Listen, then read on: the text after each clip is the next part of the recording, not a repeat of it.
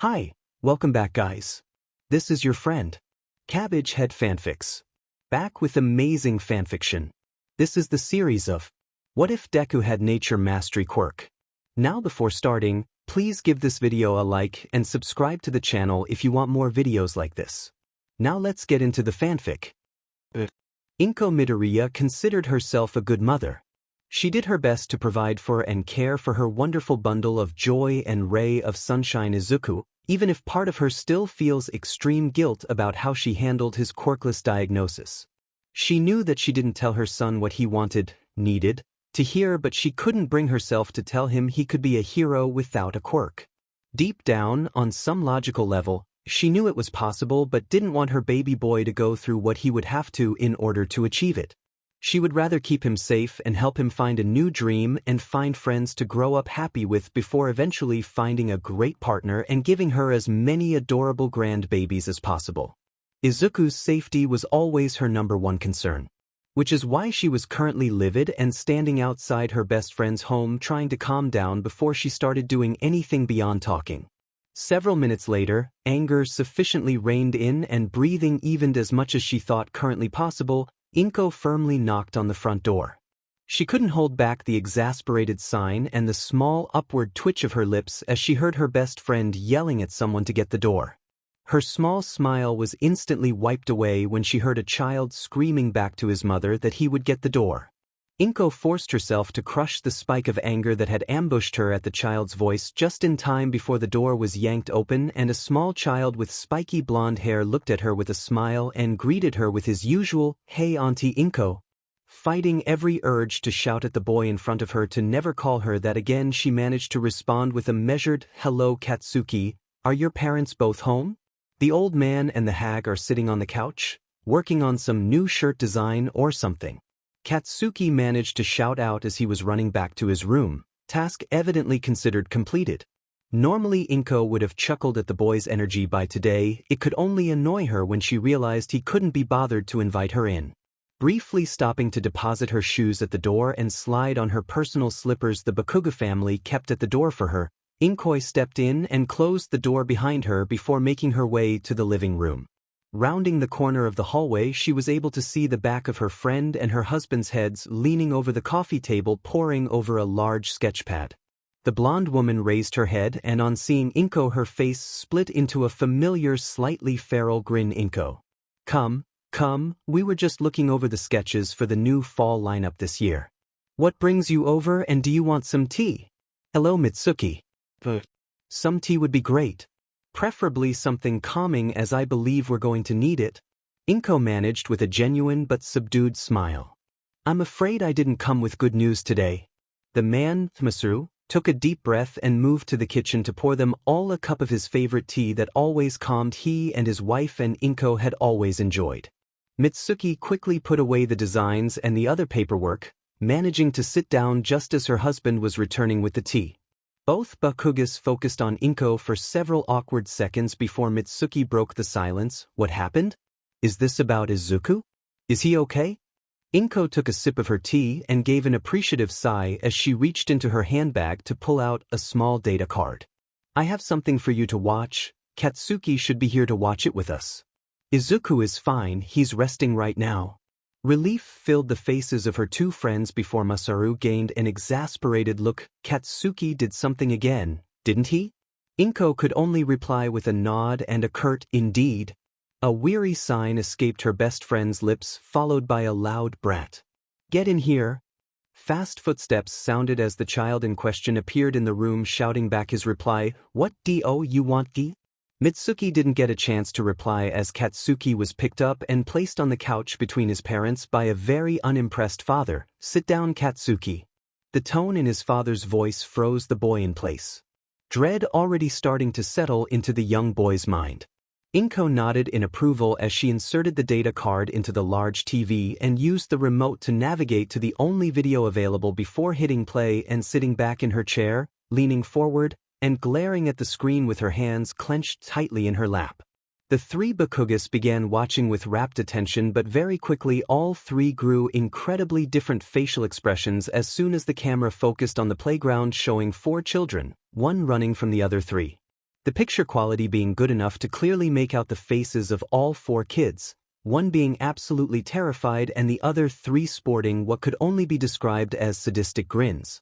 Katsuki and his parents watched on as the on-screen Katsuki tackled the child none of them recognized to the ground, where he and 2 of his friends started beating the child. His parents' horrified expressions only got worse when they started hearing the all too familiar popping sounds as the Katsuki on screen started weaving in his explosions between punches. Then they heard him berate the boy by asking if he still thought his quirk was cooler than Katsuki's own. Inko noticed the 2 parents begin to round on the child between them and decided to cough to get their attention. The video isn't over. It gets worse, she muttered with a scowl deepening every second when she and everyone else noticed a boy with unruly green hair run into the frame and place himself between the 2 sides. "No," Mitsuki pleaded. "Yes." Inko grumbled as the 3 adults watched Izuku throw his arms out to shield the 4th child from view. "Kaachan, stop. You've already won, you're making him cry. Why are you being so mean?" "Shut up, stupid Deku. I'm showing this extra his place. He was looking down on me, saying his quirk was better than mine. Now get out of my way so I can make sure he learns his lesson. And no, Kaachan. If you don't stop, I'll have to stop you and myself. So the worthless Deku wants to play hero, huh? I guess we'll have to remind you of your place too. Stupid, worthless, quirkless, defenseless. Did you?" The 3 adults then watched in a combination of horror, disgust, concern, and anger as the Katsuki on screen and his 2 lackeys brutally beat Izuku for the next 10 minutes, screaming obscenities and insults at him the entire time. After what seemed like forever to the adults, the on-screen Katsuki got up and told his followers they were done showing this piece of shit loser his place, and they walked off screen. The video continued playing, being fast-forwarded now by roughly 2 hours before Izuku began moving again, trying in vain for several minutes to get up, looking around confused before a sad look passed over his face and he stumbled off screen in the direction everyone present recognized as his home. "I'm leaving this copy with you. I've decided to move Izuku far away from here to try to find him a safe place to learn and grow. I just wanted to make sure you saw what Katsuki did and to tell you that he is not allowed anywhere near Izuku in the future if he can't learn to be a better person. If I catch him interacting with Izuku again before he makes significant changes, I will be speaking to the police and getting a formal restraining order. I still want to continue speaking with you too as we always have, but it will be over the phone, and until I feel my son is safe I won't be telling you where we live. Thank you for the tea. Goodbye." Inko stood and left the room, putting her shoes back on and leaving the Bakugu residence without looking back. 3 days later. Izuku's POV. When Izuku could feel himself starting to wake up, it was to a strange beeping sound on his left. He tried to open his eyes but found them feeling crusty, like when he slept too long and had the bits of eye gunk but all over his eyes. Reaching up to try to wipe some of the stuff away, he felt something like a plastic rope tangled on his right arm. It took some effort, but he managed to clear the crusty stuff away enough to open his eyes to see that he was in a strange room with several machines, and the plastic rope was actually a tube running from his arm to a bag of something that looked like water hanging on what looked like a metal coat rack. Taking in more of the room, he saw a cup and a pitcher of water on the small table to his right, which seemed to remind his mouth that it was dry. Just as he was going to try reaching for the cup, the door opened and an older woman in a white work uniform that he remembered seeing his school nurse wear, so he guessed that she was also a nurse, but he didn't get a chance to ask her before she noticed him looking at her, and she gave him a reassuring smile. "You're awake. That's great. We thought it might take another day or so. Let me go get the doctor and call your mother in, okay? I'll just help you get some water first." At the mention of his mother, Izuku perked up, taking the cup from the lady and watching her leave the room again. He barely had time to raise the cup to his lips before his mom burst into the room and ran towards him. Izuku briefly worried that she would knock the cup out of his hands when she would wrap him up in one of her hugs that always made him think that she must have a minor strength quirk when his mom surprised him by stopping mid-lunge. The look of confusion and surprise in her eyes was all it took to let Izuku know that she didn't stop herself. Izuku heard a loud sigh and turned his head to see the same nurse from before, but the sleeves of her uniform were wrapped around his mother's waist, stopping her from crushing him in the expected hug. "Miss Midoriya, I can't let you hurt our patient any more than he already is, nor can I let you rip his fore out with what was clearly an overzealous hug.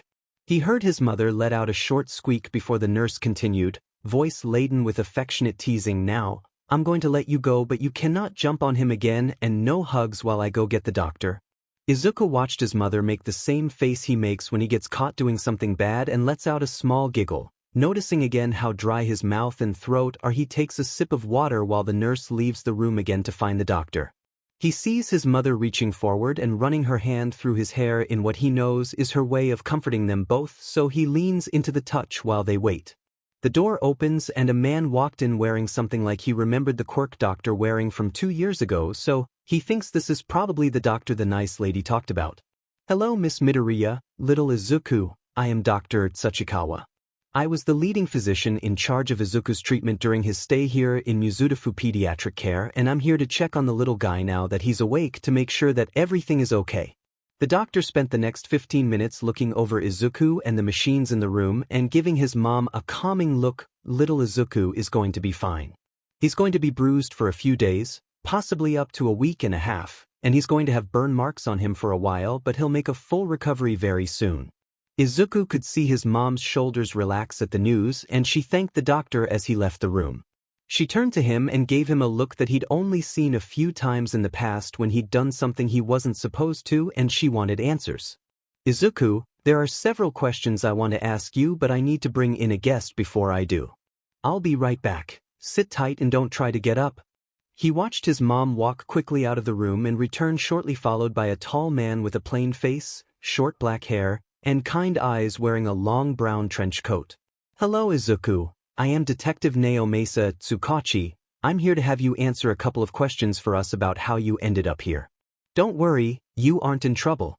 I've already seen the footage of what happened in the playground. I just need to clarify a few things with you. Izuku began to tremble when he heard the word detective, but when the man finished talking he had calmed down a lot. Okay, I'll try to answer. The detective gave him a nod. Excellent. Now I need to know what started that fight with the other 4 children. Izuku rapidly rocked his head back and forth and took a deep breath. Kaachan heard Kumatora-kun say that he had the coolest quirk in the class now, and he didn't like that, so when school let out he chased Kumatora-kun to the playground and started hitting him. The detective nodded again. Why do you think the little Bakugo boy reacted that way? He is always reminding people that he has the coolest quirk in school. The teachers have always said so, and they're right. His quirk is super cool and would be really useful as a hero. The teachers said so? Yes? The teachers have always told Kaachan that he's definitely going to become a top hero with his super cool flashy quirk. That's what everyone is always telling Kaachan. Why does he call you Deku? Izuku froze at this question for several seconds, and his head jerkily swung towards his mom, who looked him in the eye and told him to be honest with the detective. He calls me that because it means someone who can't do anything, to remind me that I'm useless and can't do anything right. He could see his mom shaking in the chair next to his bed and watched her hands curl into tight ball. Do your teachers know what he calls you and why? Everyone calls me Deku. Even the TT teachers. Now he could see the detective's eyes squint, and what he could tell was anger played across his face before he could get his expression back to what it was, but failing to stop the vein visibly throbbing on his left temple. Your teachers tell you that you're useless? Everyone says that I'm a useless, quirkless freak. Do the other kids bully you too, or is it just Bakugo? Kaachan doesn't bully me, he's my friend. He practically screamed his last answer and was breathing heavily now, tears welling at the corner of his eyes just as he could tell he was going to start panicking. His mom patted his hand to get his attention. Izuku, sweetie, Katsuki is not your friend. Friends don't treat each other the way he treats you. Friends don't hurt each other and not check on you to make sure you're okay. Katsuki is a bully and his parents know about it now. Izuku wanted to defend Kaachan again, he really did, but the look in his mom's eyes was telling him that she wouldn't listen to him try to speak up for his old friend again, so he looked back at the detective, intent on getting the rest of the questions over with. The other kids all treat me badly. They all say mean things and hit me and use me to practice their quirks. They take my stuff and hide it or break it. They take my lunch and eat it in front of me or throw it in the trash while I watch. This time the detective didn't bother hiding his displeasure, rage and disgust plain on his face. Do your teachers ever stop this from happening? No. They ignore it or say that it's good to get practice in early for your quirk so that you can use it better when you're older.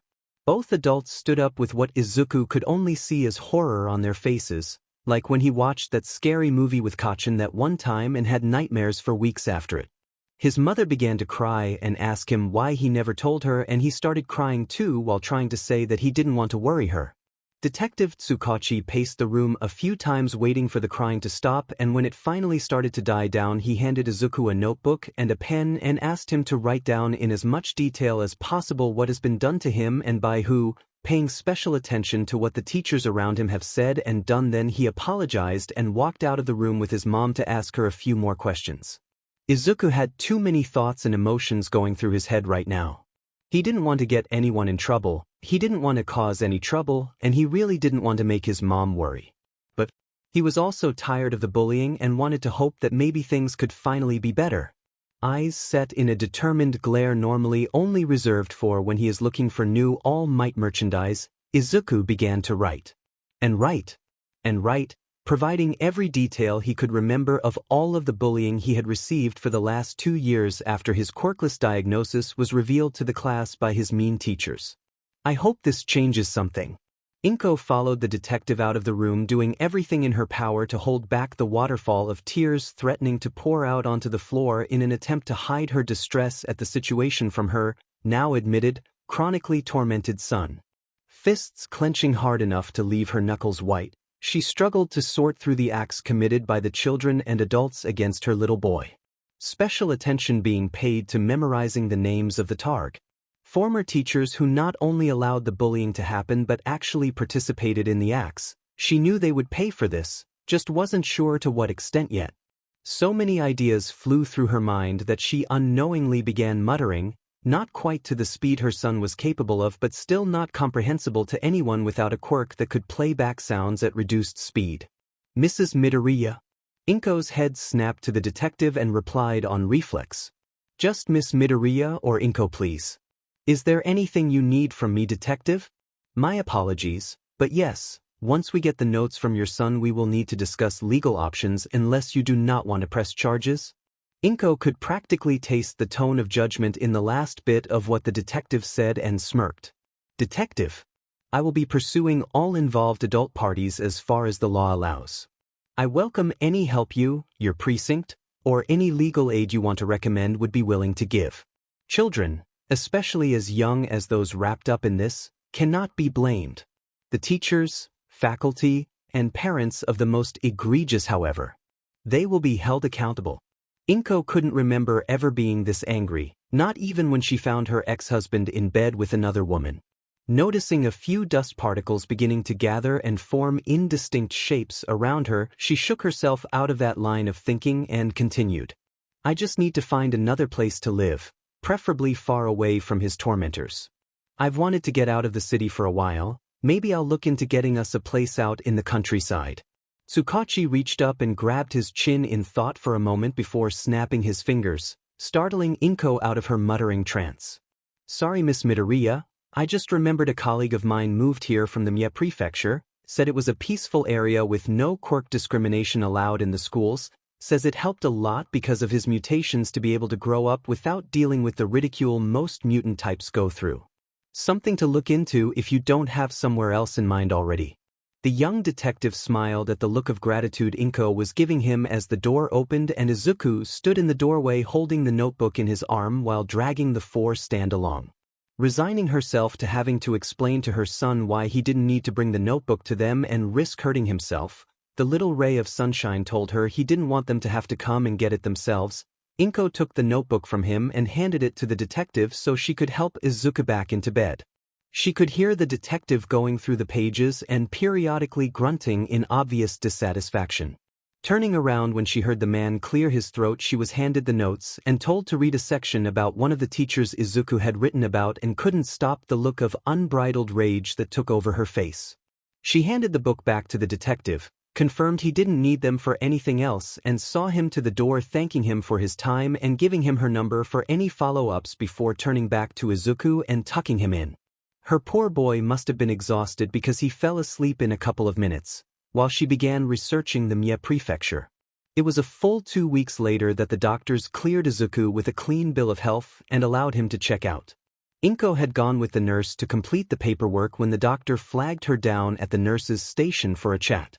"Miss Midoriya, I am glad to see Izuku well and bouncing around again. I just wanted to make sure you knew that he is at the age where you need to register his quirk so that the authorities do not come looking for you. I'm not sure why you haven't registered his quirk as of yet, but I understand that sometimes life gets hectic and certain things can fall to the wayside, but this is a legal matter that shouldn't be put off anymore. I can help you start the paperwork if you'd like before you leave, if you wouldn't mind coming to my office and describing his quirk to me," the doctor said while maintaining his professional smile, trying his hardest not to judge the young mother for leaving this for so long. Inko, on the other hand, was stuck between being confused and angry at this man for his callous remarks, and before she could rein in her temper, she lashed out, screeching at the top of her lungs, "How dare you! It's bad enough that my son has to be berated, ostracized and beaten by everyone around him just because he's quirkless, but now you want to throw salt on an open wound?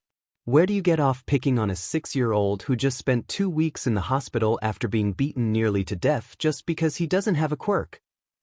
Anyone who wasn't already paying attention to the nurse's station before definitely was now, torn between looking at the clearly irate mother with a manic look in her eyes and what seems like a quirkless doctor who is white as a sheet and clearly surprised by the response. "Ma'am, please stop yelling. I am not picking on your son," the doctor said, waving his arms frantically in front of his face, trying to calm the woman whose eyes had begun to glow a neon green and paperclips had started floating across the nurse's station. "Please, let me explain. I don't know what you're talking about. Your son isn't quirkless." Inko reeled back, eyes losing their glow, stationery falling back to their places on the desk beside her without her realizing she had ever grabbed it with her quirk in the first place, the shock on her face plain for everyone in the room to see.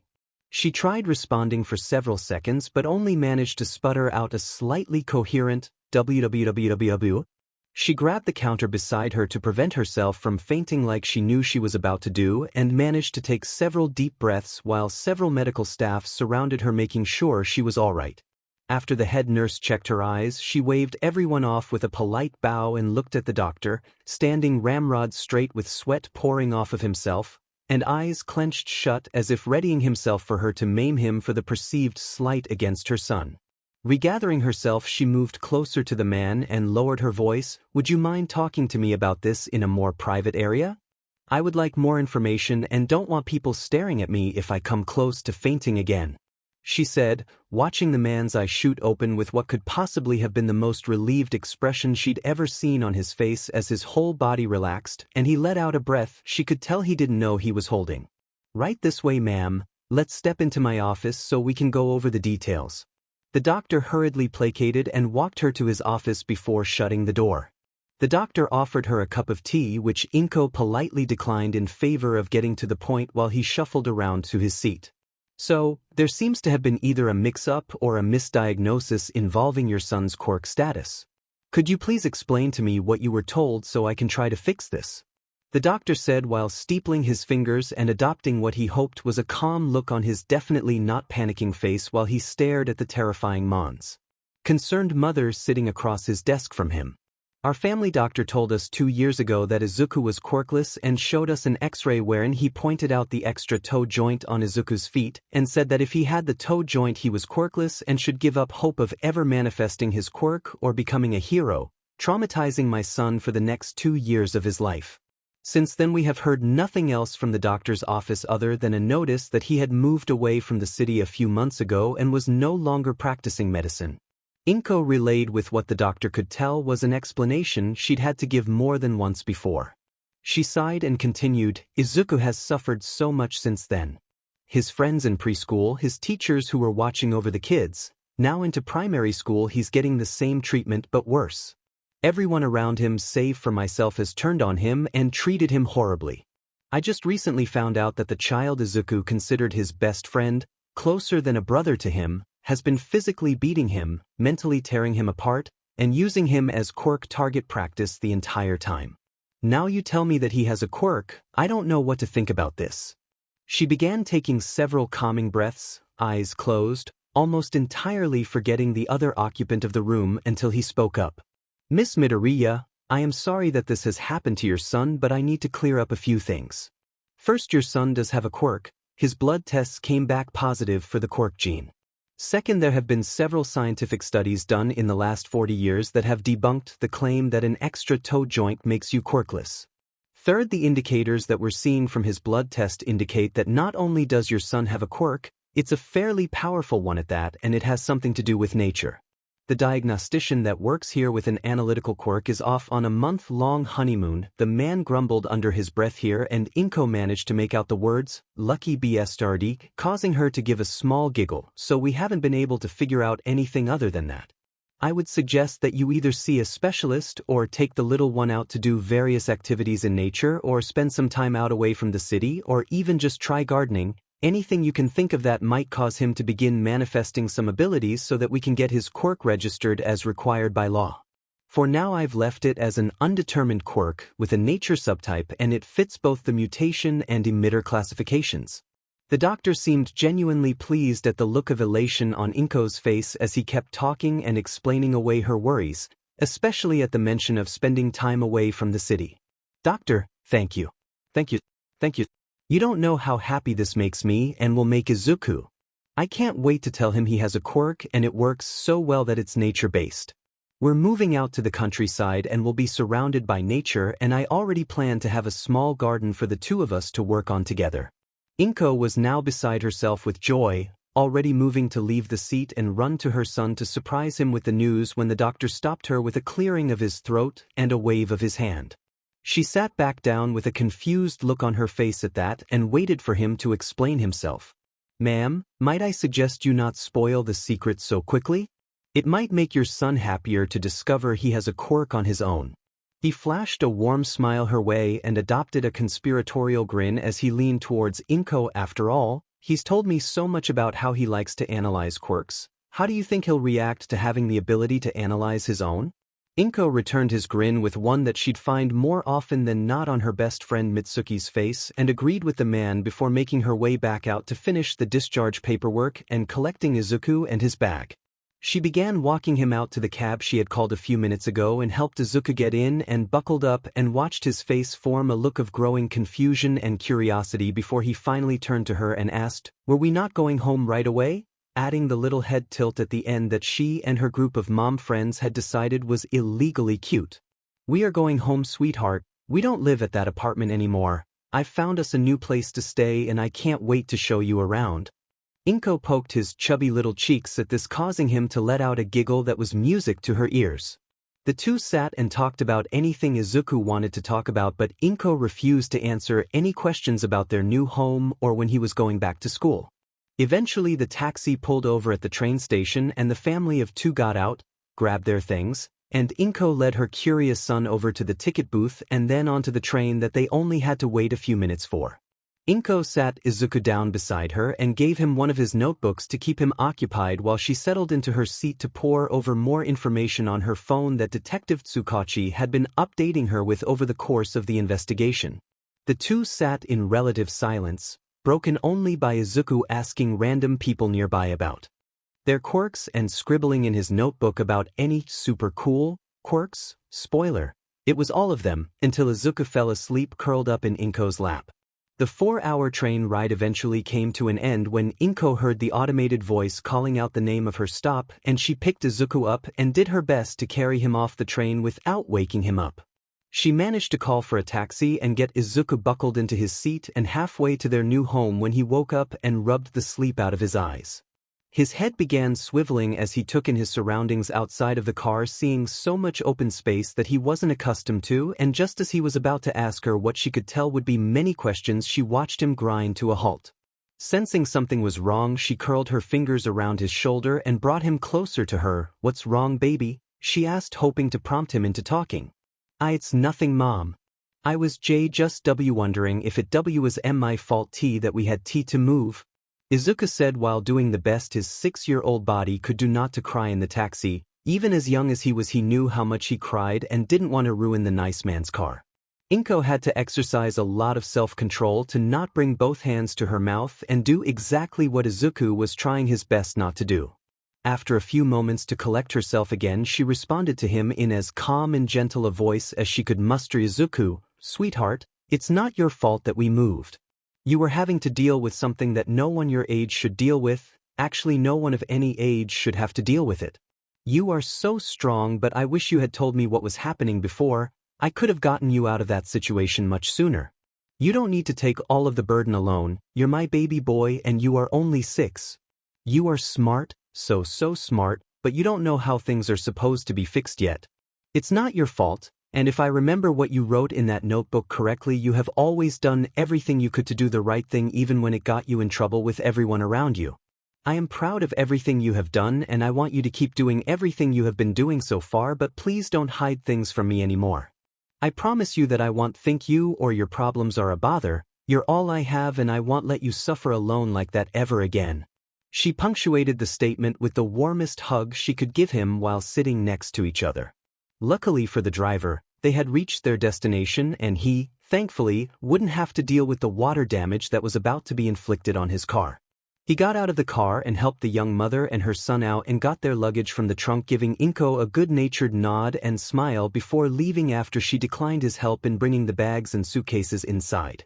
She looked at Izuku, who was now whipping his head back and forth, trying to take in everything about the house in front of him.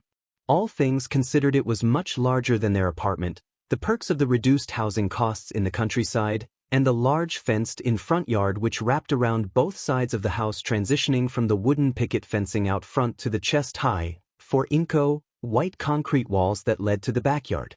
His eyes widened as he took in the house itself, a large white home with a covered top front porch held up by wide, sturdy pillars and framed by uninhabited planting beds just under the windows spaced out over the face of the structure.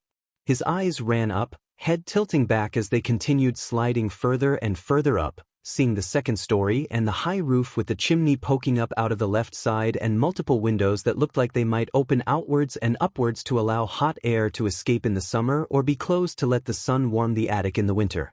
So engrossed in what he was seeing as he didn't register the look of relief that flooded Inko's face as she watched him looking over the place, not sure what she'd do if he didn't like the house she picked out for them. She was so focused on his apparent acceptance of the new place that she didn't react instantly when he turned to her with stars in his eyes. We get to live here now? This place is so big and we have a yard now. Can we go around back or wait? And oh, we should go inside.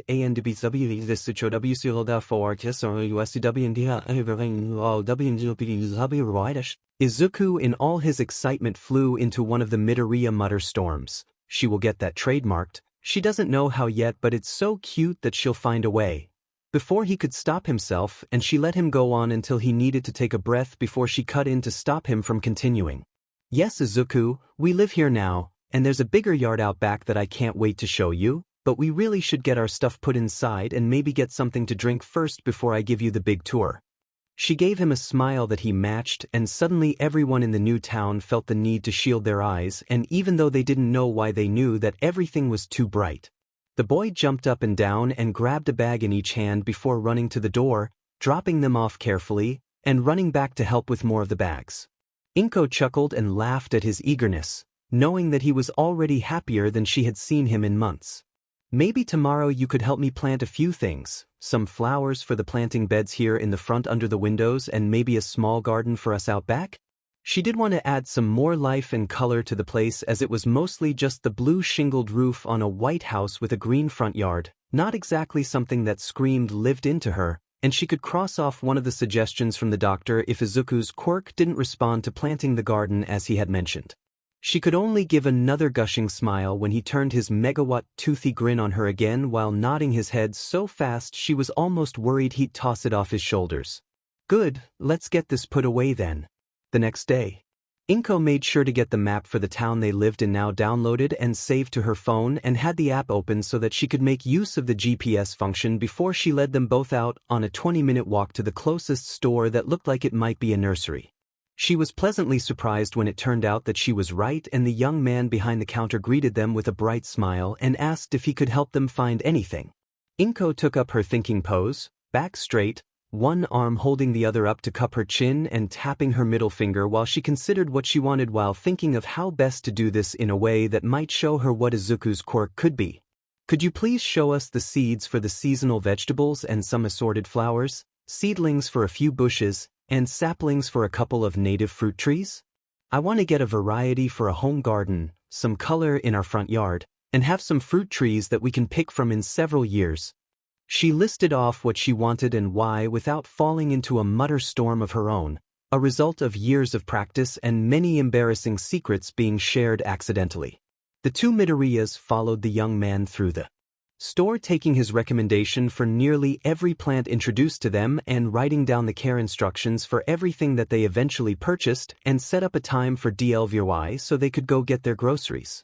Walking to the nearest grocery store was another 10-minute trek through the small town with many people greeting them and asking if they were new to the area, something to get used to with everyone knowing everyone else when the population density was so low to be sure. They explored the grocery store and picked out all of the essentials for the next week, including ingredients for Izuku's favorite katsudon, though Inko didn't tell him that yet, keeping it as a surprise for him in case he fell into another depressive funk later.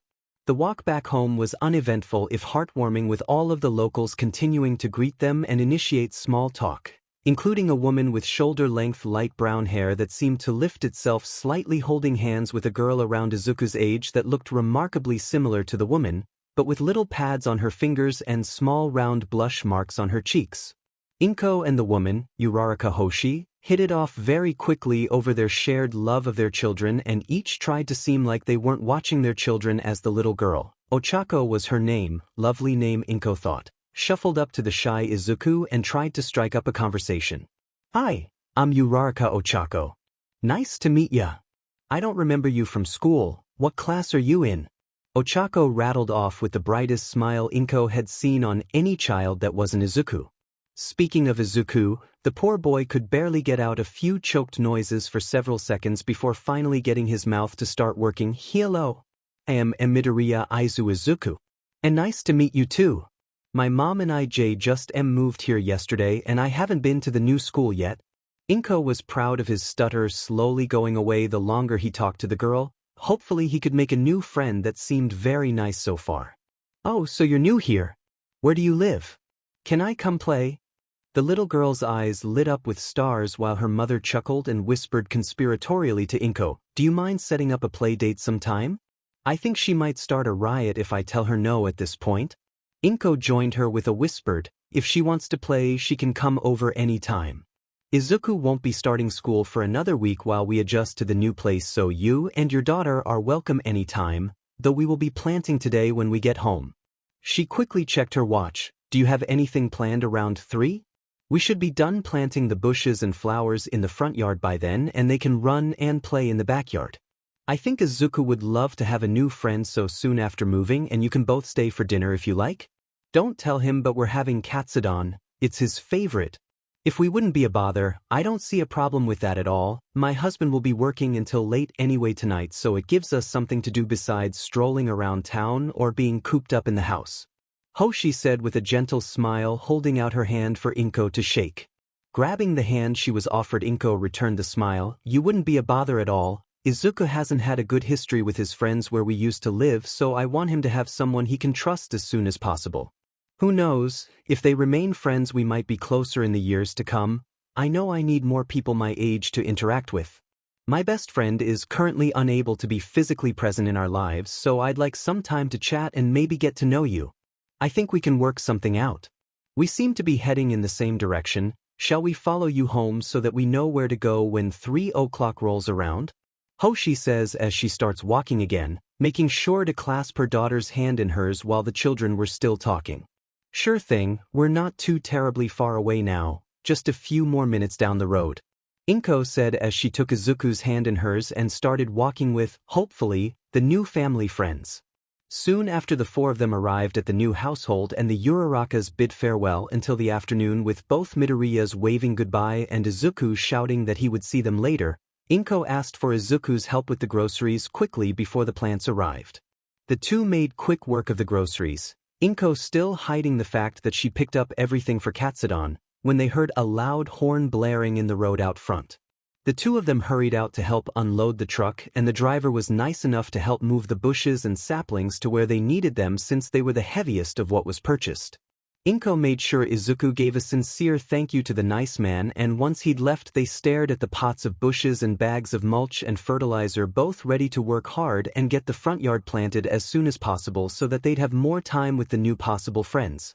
Inko tried to be as subtle as possible in ensuring that Izuku had a hand in planting everything, from the large pots of camellia to the comparatively tiny dwarf barberry shrubs to the hopefully vibrant flower seeds that were planted based on color patterns that Inko thought might be tasteful.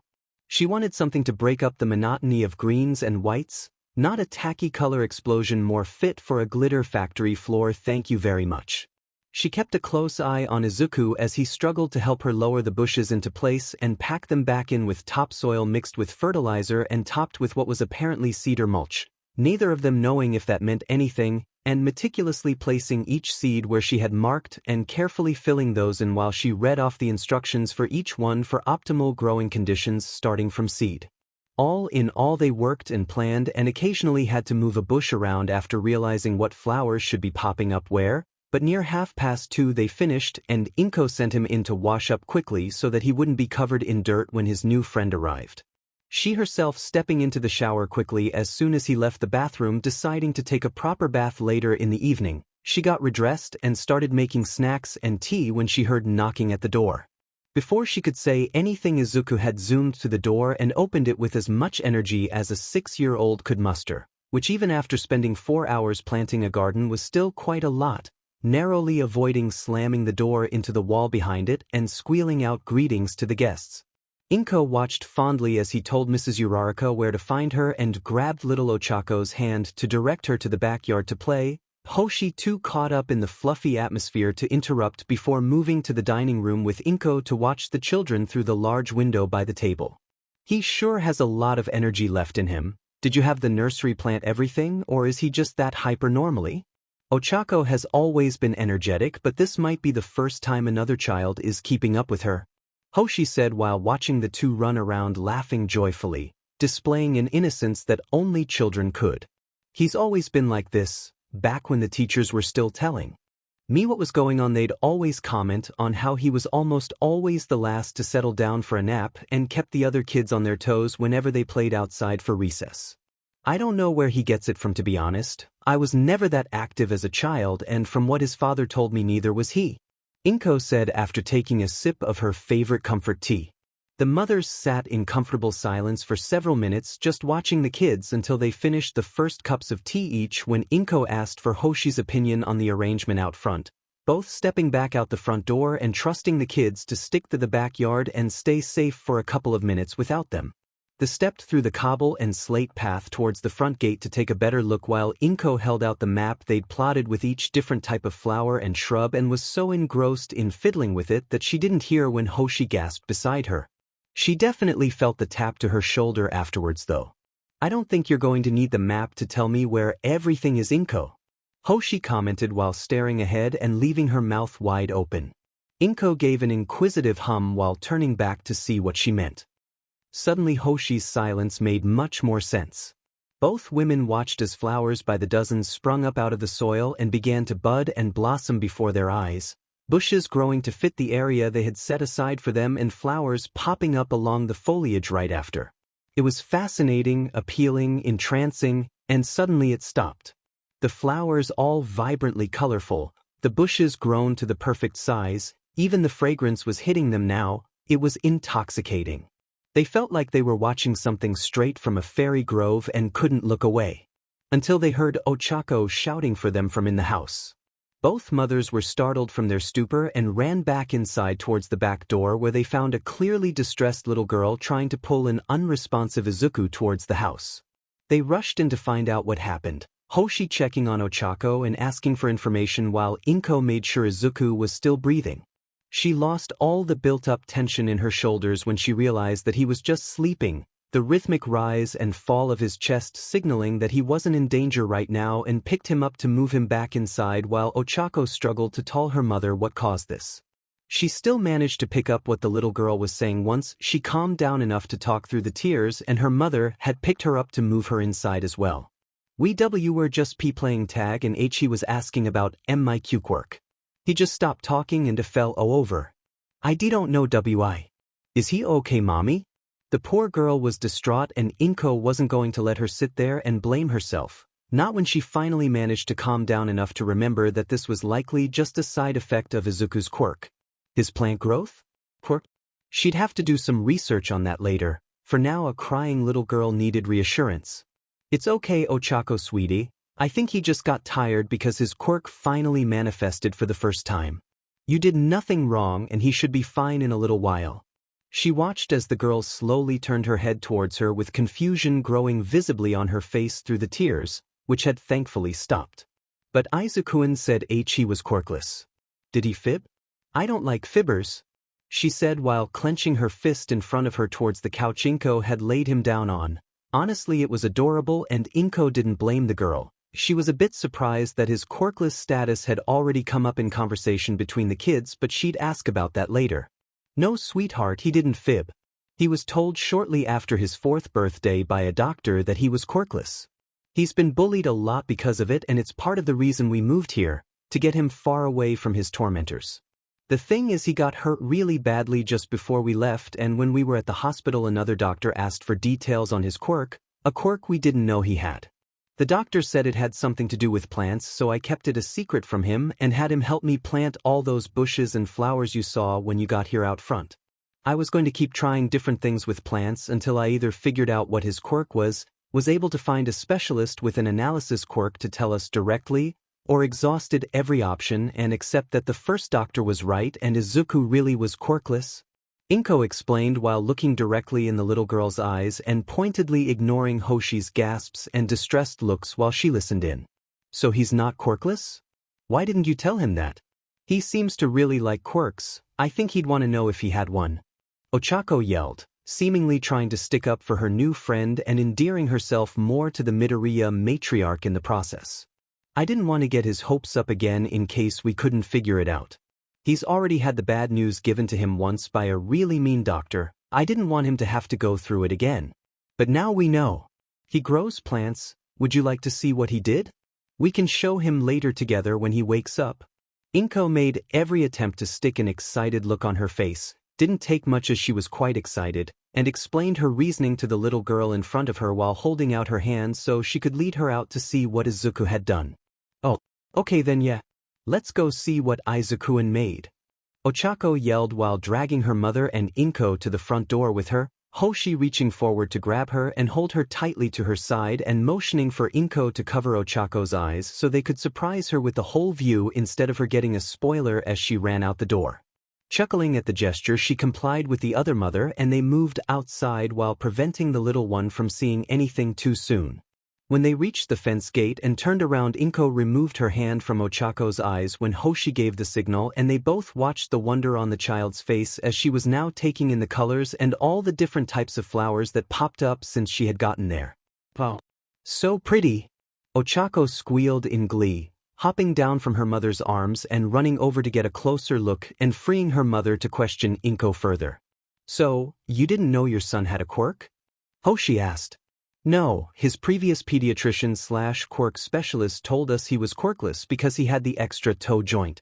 I don't think he ran any other tests and it irked me, so I did some research. That method has been outdated for the last 50 years. To think he turned my little boy into the shy ball of anxiety that you met when he used to be so outgoing and always eager to meet and talk to new people. Inko said while doing breathing exercises to calm the rage that boiled up upon remembering Dr. Tsubasa. I have lodged a complaint against him and the hospital he worked at. He nearly ruined my son's life because he was too lazy to run a blood test. She almost succeeded at keeping her tone steady and not popping a vein on her temple. That's horrible. I hope you get some sort of compensation for that, and at least now Izuku won't have to deal with the stigma any longer. I'm sure his outgoing nature will make a return in time now that he won't be dealing with people picking on him for his lack of a quirk. Not that I ever understood why that was such a big deal. My own quirk is kind of useless for almost anything, and my husband's is useful but not terribly so outside of our profession.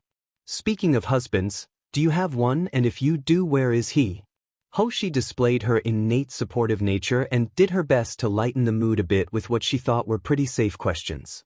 Inko sighed at the last question but decided to go in order. I'm being told we'll receive a small payout for the school supplies he's lost to bullying, another small payout for medical malpractice, a slightly larger payout for emotional duress, and was told that his previous doctor would have had his license revoked but he is no longer practicing and has moved away. No one knew where to though, so I couldn't complain to him directly.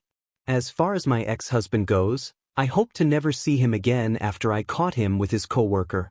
She fumed again at the reminder of her adulterer ex-husband but was able to put away the distressing memories quickly when she noticed Ochako running back to them, so she turned her full attention on the little girl.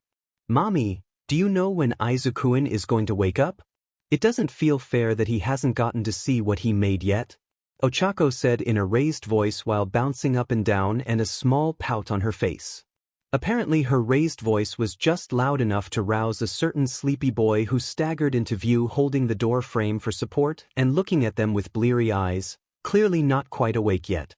Ochako noticed him and shouted his name while she ran over to help him outside to see what he did.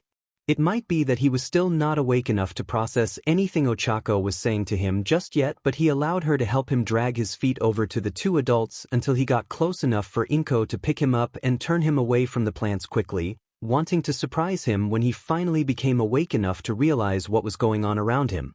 Izuku, sweetie, you in there yet? Inko couldn't hold back her chuckle at the clearly still mostly asleep boy in her arms, struggling to get a grasp on the land of the living again.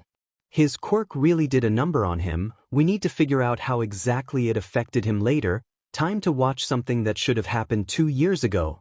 Inko pumped herself up mentally and emotionally for this one. Are you following me here, sweetie? Nod once if you can hear me. A slow nod from her baby boy signaled that while tired he was, indeed, listening to her, and she took a deep breath.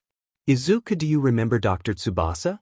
An instant frown followed almost immediately by a grimace answered that question. Do you remember how he told you that you were quirkless?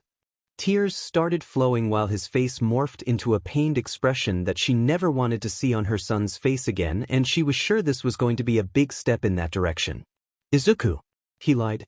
The tears didn't stop altogether, but they did slow down to a crawl while his expression turned from dejected sadness to inquisitive curiosity, still marred by a sense of depression and exhaustion.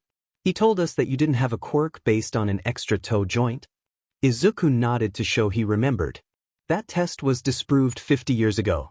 His eyes widened to nearly comical proportions at this, but he couldn't get actual words past his lips, just stuttered, muttering so far. I'm going to show you something, all right? I just wanted to make sure you were ready beforehand, sweetheart. Inko said, watching as he gave a nearly imperceptible nod while still making incomprehensible noises with mostly unfocused eyes. She sighed and thought to herself, this is probably the best I'm going to get for the next hour. Oh well, I've waited long enough for this and I know he has too, before slowly turning around, making sure Izuku's gaze was pointed straight forward to see the freshly planted front yard that he himself helped put together over the last few hours. The effect was nearly instantaneous. His face froze up entirely. She was honestly a little worried because she noticed he had stopped breathing, so she bounced him once softly to reboot his system, so to speak. He took a deep breath, mouth left hanging open for several seconds before she reached up to close it for him, which he invalidated shortly after by letting it fall open again. She then watched in exasperation when he reached for his thigh and pinched himself, wincing painfully. He could have just given himself a light pinch before his face reflected the realization his mind must be going through right then. He probably just proved to himself that he was awake, which means 4, 3, 2, Wayawind. What? How? I don't know much about plants B, but they don't grow tea that fast, alright? Izuku, of course, went through his checklist, starting with blaming his own lack of knowledge. A smart thing to start with. It reminded Inko just how intelligent he was despite his age. Is T this the Q quirk of one of the P people from the place we B bought these from? Step 2, blaming someone else. B, but then H, how did it N not T take effect on until now? Step 3, removing inconsistencies. B, but your quirk is M moving S small t things. Oh, that one wasn't expected, repeating steps 2 and 3 again. He might ask Hoshi about her quirk if that's the CA. Is this why your quirk Yaoyorozus-san? Earning a shake of the head and a gentle smile but no verbal responses from the other adult, Inko would have to thank her later for allowing him to work through this on his own. But Ochako-chan said her quirk W was 0 gravity. So that means? Here it comes? Thought Inko, seeing the anticipation on the faces of the other two people watching her boy come to the only possible conclusion at last. This. I did this. I did this. I did this. I did this. I have a quirk. I have a quirk. Mama havia quirky havia quirklukit saw particular flowers. Izuku began shouting, rocking back and forth in her arms rapidly enough that she felt safe enough to set him down on his own feet where he stood rooted to the spot, his smile growing to cover nearly all of the space it possibly could on his face, his big eyes growing more and more expressive by the nanosecond.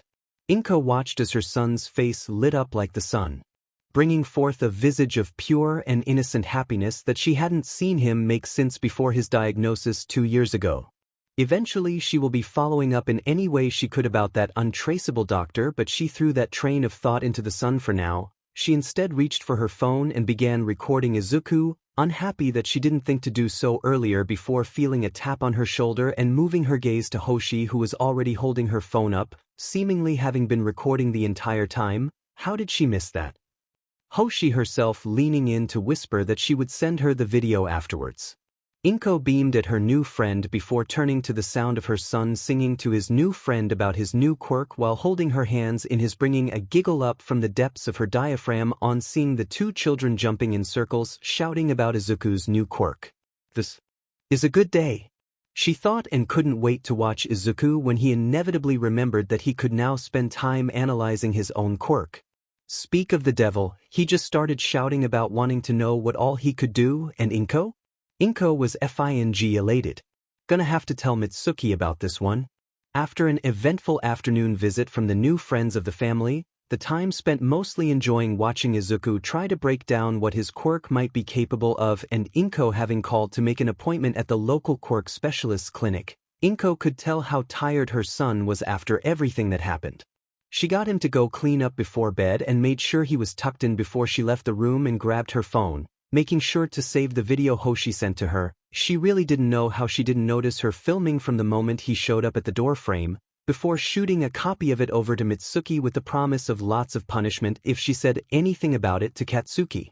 She watched as the indicator changed from sense to scene and set her phone aside for the few minutes that she knew her bombastic gal pal would spend watching the short video, waiting for the notification of a reply. She didn't wait long. Meanwhile, exciting news.mp6 sent. Yappy Pom-Pom Beach, surprised face. Isaac got his quirk. OMG, he looks so happy and that little girl is adorable. Me, I know, right? Look at her little cheek blushes. They're permanent. She's also got these little pad things that look a lot like toe beans on her fingertips. Makes things float when she touches them. She's also fiercely protective of Izuku, and they've only known each other for a couple of hours. Yappy Pom-Pom Beach, it's great that he's got a friend already in a new place. Have you figured anything out about his quirk or his education? So far we know he can accelerate the growth of plants. Don't know the conditions yet, but we have an appointment for the local quirk specialist tomorrow. He'll be starting school in a week. Yappy Pom-Pom Beach, that's a nifty quirk. At least you'll never have to worry about having a nice yard. Do you know if it works on fruit trees or vegetables yet? Would save you a lot of money on food costs. We're going to try it out in the morning. When his quirk activated today, it knocked him out cold. He was out for nearly 20 minutes while we were trying to calm his new friend down. I think maybe his quirk tried to grow too many things at once, and it looked like he might use his own stamina as a fuel source to speed up the growth or something similar. Anyway, we'll be planting part of the vegetable garden and some fruit trees we picked out today after breakfast, so that if he gets knocked out again we'll have plenty of time for him to wake up and get cleaned up for the appointment at noon. Yappy Pom-Pom Beach, awesome. Hey, if his quirk does work on fruits and veggies, mind sending some to me every once in a while? It'd be nice to get some produce from somewhere I know isn't spraying them down with pesticides. Depends on how bad his drawback is. If he knocks himself out growing a few cucumbers, then we're going to be waiting on trying to produce enough food using his quirk for ourselves, let alone anyone else. Might have to wait for him to build up his stamina a bit more. Never thought I'd ever consider Izuku lacking in stamina. That child doesn't stop running around ever. Yappy Pom Pom Beach, I noticed that too. He might not be the fastest, but he just doesn't stop. That's something you can bring up to the doc in your visit. If his quirk uses his stamina like you think it does, maybe it also helps him build up his stamina to better utilize the growth aspect of the quirk. I remember one of our clients mentioned her daughter had a similar quirk that used her stamina to produce these spirals energy beams, and she said that as her daughter uses her quirk she increases her overall stamina at the same time. I hope that's how it works. I was thinking I might have to put him into all sorts of sports to build stamina to have a hope of being able to use his quirk the way he wants. He spent all afternoon brainstorming ways to use his quirk for heroics. I know I wasn't entirely supportive of his dream beforehand, but if he can prove to me he can use his quirk to stay safe, I'll be backing him up from now on. Yappy Pom Pom Beach, hey. Don't blame yourself too much, you were just a worried mother trying to keep your boy safe. It wouldn't have been so bad if the flaming pile of garbage was actually a decent person/parent and helped support you two that day. Anyway, keep me posted with updates on Izu's new quirk. I'm going to head off to watch a show with Masaru since it's quiet in the house now that the brat isn't screaming every 10 seconds. Anger management and therapy have been so good even for the short time he's been forced to take them. Mean he's actually sitting through them? Color me surprised. Yappy Pom Pom Beach. Well, the first couple sessions he was insufferable, but by the fourth time his therapist managed to break through his thick skull that he was being the opposite of heroic. He has been mellowing out now that we got him to understand that if you had wanted to he'd never have been allowed to pursue the career he wants because of everything he's done so far. I'll be honest, I wanted to. I really wanted to. That's not even the worst thing I wanted to do to him when I first read everything he's said and done to Izuku since he was diagnosed quirkless. I won't go into details, but you are perfectly aware of how scarily broad the term small objects is at this point. I'd never physically hurt Katsuki, but the thought did cross my mind. Yappy Pom Pom Beach, thanks for that. I'd like to fix my boy up and not have him turn into whatever would be left over after you got to him.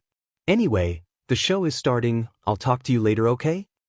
Go spend time with that saint of a husband of yours.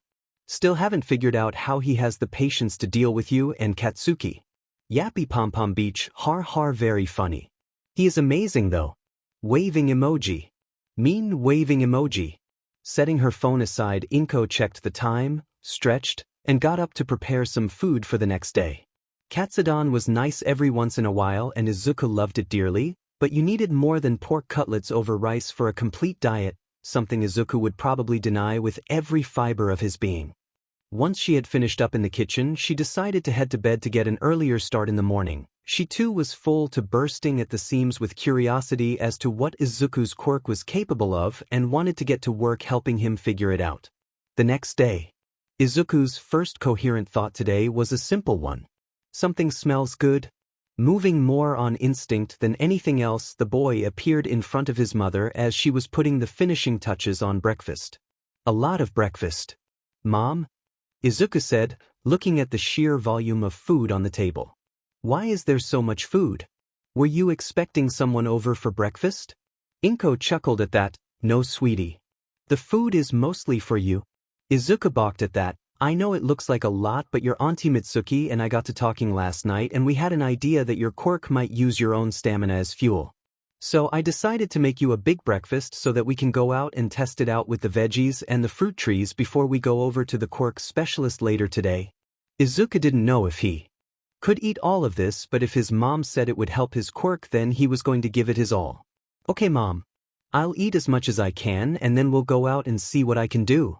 He then proceeded to eat far too fast and required the help of his mother to clear his windpipe several times. He wouldn't tell her how many times he felt like throwing up either, but he did manage to cram everything she gave him down his throat. Arie trying to jump out of his chair to run out the door wasn't the best idea after having eaten what felt like half his body weight in just a few minutes, but he was excited. He managed to hobble jog to the back door while his mom put their bowls in the sink and followed him out the door. Okay, Mom, where do I start? He was lightly bouncing on his feet now. full tummy and all. First we're going to make sure our leafy greens are taken care of. I put the seed pouches at the end of each row for you, and you just need to put the seeds in the holes I left last night. I'm going to plant a few as well so we can tell if your quirk works on things planted near you or if you need to be the one planting them. Inko explained as she walked around the freshly tilled and weeded plot she had readied before bed the night before, pointing out where Izuku would need to pay attention as she went. Okay, I've got this. Izuku shouted before grabbing the bag of what looked like lettuce seeds and began putting a seed in every little mound and covering them as he went, accompanied by the thought that he couldn't wait to taste the super healthy and tasty stuff that grew. This went on until Inko stopped him to plant 3 seeds herself at the very end of the row, and they repeated the process for each different type of seed until the backyard was nearly entirely planted.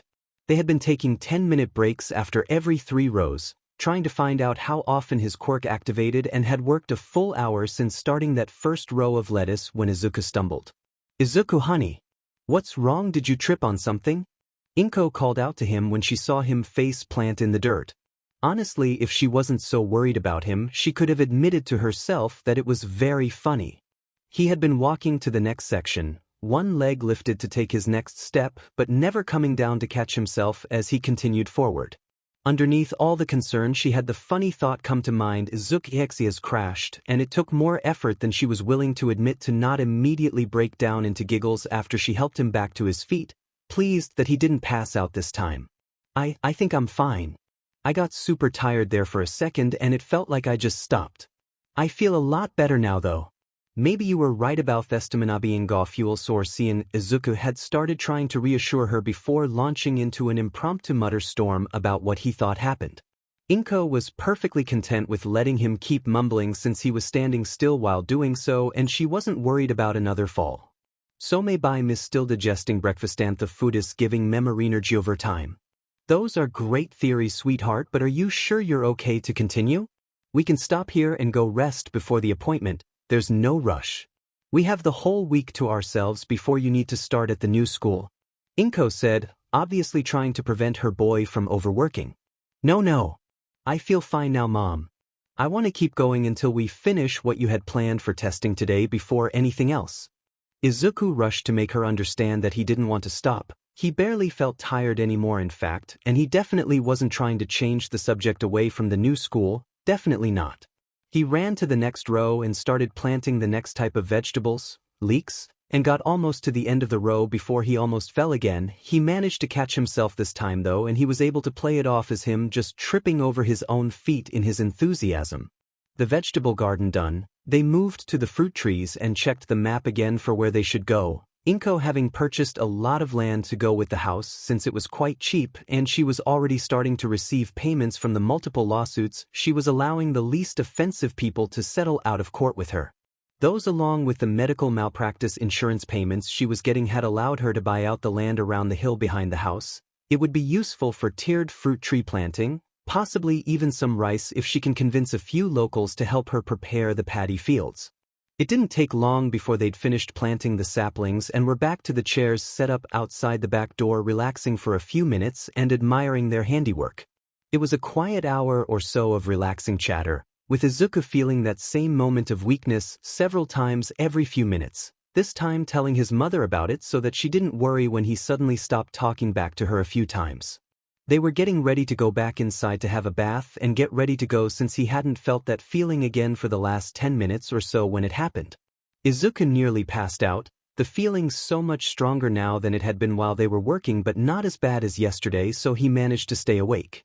And boy was he glad he got to see this. It was like watching a video of all of the plants growing over the course of weeks in just a few seconds.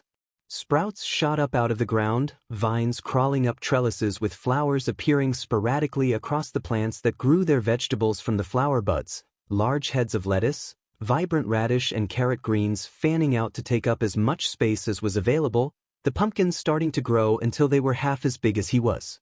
Glancing out to the hill, saw trees rocketing up in growth, standing taller than the ones he had seen on the pictures when they were selecting which ones they wanted to plant.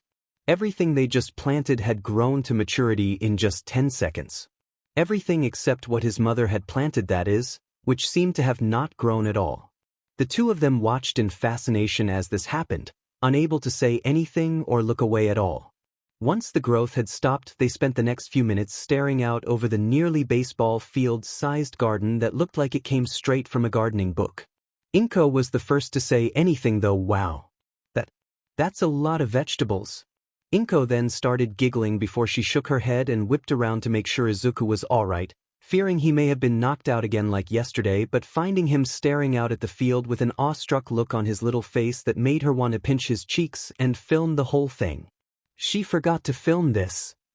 Izuku seemed to snap out of his trance and tried to stand up from his lawn chair but was having a lot of trouble getting his legs to hold him up, simply too tired now to do much but unwilling to continue laying back in the admittedly comfy chair when he could be checking out the new plants he just grew with his quirk. He wondered if he'd ever stop feeling so happy about having a quirk of his own. Probably not, but now is definitely not the time to dwell on that happy thought. "Mom, can you help me up? I want to go see the plants up close," he asked, caught between worrying about the obvious trouble he was having with the simple act of getting up out of the chair, exasperation that he wouldn't just sit still and recover a bit, and her own intense curiosity. Inko picked him up and moved the two of them down the rows, stopping to check each plant at the ends of their rows to inspect for problems and finding none as they kept going. Eventually ending up on the hill in front of a large apple tree, its limbs covered in vibrant green leaves and large shiny red apples. Inko picked one and rubbed it on a clean section of her shirt before taking a bite, much to his dismay as he wanted to try it first. His internal complaints stopped as he felt her freeze up mid-chew, then he watched her eyes as they began to sparkle and she continued at a much faster pace until swallowing her first bite. Amazing! It was all she could think to say, and yet it did absolutely no justice to what she had just eaten. She wasn't even paying attention to the apple anymore as she was trying to come up with a way to describe how good that apple was. In her brief PRD of lacking awareness, Izuku grabbed the apple from her hand and took his own bites. Izuku knew he was young. Knew he hadn't experienced all that much in his short life. Knew there were varieties of even his favorite types of food that he'd yet to try. He also knew now, beyond a shadow of a doubt, that nothing he had ever eaten could come close to how tasty this apple was. Inko, having noticed Izuku had taken the apple from her, reached up for another one and cleaned it off before joining her son in devouring the best piece of fruit she'd ever tried. They both finished their apples at the same time, each holding a core that they couldn't get any more delicious fruit flesh from when they looked into each other's eyes. Each of their heads creaking comically to look back up at the tree and all of the dozens of apples hanging from its branches. "We tell no one," they both said at the same time, causing each other to break down into uncontrollable laughter for several minutes. Inko managing to collect herself and checked her phone for the time, nodding in satisfaction before addressing her son. "Izuku, it's already almost 10. We need to get cleaned up. Your appointment is in a little over 2 hours and we're sweaty and dirty. Let's go so we can rest for a bit before we need to leave." Izuku nodded, feeling a lot more energetic now that he'd rested a bit after everything had finished growing and having enjoyed that, in his opinion, magical apple. "Sure thing, Mom. I can't wait to try more of the fruits and vegetables when we get back. If the apple was that good, just think of how good everything else is going to be." The two made their way back inside, preparing for the appointment, and headed out with enough time to be 20 minutes early to the clinic, wanting to make a good impression and hoping to have enough time to fill out any paperwork they needed to do as new clients. They once again felt the welcoming atmosphere with everyone greeting them and only a few asking why he wasn't in school, most realizing they were new in town and assuming correctly that he hadn't started school yet. It was a good half-hour walk to get there, neither feeling any fatigue from the trip and just content to enjoy the sights when they found the building in question. "Here it is, Mikumi Quirk Clinic. We made good time, a whole 5 minutes earlier than I had planned for us to get here," Inko said when they got close enough to read the sign. They walked in, Izuku having held the door open for her like the gentleman he was, and strolled up to the reception desk, picking up the clipboard offered to them and finding a seat to fill everything out and wait for the doctor to call them in. The paperwork was just basic medical information and family quirk history, Inko absently filling in the blanks while Izuku examined the room. It didn't take too long to finish filling out the forms and only a couple of minutes after that before they heard someone call their names. They followed the receptionist down the hall to a door with a placard on it indicating a Dr. Akatani Mikumi, where they were let in, the door closing behind them. "Ah, you must be the Midoriyas. Welcome. Welcome. I was very interested in your file when they got sent over from Yuzudafu General. It's not very often you get to correct a problem that has been left festering for 2 years. I can't wait to get this all figured out with you both." A tall man with dark hair, yellow eyes with square pupils, clean-shaven face, and a blinding smile wearing beige khakis, a purple button-up shirt, and a typical white coat addressed them before moving to shake hands. "Hello, Doctor. Yes, we're the Midoriyas. We're here to get Izuku's quirk checked out and registered. We've already done some experimenting since it activated yesterday," Inko informed the man. "Oh, it already came in? Great, this makes things so much clearer." Dr. Mikumi laughed boisterously and then continued, "You see, my quirk analysis is a fairly common one. It allows me to analyze the quirks of anyone I touch. The downside being it doesn't give much information at all for an inactive quirk, and even for an active quirk factor I only get basic information if I don't see it being used in front of me. Can you describe what you think Izuku's quirk does for me so I can get as clear a picture as possible?" "Yes, of course." When we were checking out of the hospital, the doctor in charge of Izuku's recovery mentioned that Izuku's quirk was nature-related, so he suggested we go out and do things like taking long walks in the park or hiking through the woods, or, what we tried first after moving here, planting a garden. We planted flowers and bushes yesterday in the front yard, and within a short period of time they all grew to maturity, but when they first started their explosive growth, Izuku passed out while playing in the backyard. So, working on the assumption that his quirk uses his own stamina as a fuel source, I gave him a big breakfast today and we went to work planting the fruit trees and the vegetables in the backyard. We would plant 3 rows then take a 10-minute break. I was hoping to give him time to rest in the hopes of it lessening the effects of what I assumed to be a stamina drain. About an hour into the process he started getting tired briefly every few minutes but seemed to be just fine, and we didn't notice anything going on with what had already been planted yet, so we continued until we got everything we had planned for the day done, including the trees, still taking the 10-minute breaks, and Izuku still feeling the draining effect every once in a while. When done we went to relax on some lawn chairs for a little over an hour when he almost passed out again, and we got to watch all of the things we'd planted grow in super speed. Nothing that I personally planted was affected by the quirk though. The apples were delicious, by the way, like, best I've ever tasted.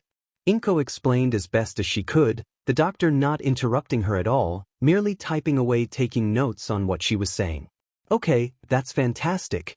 So, I know a few things already just based on that description before using my quirk. Little Izuku here is able to speed up the growth process for plant life that he personally plants. Needs more testing to see if his quirk continues to affect something that's being repotted or moved to a different location. The plants seem to take up as much space as they can safely take up without encroaching on other plant life. In the area, the quirk takes roughly an hour to activate, though it seems like it only partially activates if he is still actively seeding more plants, only using a portion of the energy to offset the total amount required, possibly his body's way to prevent an abrupt shutdown like yesterday. Finally, Izuku is using his stamina to either directly grow the plants or as a fuel source to power their growth along with sunlight, nutrients in the soil, and water.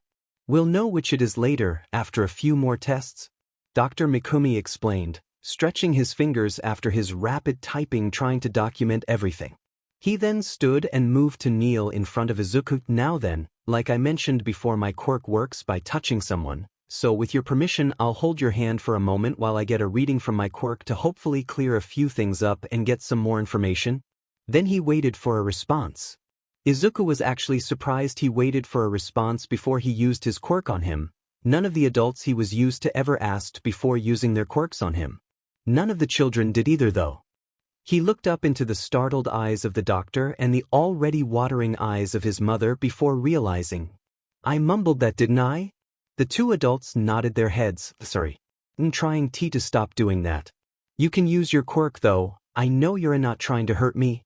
Okay, now the doctor was on board with whatever this child's mother needed from him to help this kid. No one should have to go through whatever he did, especially not at his age. Thoughts of homicide aside, he reached for Izuku's hand and activated his quirk. Then he got some information he wasn't expecting. Okay, good news and strange news. Which would you like first, Izuku? He asked with a perplexed but manic grin plastered on his face. Gee, good? I really want some good news, came the reply after a moment to consider. Alrighty then. So, we got most of our guesses right. Your quirk is the ability to grow plants to meet your needs when you planted them. You are able to generate your own seeds too. Might eat up a bit of extra stamina, but you can. Just be careful when you're making seeds or growing large numbers of plants, especially right now when you've just started using your quirk. You might use up too much stamina and then you'd need to go back to the hospital, and I don't think you want that now, do you? Dr. Mikumi said with a softer smile now that he had more information on the quirk and knew what to mention next. I don't want Mom to worry about me. I'll be super careful. So, if I can grow plants, does that mean I can control them too? That would be so cool. I heard about a woman whose hair was made of grapevines and she used them to help build shelters for wildlife and assist heroes with rescue and relief work. Could I do something similar? Izuku said, enthusiasm growing the longer he spoke. I'm not sure how much control you have over the plants after they're grown. At the very least, my quirk didn't mention anything about controlling them after planting them. Izuku's excitement cooled slightly at that. I'm not saying it's not possible, just that my quirk said nothing about it. And it was back and climbing again. Now about the stuff we've guessed wrong or slightly off. Firstly, while your quirk does use your stamina to fuel the plant growth, it does not use the nutrients in the ground. You might be the most eco-friendly plant quirk user on the planet, little guy. Izuku's smile.exe has expanded in volume. Please install more space on face to display in entirety. Too bright, thought the doctor. Next, you seem to be able to pick and choose if your quirk activates after exactly 1 hour or just whenever you have downtime or are resting. Say you wanted to plant a new flower but didn't have anything else to plant afterwards, you have the ability to speed up its growth instantly as long as you're not still planting more. Dr. Mikumi said, enjoying the expression on Izuku's face while he took in the new information, clearly already wondering how he could work with that. Finally, the stamina use. You convert your stamina to energy for the quirk to utilize, but your quirk also helps you build up your maximum stamina reserves over time. By digesting food your body takes in whatever it needs to function and grow, but instead of getting rid of the rest as waste, you instead convert it all to energy, which your quirk uses to nourish your body to build you up over time. Kind of like the stockpile type quirks, just not as versatile. Overall, when you use your quirk, you're training your body to be able to use your quirk better in the future. You're like a perpetual motion machine for stamina building. Oh, that's so cool. That means I'll get tired way slower, right? So I can work longer without having to worry about falling asleep in the middle of a job? I think I know how I can build up stamina quickly. Oh, that will help me train really hard too on it. Izuku had launched into a spree of questions that he really wasn't expecting anyone to answer, feeling like finding the answers on his own. Doctor, you mentioned some strange news? Inko interjected, hoping to bring Izuku back to the relevant topic, which worked as he was now laser-focused on the doctor again. Yes. So, do either of you know the classification system for quirks? Emitter, transformation, and mutant. Though there's some speculation that there's another type, or rather a subtype, being called build-up or accumulation quirks. Izuku said before his mother could try to answer, not that she would, as she knew he probably knew more about quirks than 90% of the general public. Exactly. So, normally when a person develops a quirk, they fall into one of these categories. Sometimes they might have secondary mutations that help deal with the drawbacks of their quirks, like one of my colleagues mentioned. He found a child with an acid quirk that turned their skin a different color as a byproduct of raising the skin's resistance to acids. Sometimes you have secondary mutations based on genetics. Like another of my colleagues has a patient who's got the head of a bird, but their quirk has nothing to do with their appearance or birds in general. Your doctor at Musudafu General says you and your mother here have vestigial mutations in your tear ducts that allow for excess tear generation and high-speed ejection of said tears. All of these are secondary or tertiary in nature and have little, if anything, to do with the original quirk, which means almost all quirks fall into one of those three categories. The doctor paused to make sure both Midoriyas were following what he was saying. Yours, however, is one of the very few we have on record that occupy two of these categories at once. His patient and the young mother across the desk from him now that he had sat back down were staring at him in shock.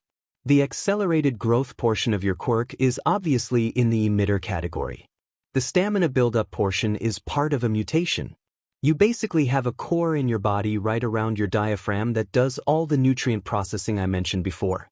This would normally be considered a secondary mutation, but in your case that mutation is vital to the use and growth of your quirk, so it's considered a primary attribute. The boy and his mother were still processing the information he gave them when he tilted his head to the side. Oh, and I almost forgot. The emitter portion of your quirk has 2 outlets. I just don't know what the other one is yet. All information now gathered. The Midoriyas bowed to Dr. Mikumi and thanked him for his time by giving him a basket of apples they had picked before leaving. Izuku bouncing ahead of his mother while she was on the phone asking if Hoshi and her family wanted to try the new produce, and receiving a yes in response, they hurried home to prepare. The lunch and dinner that night with the Uraraka family, including the husband Taiyu, was quite enjoyable. Everything that came from the garden was very well received, and the suggestion was made to try selling the produce. After the Urarakas left and as Izuku was going to bed, he noticed his mother on her phone muttering about sales permits. The next day saw Izuku and Ochako playing on the hill behind the house under the watchful eye of Hoshi while Inko went into town to get a permit to sell her produce. When she returned, she asked for help uprooting all of the vegetables so that they could be planted more efficiently for easier picking, promising a hearty lunch for everyone at the end of it all. Having 4 people working on it had sped up the process considerably, and after following the planting map Inko had given him, everything was in the ground with multiple short breaks in between to allow Izuku to stay awake, and everyone moved inside to rest and start making lunch. There was so much produce they could pick from, and the kids were sitting in the living room with a plate of assorted fruit in front of them, enjoying the huge variety they had access to. Izuku felt the big power drain again roughly an hour after the last seed was planted and was given lunch right after experiencing it, mostly mitigating the tiredness he was struck by, but the kids still fell asleep against each other on the couch, tuckered out until dinner time when Taiyu joined them again. Inko's POV. It was nerve-wracking the next day when she got up bright and early to help the people she hired to load up the truck she rented to take produce over to the stall she got permission to set up yesterday in the market square. Everything was crated up and packing in tight, though just as Izuku was waking up to join his mother in town. She would never admit to it, but she was hoping to make use of his cuteness to help pull in customers. Once they had arrived, everyone got to work unloading the truck and parking it off in the free parking a few blocks down while the displays were set up. It was only by rushing and tiring herself out that she got everything set up right as the locals started showing up in the square to pick out things for the day's meals. Her totally unplanned weaponization of Izuku's cuteness was working like a charm. They had pulled a large group of locals in who were cooing at the little boy who was fighting hard to stay awake, having been up since 4 with his mother to prepare everything. Eventually a housewife remembered there was produce at the stall too, and she did her shopping before she left, making sure to wave at Izuku on her way back home. This seemed to be a trigger as most of the other people also grabbed a bag of mixed fruits and vegetables.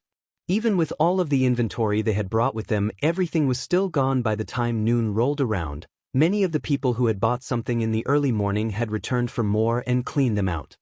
Thanking the ones still hanging around the booth, she told everyone that they would be back in the morning again tomorrow if they wanted to continue doing business with them, and pulled Izuku with her back to the truck, driving it to the rental agency and making sure to request the same people again for the same time tomorrow. This process repeated itself for the remainder of the week, with them accidentally discovering that if they didn't pick the entire plant, the part they harvested would grow back with reduced stamina cost, just like normal within an hour.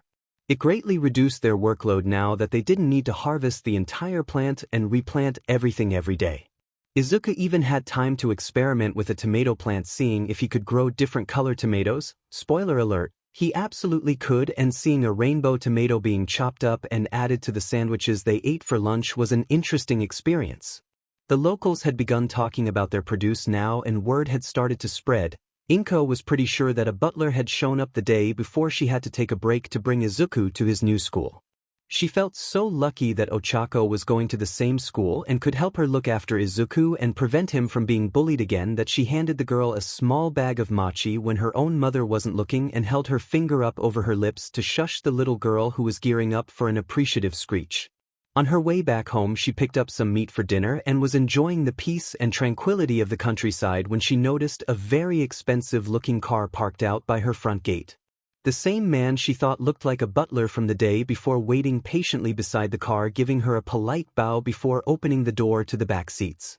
Inko then saw what might be one of the most appealing women on the planet step out of the vehicle before reaching back in to help a small girl who looked very much like her out as well and started fretting about what could be going on while the pair made their way over to her. "Hello, Mississippi. I am Yaoyorozus and this is my daughter Momo. We apologize for showing up without notice, but our employee brought us some delightful produce that we just had to get more of if at all possible," the now identified woman said, causing Inko to tilt her head to the side and bring a hand to cup her chin, something she picked up from watching Izuku doing his analysis, as she felt the name was familiar. That shouldn't be a problem. Yaoyorozus? The support company Yaoyorozus. Where are my manners?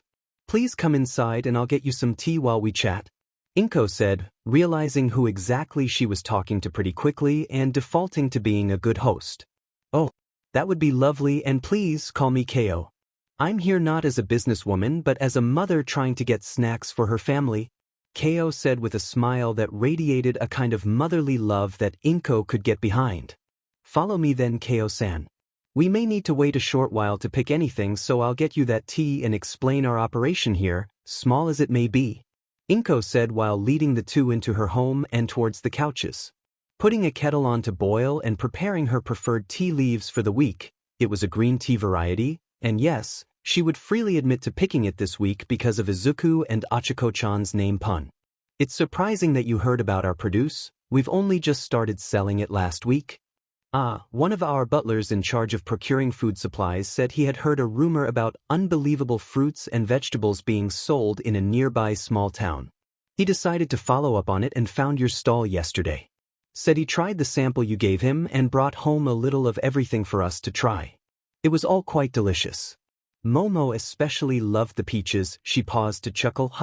I didn't even realize it before, dear. Momo loves her momos." Ko then cracked up, unable to keep up her posture or manners at her own little joke. Momo's little face growing red as she pouted indignantly at her mother's antics.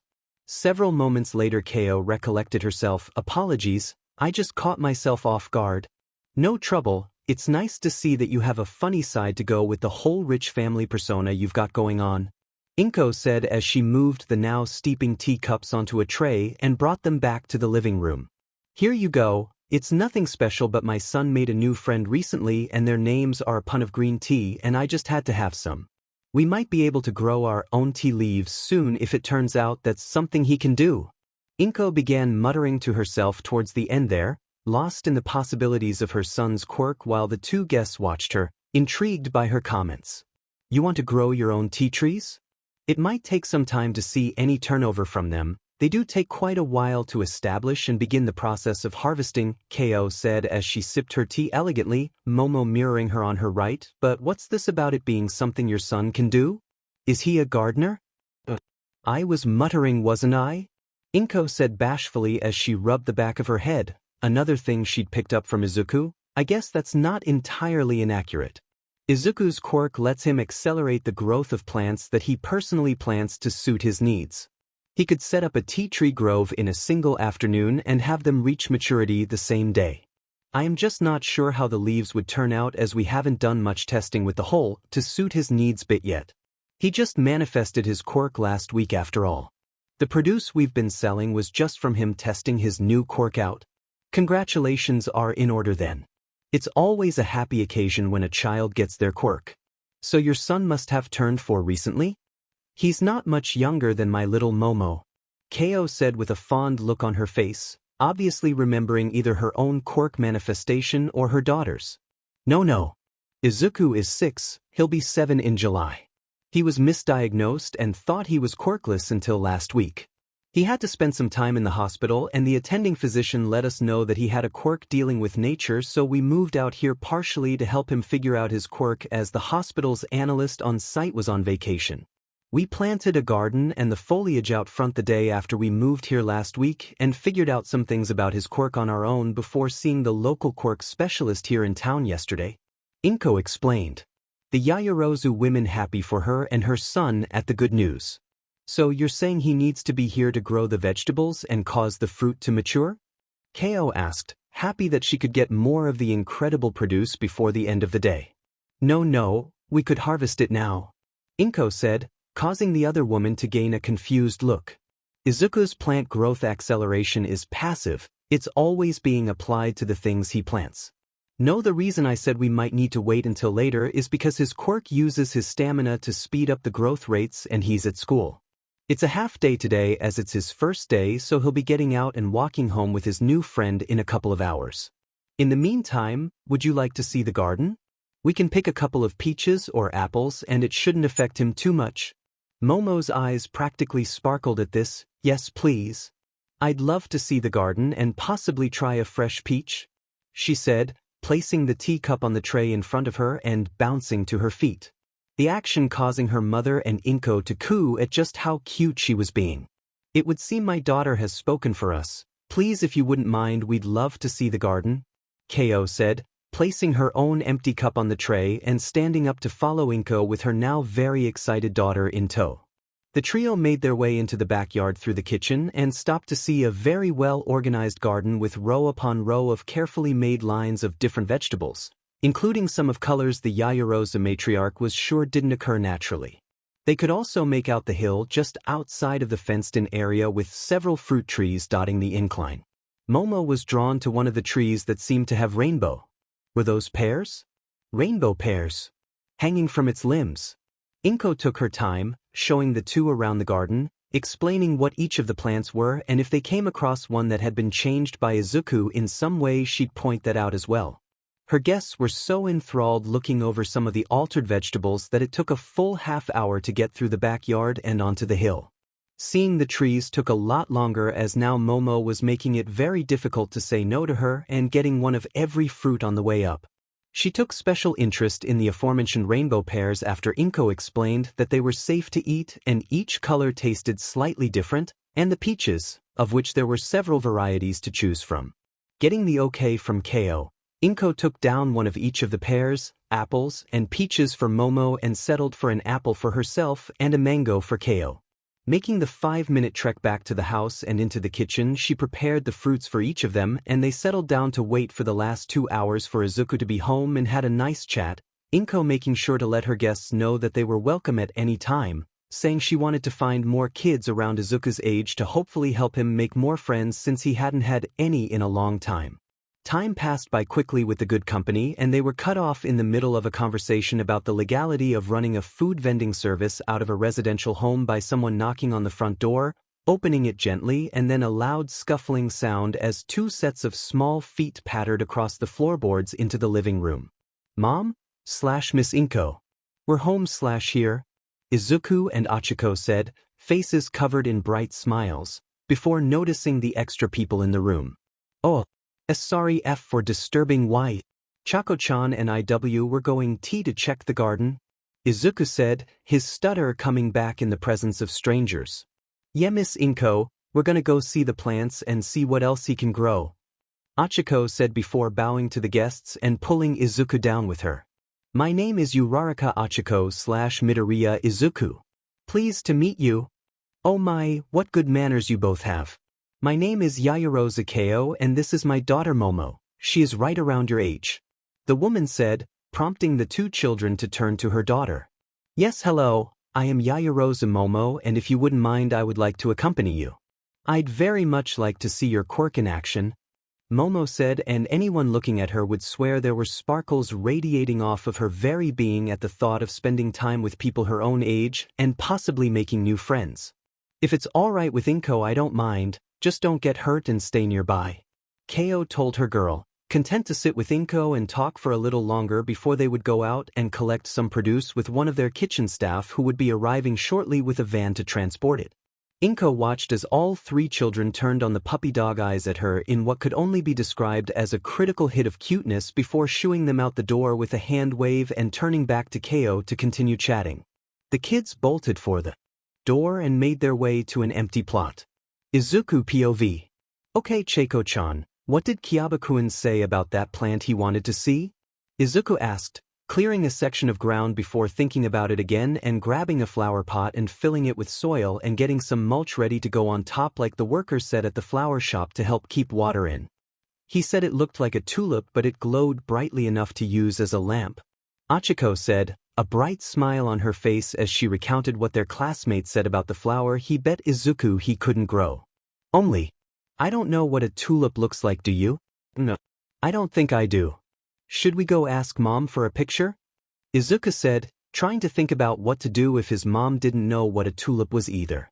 I think I can be of assistance, Momo said, clearing her throat. She pulled up her sleeve and put on a look of intense concentration, a bit of her tongue sticking out without realizing it.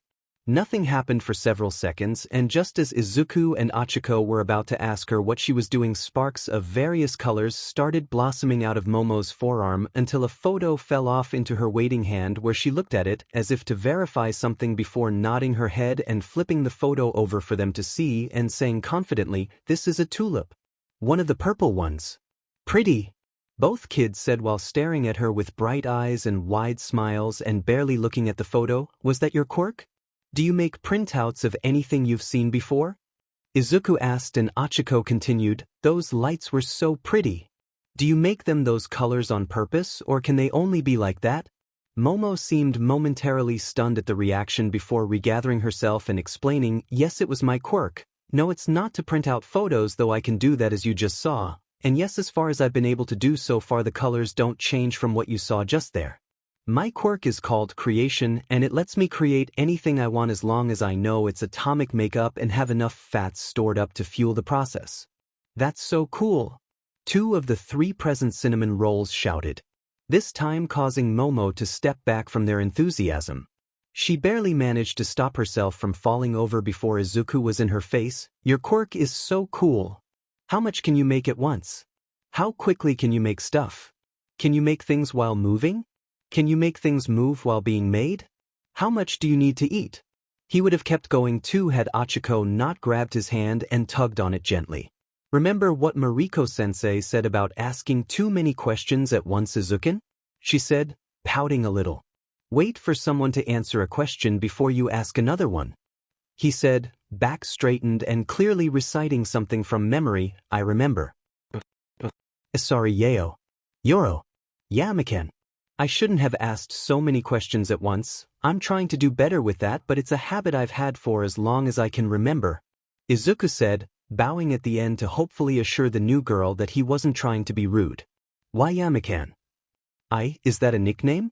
I've never had a nickname before, Momo exclaimed, her whole face brightening up, before turning contemplative, but I think I'd prefer you to use my given name, or maybe Yamamo. Yeah, that could work. Yamamo it is. Please take care of me. The now named Yamamo bowed to the 2 other children, earning a giggle from them before they all began laughing. The photo landing on the ground mostly forgotten until Izuku leaned forward and grabbed it. So, this is a tulip? I think I can make this. I mean, it already exists, right? How hard could it be to make something that already exists? Izuku said, psyching himself up for the coming task. Oh, right, Kaachan. Could you grab me an apple to eat for when I make the seed and try to grow it? Achiko nodded, then turned on her heel and started running as fast as her tiny legs could carry her, shouting back at them, sure thing, Izuku.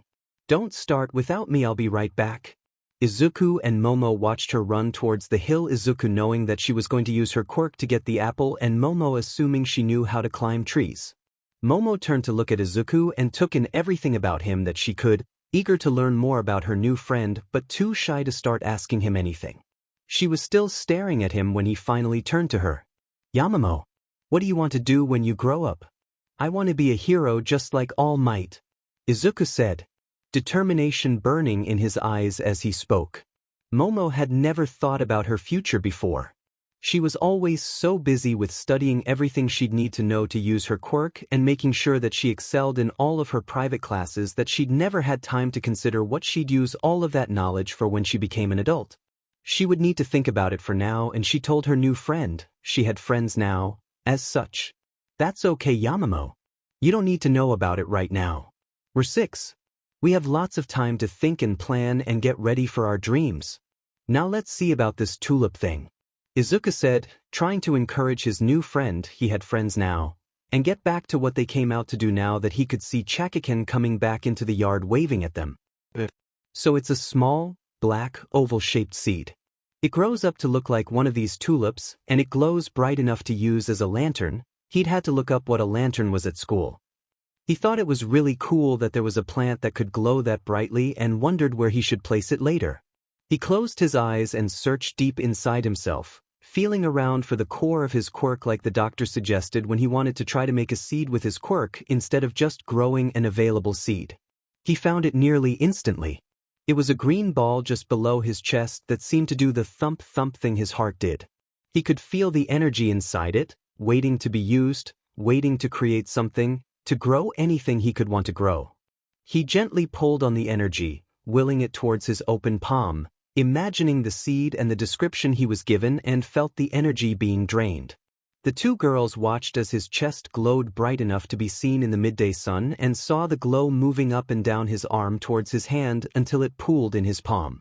The glow grew brighter until they almost had to close their eyes to shield themselves from the light when suddenly it vanished, replaced by a tiny black seed no bigger than a grain of rice. Izuku opened his eyes and stared at the seed in his hand. He'd be jumping for joy right now at his first ever seed he created on his own if he didn't feel so tired all of a sudden. Luckily for him, Kaachan saw him start to fall and she reached out and grabbed him, her quirk activating and allowing her to hold him over the ground long enough to move him under a tree and lay him against the trunk for support before handing him an apple and taking the seed from him so he didn't drop it. She also handed an apple to Yamamo and brought the one she grabbed for herself to her mouth to take a bite. She'd be happy to tell anyone that these were her second favorite treat after mochi now.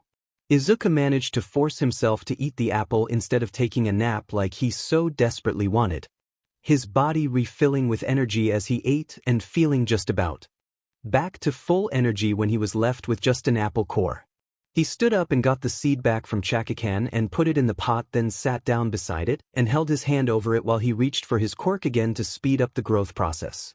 All three children watched as the new flower sprouted up from the dirt before Izuku remembered to add mulch and got it in just as the stem began to rapidly grow, bud, and then flower right before their eyes. A appealing turquoise tulip sat in the flower pot now, not glowing just yet, but Izuku could still feel it drawing energy from him. Just when he thought he'd messed up because he was pretty sure one flower shouldn't tire him out so badly, the petals and stamen began glowing, a gentle light that could barely be seen under the sunlight, but it was there nonetheless, and it only grew brighter over the next 5 seconds when his quirk finally stopped feeding the flower energy. He leaned back far enough for the girls to get a closer look at it. Kaachan was staring at it with a big smile and happy eyes while Yamamo was staring at it with wide eyes and an open mouth. Why did she look confused, he wondered. Okay, I'm a little tired after growing that one. It took about as much energy from me as growing a row of normal vegetable plants from their own seeds. Creating the seed for it took almost as much energy as when my quirk first activated and I grew the plants out front all at once though. I need to find a way to build up more stamina maybe swimming go running I virdmum say tho zeer good for stamina training. His words became less and less coherent the longer he spoke before he felt Kaachan's hand grab his again and he slowed to a stop. Izuku, we should show your mom the new flower you grew, she's going to love it. It's so pretty, the brunette said as she picked up the flower pot in her other hand and helped Izuku stand up. Yamamo having moved to his other side in case he needed more support walking again like before, and even when he seemed okay to move on his own, she still flung his arm over her shoulder and wrapped one of her own around his waist just to be sure. Her personal trainer had said this was the best way to support someone who was still able to stand upright but couldn't walk on their own. She'd remembered it when she watched Kaachan move him earlier and kept it in the foreground of her mind waiting to see if she needed to use it.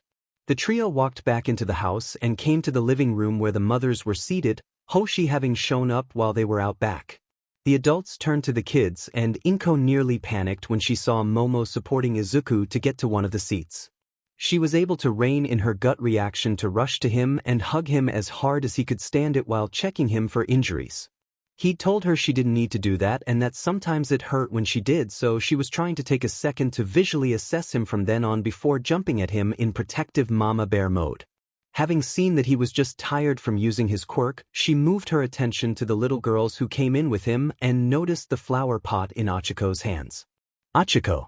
Dear," Inko said, looking at the flower with surprise and maybe a bit of apprehension, "What is that, sweetie?" The other adults now had their attention on the girl, and she proudly held up the flower for them to see. Izuku made it. Kyabakuin said he didn't believe Izuku could grow it and that it was his favorite flower. He said he liked looking at them when he was playing his games. Well, since he knew what it looked like and what the seed looked like, Izuku asked him for the details and what it was supposed to look like and do, and he made the seed and grew it just now. The brunette said, forcefully stopping herself from jumping around in joy, if only because she didn't want to hurt the flower and hadn't put it down yet or given it to his mom to hold just yet. The adults looked at her incredulously. Then as one they all looked at the flower and their eyes started to open wider and wider before all three heads swiveled to Izuku, still leaning back in the chair, obviously tired but not enough that he'd fall asleep. Inko stood up and walked to Achiko and gently took the flower from her, holding it in her hands as though she were afraid it would vanish when she touched it. When it didn't and she could tell it wasn't going to, she sat it on the table in the center of the room. Everyone other than Izuku staring at it, Momo having already been able to tell something was up with it, and Achiko reading the room as well as a 5-year-old could starting to realize something was wrong.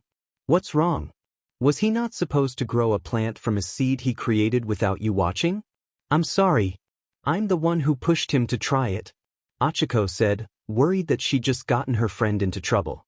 The adults whipped their heads around towards her as Hoshi reached out and rubbed her cheek. No, my little Machi. You didn't do anything wrong and neither did Izuku.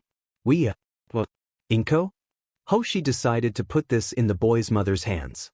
No, little Kaachan, everything is all right, no one is in trouble. We're confused is all. Could you please go grab one of the fruits from the kitchen so that Izuku can recharge real quick? I want to see something about his quirk. Actually make that 2 fruits, sweetie, 1 for before and 1 for after, Inko said, watching as the girl nodded with conviction and ran off towards the kitchen to complete her task. She turned back to her boy. Izuku, would you mind explaining what you were thinking when you made the seed and when you grew the flower? You're not in trouble, I just want to know what your thought process was so we can narrow down something I think your quirk is capable of. She did her best to make sure he knew he wasn't in any trouble and didn't need to worry. He still did, obviously, but not as badly as he might have otherwise. I keep thinking that I might be going a little too harsh on the bullies and school faculty, and then I see him like this. I might need to increase the demands. Okay, Mom. So for the seed. Kyabakuin told me it was a seed about the size of a grain of rice, black and oval-shaped. He said that the flower looked like a tulip when it was fully grown and it glowed bright enough to be used as a lantern. I thought it was so cool that a flower like that existed, so I said I'd try to grow it when I got home. Anyway, I did what the doctor said and located the core of my quirk and thought about making the seed while I held out my hand, palm up, and sort of pushed the energy towards my palm. There was a bright flash of light and the seed appeared. Then I got really tired. It was almost as bad as the first time I used my quirk. Kaachan gave me an apple and I recharged, then I planted it in the pot and grew it like I've been practicing, adding the mulch like the store clerk said to help with the water. It took about as much energy as 1 full row of vegetables growing from seed to maturity to grow just the 1 flower, so I'm really tired now, he said and grabbed the bowl of mango chunks Kaachan had held out for him and began munching on them to regain his spent energy. He was happy his produce was able to quickly recharge his quirk. It really helped speed up the waiting PRDS. Inko turned her head to the other adults and held up a finger to her lips, getting the message. They nodded at her, each wanting to see what Inko would have him do as a test. Inko took the time Izuku was using to get his energy back to grab a sketch pad from the entertainment center under the television and began to sketch something. She wanted to slap herself. There's no way his quirk could do something like this, absolutely no way. She'd never heard of a quirk being able to do this. But the glow lip. She'd recognized that flower anywhere. She'd been an avid player of the game franchise where it was a staple lighting mechanic. She finished her sketch at roughly the same time Izuku finished off his bowl of mango and was about to stand up off the chair and go wash the bowl, so she took it from his hand and had him sit back again. Izuku, we're going to do a little test, okay? I just want to see if you can make this for me. It's one of my favorite fruits/trees in the world, okay? She watched him zero in on her at that, knowing he'd do anything to make her happy brought a smile to her face and made her heart feel so warm. She still wanted to kick herself for thinking something like this would ever be possible, but she had to check it out. Okay, here you go. This is the seed and the mature version of the paupu tree and its fruit, the paupu fruit. She paused to make sure he was studying the drawing of what was basically a palm tree that had grown almost horizontally before reaching up and growing its fronds and fruit within arm's reach of the average person's height. Do you want to know why this is my favorite fruit tree? Yes. Is it really tasty?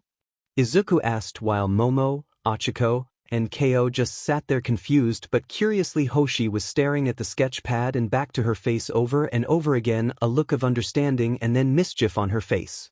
She leaned over to Ko and whispered what the fruit did into her ear, trying to get her permission beforehand so they weren't overstepping any bounds. Ko's eyes widened to honestly hilarious proportions before her head swung over to her daughter. Momo, sweetie, her daughter looked over to her. Have you and these two children become friends already? She watched as her daughter's face lit up with a blush and obvious happiness. Yes, mother. They have already asked me to be their friend and I have accepted. I can't wait to spend more time with them. Momo nodded her head rapidly, trying to make sure her mother knew how happy she was to finally have friends her own age that weren't just trying to get to her parents through her. Ko sighed and nodded resolutely to Inko, who was now sporting a Cheshire grin, and nodded back to her before addressing Izuku again. You see, Izuku, the paupu fruit is a special fruit. It's also called the empathy fruit. Anyone who shares one will, if they're willing, have their destinies entwined and remain a part of each other's lives no matter what. It makes it so that you can more easily feel what each other are feeling so that you can have a better relationship after eating it. Some say that if you are able to eat enough of them with the same people, you can even start to read each other's thoughts if they wanted you to. I had one a long time ago with Mitsuki, not a lie per se, but she wasn't going to tell him it was a cake shaped to look like the fruit from her favorite game franchise, and I'd like to have a few more and maybe you can have some to share with your friends. They taste like the best tasting fruit the person chewing them at the time would enjoy, so yours could taste like an apple while Achiko's might taste like a pear or an orange. Yes, I know, sweetie, you also love apples the most. She paused to rub the little brunette's hair. I haven't been able to find any more of the fruit, so if you could make us a tree that would be fantastic. Izuku didn't even have to think about it. He would do anything to make his mom happy. So he reached for his quirk again, imagining the star-shaped brown seed about the size of a 10-yen coin. He kept hold of that image and pushed the energy up through his arm and down to his hand again, held palm up and waited while it pooled together just like last time. He felt about the same amount of time and energy be used up when his quirk cut off again, and he opened his eyes and looked down at the seed, exactly as described, sitting in his hand. He gave it to his mother while she helped him lean back to eat some slices of apple this time. Noting that he wasn't as tired this time, but the difference wasn't all that much. Still, there was a difference, and that meant the quirk specialist was right and his quirk helped him build stamina the more he used it. Inko held the seed up to her eye, going over what she knew about it again in her head. She gained a glint in her eye as she showed off the seed to the two other adults and their kids. She struck a victory pose with the happiest smile she had worn since Izuku had discovered his quirk last week. Her baby was going to have friends for life. No more chances for him to be betrayed by the people he trusted most. No more Katsuki situations. The other mothers, now in on her plan, were also happy that their daughters were going to become good friends for life.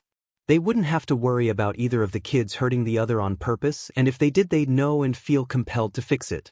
Something none of them could have known, however, was that Izuku took his mother's words literally, as he usually did.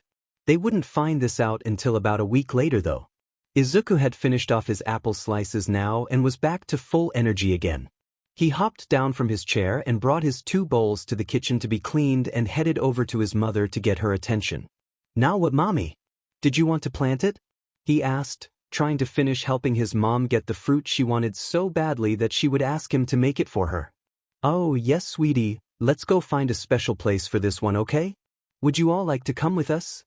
It was a silly question. There's no way children were going to say no to playing outside, and there's no way Hoshi and Ko were going to ignore their curiosity at this time. The nods of affirmation she received had her leading the group outside again. The adults walked in silence while the children laughed and ran around to play, Izuku doing slightly less than normal because he wanted to save his energy for growing the tree. Inko found a spot, hidden in a thicket and between two boulders, still giving the tree ample sunlight if it needed it. It wouldn't, but it never hurts to be kind to your plants, but hiding it from anyone who wasn't actively searching for it. She dug a hole and had Izuku plant the seed, telling him which direction it should grow in to keep it well hidden, and then stepped back with everyone else to watch the show. They watched as the spot just below his chest began to glow, and he sat down and put his hand on the ground nearby. The glow then began traveling up and down his arm, coursing towards his hand again before seeming to pool there, not moving towards the seed they planted but also not being reabsorbed back to his core. Just when Inko was going to step forward, assuming the seed was a dud and had already begun chastising herself for thinking it was possible the energy pulsed down towards the seed buried underground. Izuku sitting back now to support himself as Achiko handed him another apple which he gratefully started chowing down on. Nothing changed for several seconds, Inko becoming depressed again. Maybe she should go see a therapist at this rate, this can't be healthy, and then everyone's attention was caught as a small sapling broke ground and started growing up and towards the direction they had been hoping for. They watched as what looked like a nearly horizontal palm tree grew in a matter of seconds, the fronds splaying out in every direction before noticing small protrusions just below the bottom layer of leaves. The protrusions grew quickly, turning from the same brown color of the tree bark to a rapidly lightening green color until finally turning a bright yellow/orange mixture and forming into a star shape. Izuku had a triumphant look on his face while Achiko just looked at the tree like it was the coolest thing she'd ever seen, and Momo had joined the adults in marveling the strange plant. Inko reached forward and plucked a single palp of fruit that had fully matured, seeing the protrusion already growing a new one in its place. Obviously Izuku was making sure they had enough in case she wanted more. She led everyone back inside once Izuku had finished his apple and tossed the core into the underbrush. She took to opening the fruit and chopping it up for the kids to share, then sat a bowl in between them and plunked herself back into her own chair while the adults watched their kids take the first bite. The week that followed was eventful to say the least. Inko hadn't let Izuku tell his classmates about the glowing flower or the palpa tree, and it had taken several minutes to explain exactly why it should be kept a secret. She couldn't have it be known that Izuku could grow plants that don't naturally exist. The best case scenario is him getting taken for a government program, the worst being kidnapped and forced to use his quirk by villains. Once all three of the children agreed and understood that they couldn't tell anyone who wasn't already good friends with them, the message seemed to stick. Then Momo called with a surprise for them, asking if they'd like to join her and Achiko for a concert being held by a group her family sponsors. Izuku seemed excited about it, and Inko, after much needling, was told they wouldn't be a bother, agreed that it would be a nice way to have fun together, so she agreed, and Momo and her mother came to pick them as well as Achiko and Hoshi up for the drive over to the venue. The gig was for a group called Deep Dope, and because of the Yaoyorozus family name they were all seated in the booth overlooking the stage that was set up for family and friends but was empty aside from a little girl roughly Izuku's age with purple hair and little string-like things hanging from her ears.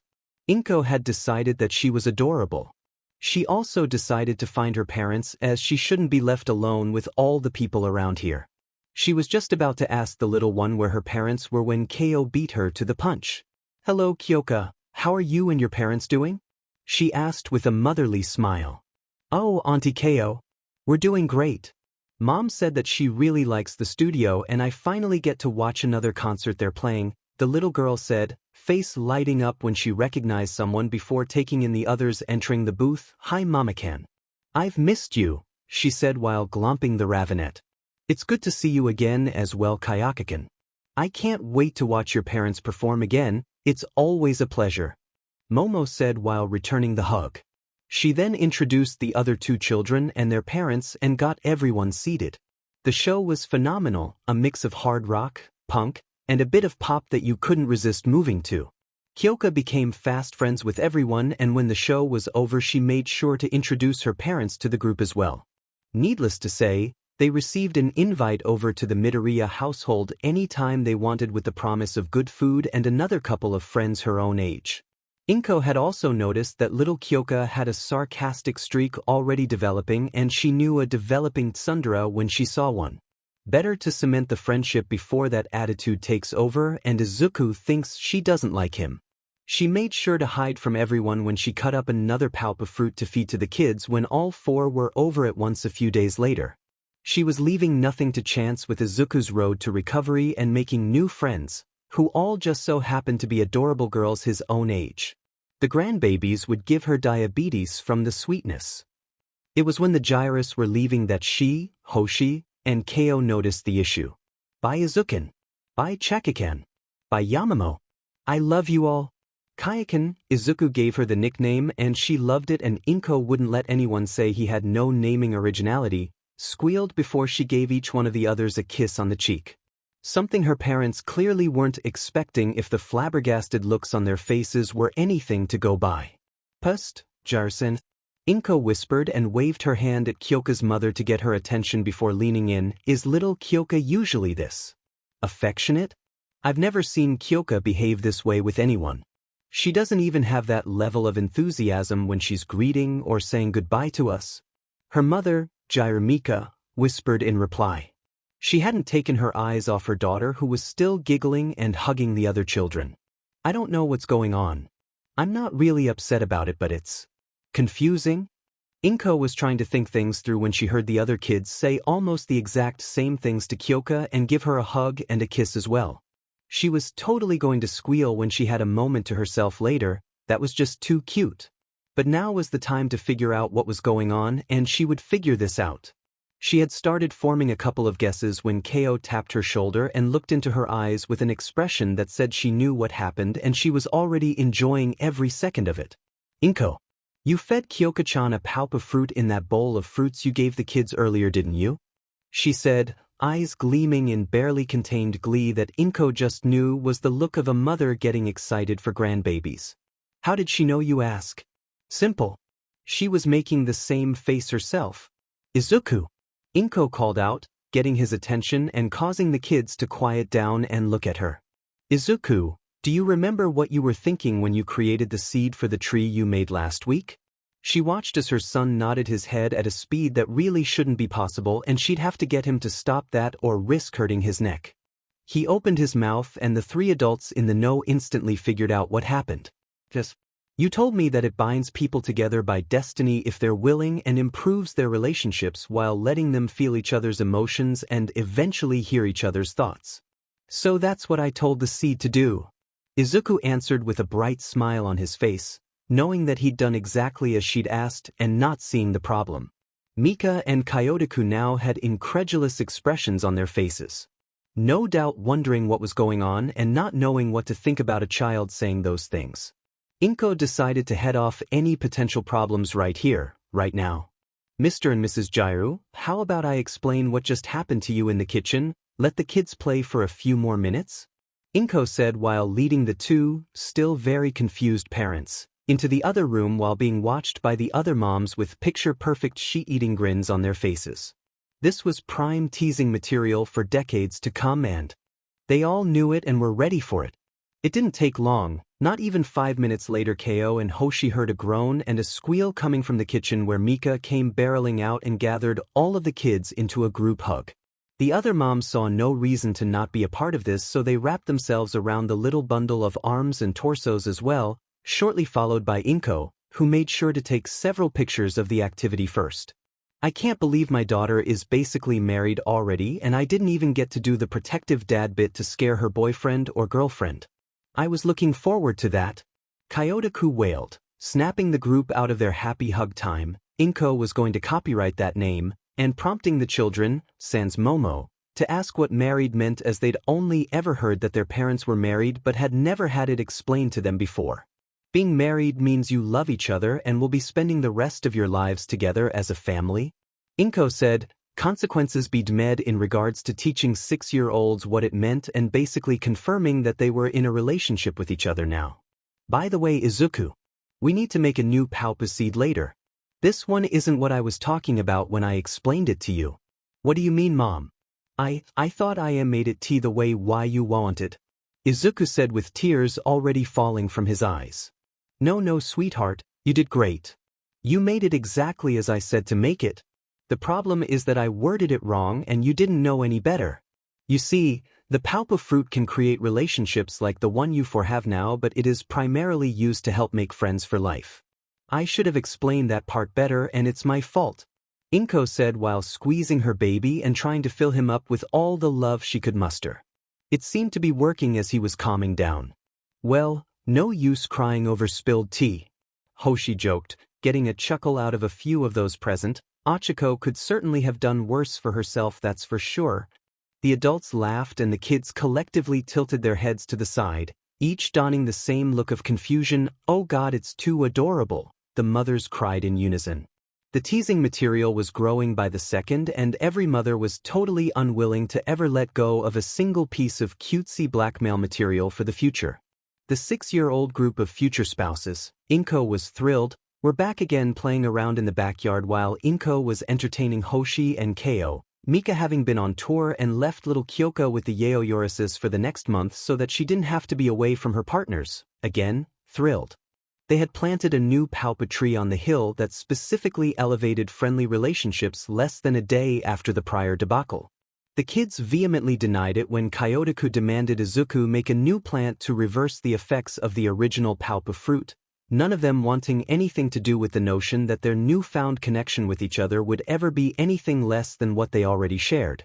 Kyoka being the staunchest defender actually, she had been moving around so much with her parents that she had no real friends and the only constants in her young life were her parents. Her mother had to slap her father to get him to stop and think about the fact that he was yelling at 4 6-year-olds about something they couldn't possibly understand the negatives of. Inko would swear there were none, Ko would agree with her. Life went on though, the 4 kids playing around, having fun and testing out Izuku's quirk some more with the random ideas they had floating around in their little noggins. Each child having agreed that any ideas had to be written down and approved by at least 2 parents from different families before they tried making it.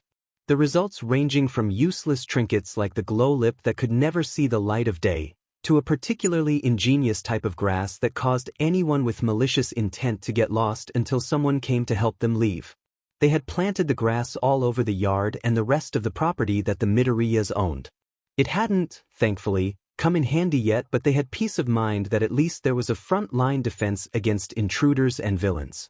Inko having told the town authorities that a family friend had stopped by to apply their quirk to the property as a precaution due to there being just a single mother and a young boy living all alone. There were a few problematic plants though, ones that couldn't be found out by the general public or hopefully anyone at all if it could be helped.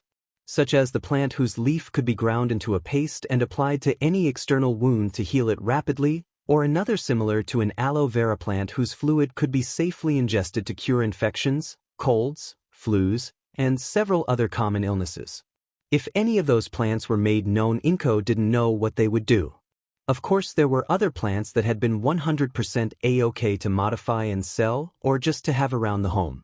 Inko decided to plant a tea tree grove as she had mentioned to Ko, and the tea made from the leaves was already gaining a following in the tea circles. They had done plenty of brainstorming and figured that people knowing Izuku could slightly alter real plants as they were growing would be fine for anyone to know since it wasn't an ability that would get them in trouble, further backed by the Yaoyorozus group's legal team if need be. Safety secured, the tea was named Izuka and it paired very well with either peaches or flour-based foods or simply consumed on its own. It was noted to calm the nerves and provide a lasting energy boost to the drinker that wasn't noticeable to most but definitely had an effect if you paid attention. The success of the Izuka tea line prompted Inko to enlist the Uraraka's help with building large greenhouses for cold weather planting and harvesting. The project netting the family a hefty sum, along with Izuku giving each of the girls an equal share of his portion of the profits, nearly instantly wiping out the Uraraka company's money issues that Inko had heard Ochako mention one day, Hoshi and Taiyu having kept the information from her for several months. The tea, fruits, and vegetables they sold each day garnered so much acclaim in their small town that Inko had foregone the stall in the Market Street area and had started selling out of a newly constructed storefront, once again built by the Urarakas, to handle the daily sales.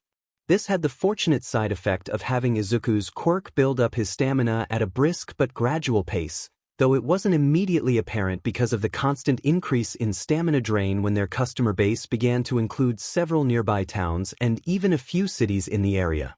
Less than 6 months after moving to the Mie Prefecture, the Midoriyas, Yaoyorozus, and Gyrus were financially stable and only becoming more secure as time went on.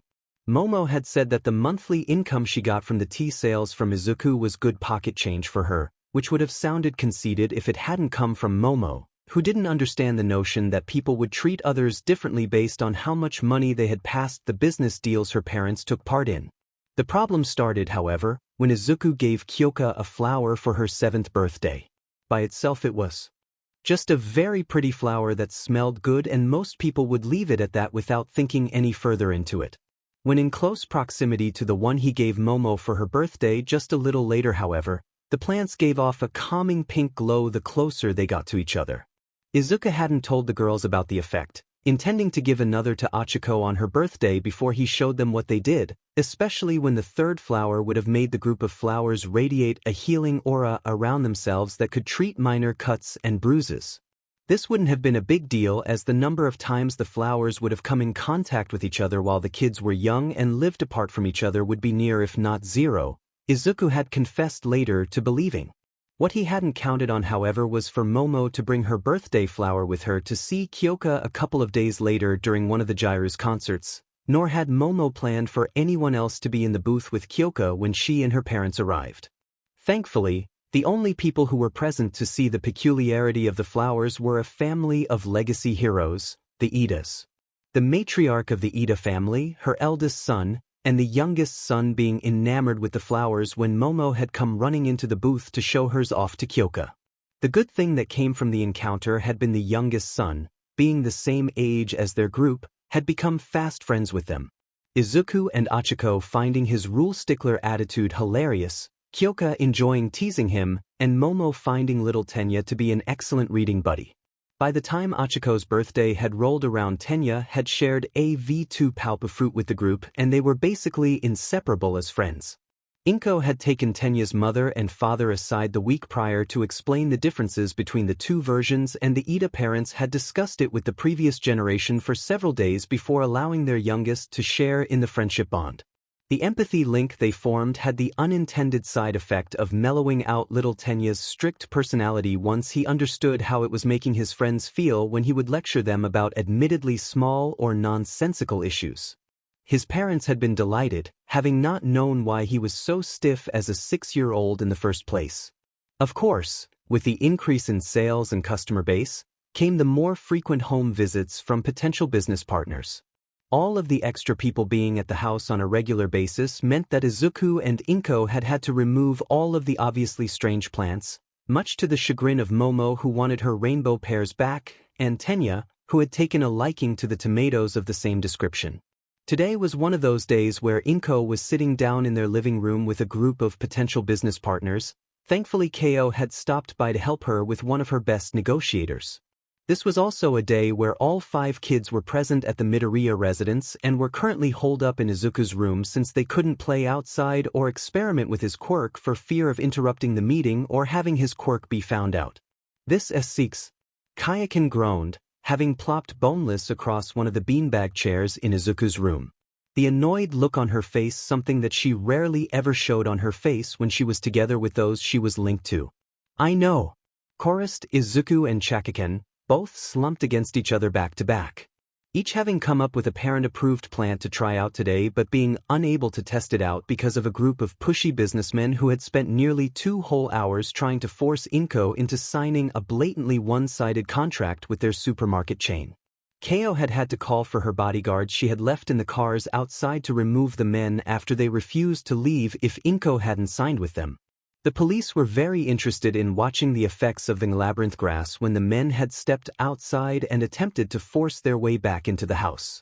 It had been entertaining for the kids to watch out Izuku's window while the men in suits tripped over their own feet trying to walk in several different directions at once for 5 minutes while the police were snickering, and Inko had recorded the whole ordeal, from the time they arrived to when their impromptu dance-off started right as the cops were walking up to arrest them.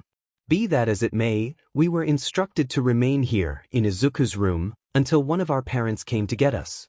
We need to follow what we were told, Tenya said, his arms chopping the air robotically as he spoke. The rest of the group having already gotten used to the motion, though it did still bring a chuckle to their lips whenever they saw it, and Tenya would readily admit that it was the only reason he still did it in their presence. I know, Tenya, but I just wish we had somewhere private we could go to play around with my quirk, especially for the stuff Mom says we can't let anyone know about. I know you miss the tomatoes almost as much as Yamamoto misses the rainbow pears, Izuku countered, having gotten up mid-rant to reach for his closet to grab his learning guitar that Kaachan was helping him learn. He stopped with his hands outstretched, the doors just barely parted as he stared forward. That would be fantastic actually. Somewhere we could all gather to experiment with our quirks while you grew whatever came to mind. I could ask Father to prepare us a building on the estate for that, but it wouldn't help us unless we spent our time at my home instead of Izuku's, and his is closer to everyone's homes. Yeah. Also, I feel funny walking up to those big gates at your house, Yamamoto. Not that there's anything wrong with your home. It's a very nice house. I'm just not used to such a big house, and you have several buildings to go with it. It's still strange to me now that I know my family was struggling more than they told me with money before Izuku helped us out. I just can't wrap my head around needing all those rooms, Kaachan said, waving her arms around wildly as she spoke, desperately trying to reassure Yamamoto that she didn't have a problem with spending time at her house with her. The young heiress picking up her intentions and panic through their bond and giving the girl a reassuring smile to let her know she understood. You okay there, Izuku? You've just been standing there staring into your closet for a minute. Need help finding anything? Kaachan asked, a frown on her face as she began to get up out of her beanbag prison. She had noticed that his heart had started beating faster and he had started breathing heavily but still wasn't moving, so she became worried. Her question had gotten the rest of the room's occupants' attention, and each of them were now watching Izuku as he stood frozen, just staring at the small gap between the doors. Kaachan made her way over to him and tapped him on the cheek with her ear jacks, causing him to jump and realize he'd been standing there unaware of what his friends had been saying for a while now. What? Oh yeah, I'm fine. I think, Izuku said, his head tilted to the side, expressing his confusion at what he was looking at. Remind me guys what was in this closet last time we opened it to get the chairs out?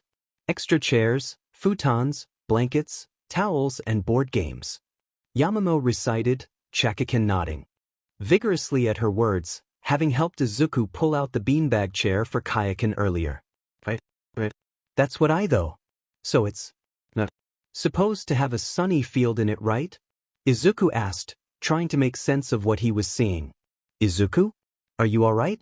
Should I go get your mother so she can take you to the doctor? You sound unwell, Tenya said, concern evident on his face having heard the nonsense his friend had spouted. He's not fibbing. I mean the bond said he wasn't, but? Kaachan couldn't find the words to express what she was seeing between the doors that were still just cracked open. Yamamoto moved to see what was going on, the bond giving her confusing information, and neither of her partners were making any sense to her 7-year-old brain. She moved to Izuku's side and grabbed one of the doors, throwing it wide open for the rest of the room to see. What she saw caused her to pause as well. What? Smooth Yamamoto. Oh. There really is a field in your closet, Izuku? Kaachan yelled, eyes glinting with barely suppressed glee. She was already moving to run into the field when she was caught by the arm by Tenya, who had resumed his chopping motions. Friends, we should inform Miss Inko at once. We cannot go through this door without an adult going with us. He shouted in his attempt to grab his friend's attention before they did something they weren't allowed to do. He couldn't remember being told not to play in a field in Izuku's closet, but he also couldn't remember an adult saying they could either. Why, that's a good idea, Tenya. Let me call Mom so we can see what's going on, Izuku said as he went to the comms console on his dresser and pressed that's non-emergency button. He'd managed to convince his mom that she didn't need to come running every time he called for her like he had been injured, getting her to install 3 different options on the console. Emergency call, non-emergency call, and Hi Mom. Each one sent a different notification to his mom's phone so that she could tell when he needed help or just wanted to say hello from his room. The rest of the group was still speechless, staring through the door into the field beyond. They heard Inko coming down the hallway just a minute or two later, possibly. They might have been staring longer. Izuku honey, I'm here. What did you need, sweetie? The meeting is on hold now for the new hires. Izuku. What is that? Inko's greeting ground to a halt the moment she laid eyes on the scene in her son's closet. Unable to process what she was seeing. I don't know. We were just sitting here thinking about where we could practice with our quirks or try out new plants, and I wanted to get out my guitar, and I opened the closet say field and I didn't know what's going in but I didn't think. Izuku began muttering while his friends continued staring at the field, the sound of his mumbling and the confused ramblings coming through the bond drawing their attention to him again. Have either of you tried going in yet?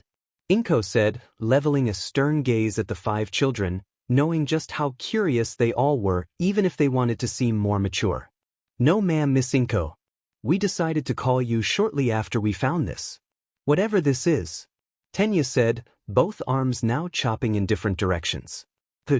Izuku, please close the doors for now. I need to finish the interview and I'll bring Ko up here to discuss what to do about this. Inko said, already turning away from what she could only assume would be a headache later in the day. Wait, Mom. Izuku called out, prompting his mother to turn back to him with a questioning look on her face. Let me try throwing something in real quick. Yamamo, what were those things that pull metal to you? Izuku asked as he turned to his raven-haired bonded. Magnets, Izukin. I just learned how to make them last month. She replied instantly, already seeing what he wanted and making 2 magnets and a ball of string to test his theory. Alright, one test then. Inko relented, her own curiosity piqued. Toss in a magnet and then see if you can bring it back out. Then close the door until I finish with business for the day. Yes, Mom/Ma'am. Came the replies as Yamamo handed a magnet to Izuku while she tied one end of the yarn to the other magnet as he threw the other through the doorway. Everyone watching as it bounced a few times before stopping a few meters into the field. Yamamo coming to stand next to him as she chucked the other magnet in after the first, getting it close enough to attract the first one to itself to pull them back in.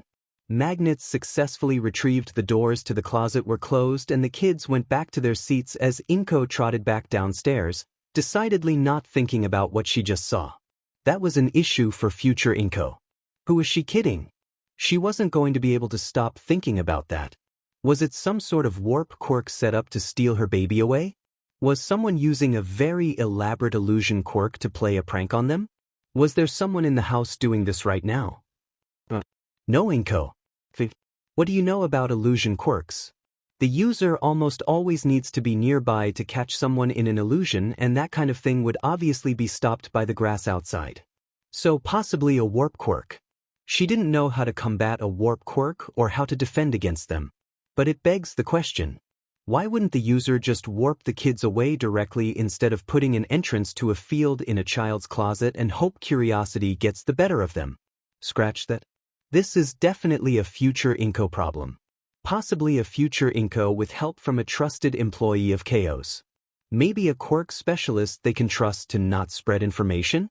Inko did seem to recall the local specialist saying Izuku's quirk had another facet to it that he couldn't identify just yet. That's more than likely what's going on here. But why would his quirk put a field in his closet? Sometimes Inko feels like an idiot. Why else would a plant growth quirk give its user access to a field? His quirk provided him a garden. Okay, that's huge. And powerful. This needs testing. Maybe see if her phone's GPS works in there? Oh right, the interview, that's still happening. Inko finished off the interviews and hired a couple of workers for the greenhouses that are feeding the storefront now, the workload having gotten too big for just herself and Izuku on the weekends. Having some extra hands there just to harvest and transport to and from the store and the growing areas would save so much time and effort. Not to mention her back. She isn't getting any younger. Business done, she brought Ko up to Izuku's room to try to help sort out what was going on, giving her gal pal the short description of what they were dealing with on the way up. I'm back. Interviews are done so we can try to figure this out. Inko said as she pushed open the door to find the kids still basically where she left them, chatting away together about new things Yamamo could make or if Tenya could get different effects from different types of orange juice. Is the field still there? Izuku got up to open his closet door, showing the room's occupants that the field was, indeed, still in his closet. He giggled at the thought. Nothing had changed as far as anyone could tell. There was still the trail on the ground from where the magnets were dragged out. Curiously, though, there was no dirt past the threshold. Inko walked over to the closet, explaining as she walked her theory of this being Izuku's quirk and that she herself would test if the field was safe before any child would be allowed in. She tentatively reached her hand out to see if she could feel any sort of barrier. She was surprised when she noticed there was one, effectively preventing her from entering. Izuku, honey, can you see if you can allow me access to the field? If this is your quirk, maybe it only lets in people you allow to enter. It was her only option after a brief consideration. If it didn't work, she couldn't allow her son to try entering the place before getting checked over by a quirk specialist they could trust to keep quiet. Sure. I think I can do that. Feels like, you know, when we go to the bathrooms at the train station and they have the red and green thing that you flip to show you're in the stall? It feels like one of those is next to your face in my head. You should be able to go in now. Izuku rattled off, growing more excited as he realized his quirk was more than he thought. He had so many ideas if the place was safe. Inko pushed again where the barrier was, noticing that her hand passed right through it, though it felt like she was pushing through a sheet as she made her way slowly through the door. Not noticing any trouble with her breath, nor was there anything else here that she could see, Inko brought her phone out, noting the lack of service. Her theory rang true when she saw that her GPS was saying she was out of the service area. But this is huge. If my theory is right, my baby has a safe place to make new plants that no one else can access unless he lets them. Need to find out if he can move the doorway, though. I'd rather it be in an unused linen closet rather than the one holding all of the extra bed supplies and his toys for the kids, she thought. She made her way back into Izuku's room, noting that the feeling of pushing through a bed sheet was present going both ways. She nodded to Ko to reassure her that it seemed safe before turning to Izuku. Do you think you can move the doorway? It would be more convenient if you could move the entrance to another door in the house that we don't use. Actually, wait a second. Put something inside before you do that to see if it stays if the entrance moves. Izuku put one of the magnets from earlier inside before looking at the door again, his hand reaching up to hold up his chin as he considered how to do what his mom asked of him. He eventually had a look come across his face like he'd had an idea and closed the doors to the closet, his eyes closed in concentration. He opened his eyes at the same time as he opened the closet doors again, allowing everyone to see that the field was no longer there and all of his stuff was back. The look of wonder on his face made Inko feel like someone was squeezing her heart and her ovaries, but she'd already decided not to have another child, mostly because she wasn't sure she wanted another relationship. Inko led the group to a spare linen closet, removing the extra towels from the shelves before closing the door again, moving aside as Izuku reached forward and opened the door, the field coming back into view, the magnet in roughly the same place relative to where they were now. This was fantastic. She asked Izuku to try to reopen the door in his closet again while this one was still open, hoping that he could open multiple doors into the field so that they could test what happens when someone is in the field when a door closes. Izuku runs off with her hot on his heels, making sure the others stayed at the primary entrance to watch what happened. Long story short, he could open another door. It looked like an exact replica of the door he created. The portal with got spawned in the field next to the already open one. Inko walked in while everyone else watched and had Izuku close the portal in his bedroom closet, watching with everyone else as the door faded from view from within the field space as she moved back through the door into the hallway.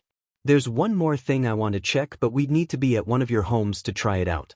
How about tomorrow we go visit Kaachan at her house and see if we can open another door for her at her place? If it works, we try again at the Yaoyorozus estate, Kaachan's house and Tenya's house. Actually, are all of the kids able to go inside, and did you have to set it that way, or were they automatically allowed? Inko addressed the group before looking at her son as she finished speaking, asking for the information. They were all allowed from the beginning. I think maybe because of the empathy link, he said, unsure of his guess. Inko nodded yes, that's what I thought too. It seems you might be able to manually add people to the allowed list like you did for me, but anyone linked to you through your links or bonds will be able to access the field regardless. That is fantastic. It's like you have a safe house you can access anywhere you can find an unlocked door. Happiness now radiated off of Inko. If there was no limit to the number of doors he could have access points in, then he could potentially carry around a collapsible doorway in his hero gear that would give him a safe place to hide during missions. Plans made for the next day, the kids were allowed outside to play again, Inko having asked them to hold off on exploring the field for the night to give her time to plan for contingencies. The next day saw a new portal open at the Yaoyorozus' home, with her and her parents gaining access to the safe space and a quick ride to the Yaoyorozus estate to do the same there. The following day saw portals being opened in the Jairu abode and the Ida home. All family members having access granted to them on the stipulation that no harm be done to the plants that would inevitably fill most of the area, and to abide by any signage for restricted areas in the case of potentially harmful plants. Izuku had been watching a pre-Quirk era cartoon with his friends and bonded about a team of heroes called the Justice League, and he had been interested in a plant he saw in the show but said it was way too dangerous for anyone to go near as is, and he didn't have the stamina to make the seed yet anyway, but wanted to warn people that it was going to show up in the future. Something interesting Inko noted was that the area in the field seemed to be growing, the sunny sky and rich earth growing to cover more of the void as the days went on. Presumably the size of his garden was tied to his stamina as well. They would have to operate on that theory, as all of the adults agreed bringing any quirk specialist anywhere near Izuku was a bad idea. As a byproduct of Izuku constantly feeding stamina to the plants that were harvested several times a day for the store, he had figured out how to stagger stamina usage when creating seeds, making it far safer to make new seeds when he had to operate at roughly 50% stamina for most of the day, his teachers being made aware that he would be a little tired for a while as his quirk was being used at home until he built up his stamina reserves to a point where the drain wasn't noticeable or posed a danger of sending him to the hospital again from overuse. Another month passed like this as Izuku was allowed to experiment more liberally now that he had a safe place that wasn't accessible by any prying eyes when the group found a new friend. Or rather, a new friend was hoisted upon them by some mildly unpleasant parents. Inko didn't like the feeling they gave her. They had shown up at the door to buy tea leaves directly from her and had gently nudged their daughter to go play with the kids in the backyard while the adults talked. The poor little girl had such a confused look on her face as she made her way into the yard to introduce herself. The kids had adopted her into their circle almost immediately, Izuku having asked about her quirk, and when the girl flinched away before giving them an obviously fake answer while cowering away from them, that was all it took for her to be brought into a hug pile. Izuku ran into the house to ask his mom to help him grab something from his room. Inko getting his message instantly and asking for forgiveness from her guests as she followed her son upstairs and into the garden so they could chat. Izuku filled her in on what had happened and asked if they could share a V2 palpa fruit with her to see if it can help them find out why she was so scared. Inko agreed without too many extra questions, not allowing herself to let a child possibly go back to an abusive home if she can help it, especially not if it's a quirk issue. She made her way back downstairs where she cut up one of the V2 palpa fruits for the kids to share and sent Izuku back outside while she distracted the girl's parents. Himiko, I brought us some fruit to share. It tastes really good, Izuku yelled as he ran back outside, carefully holding the bowl of fruit while sending a message along the telepathy network they'd recently established that he'd brought out a V2 fruit to see what's wrong. His bonded and Tenya nodded, which came off to Himiko as them agreeing the fruit was tasty, though she knew it wasn't going to be what she wanted most. She wanted these people to like her, so she played along, putting on the mask she had been wearing for 3 years now. Himiko took back everything she thought about the fruit from before. It was amazing. She couldn't quite place the taste, but she knew she wanted it every day from now on. The kids around her were giving her indulgent looks as she snacked on the fruit in the bowl. She knew she'd have to beg her parents to get some of this fruit for her, even if it'd never happen. She noticed the kids around her stiffen as her mood dropped. She seemed to feel like they were upset at something. She'd never been good at reading normal people's moods. Her parents said it was because she was a cursed villain that would never be able to fit in with others normally. Why did they seem angry now? She could feel the childlike rage wafting off of them all, each with a pout on their faces as they attempted to keep chatting with her. She couldn't help but feel confused. Why were they mad? Was it something she'd done? She had tried so hard to seem normal though. Well, I guess I really can't have normal friends, just like Mom and Dad said. Monsters don't have friends. Himiko, you are not a monster. WWW, what was that? Your mom and dad are bad people? Yeah, super bad people. I should tell Mother about this. She can call our detective friend to check this out. Yeah, I can call our detective friend too. His name was Tsukachi? Yeah, Tsukachi. What was going on? Had she actually gone crazy? How was she hearing voices in her head? Relax, Himiko. You've joined our empathy link. Yes, welcome to the group. Please take note that you cannot tell anyone not in the group about the group. Somehow she felt someone making robotic motions with their arm when she heard that one. Looking up, she saw the blue-haired boy chopping his arms up and down repeatedly while looking at her. The voices in her head. It was them. Yeah. It's us, Himiko. We added you to our link because you seemed upset earlier and we wanted to know why. Your parents are super bad, the brown-haired girl said while waving her arms over her head. Himiko thought it was cute. Okay, now that you know about the link, you can just think what you want to say to us and we'll hear it. Can you please tell us what scared you so bad earlier? We promise not to think badly of you. Quirks are weird, but there's no such thing as a cursed quirk. The green-haired boy thought to her, his emerald eyes boring into her own amber eyes with a deep sincerity that she'd rarely seen on adults, never on a child her age. Why, you promise? She didn't know why she thought she could tell them about her quirk. What made her a monster? But she felt like they wouldn't turn on her like all of the others. Himiko, I was treated really badly by everyone around me too when people thought I was quirkless.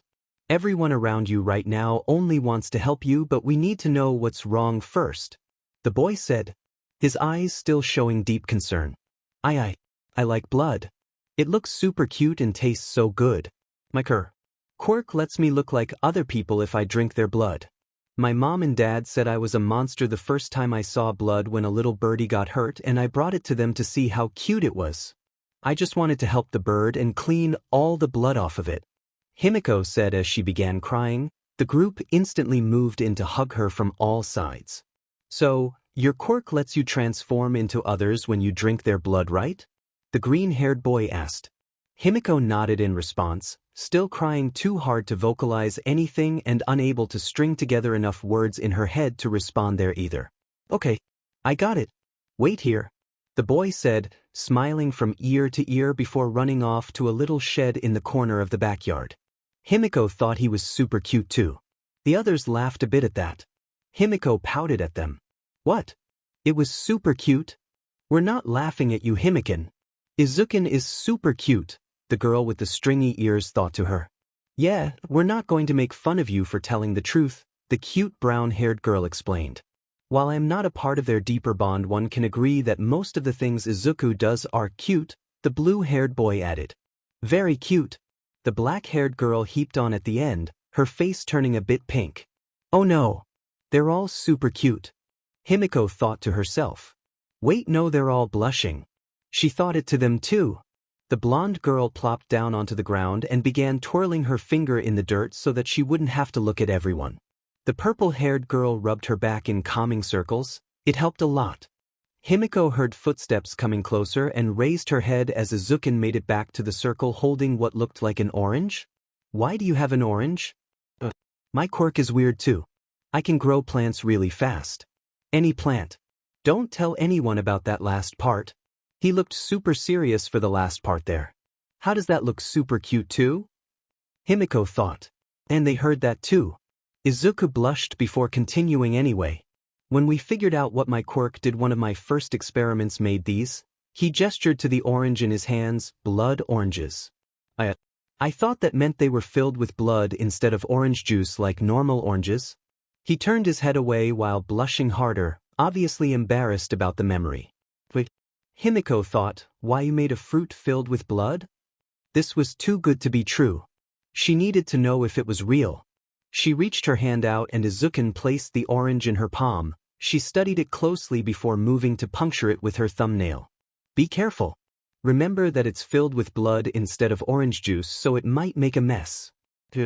Let's go into the shed, it has a sink. Izuku thought to her as the group moved her into the shed to try the orange out of sight of her parents if they happened to look out the door. Now that they were hidden away and Tenya had placed a step stool so that she could stand over the sink, Himiko peeled open the orange, watching with wide, fascinated eyes as blood began leaking out around her nails.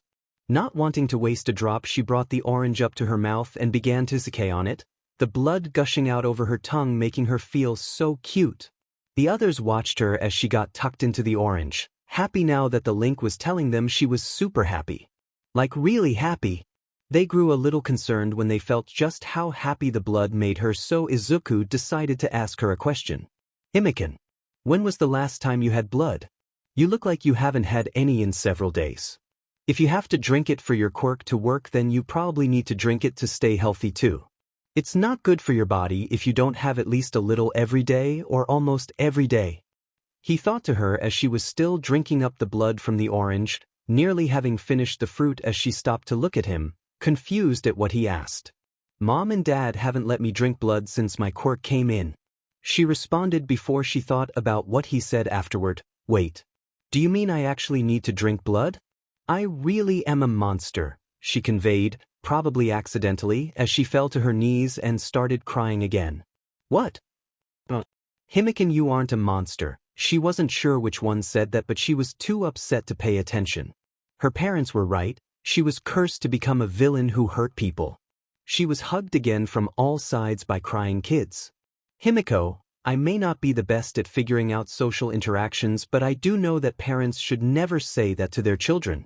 Tenya said, hands chopping erratically as he continued to cry. Yes, Himiko. Your parents are hurting you. They're also wrong.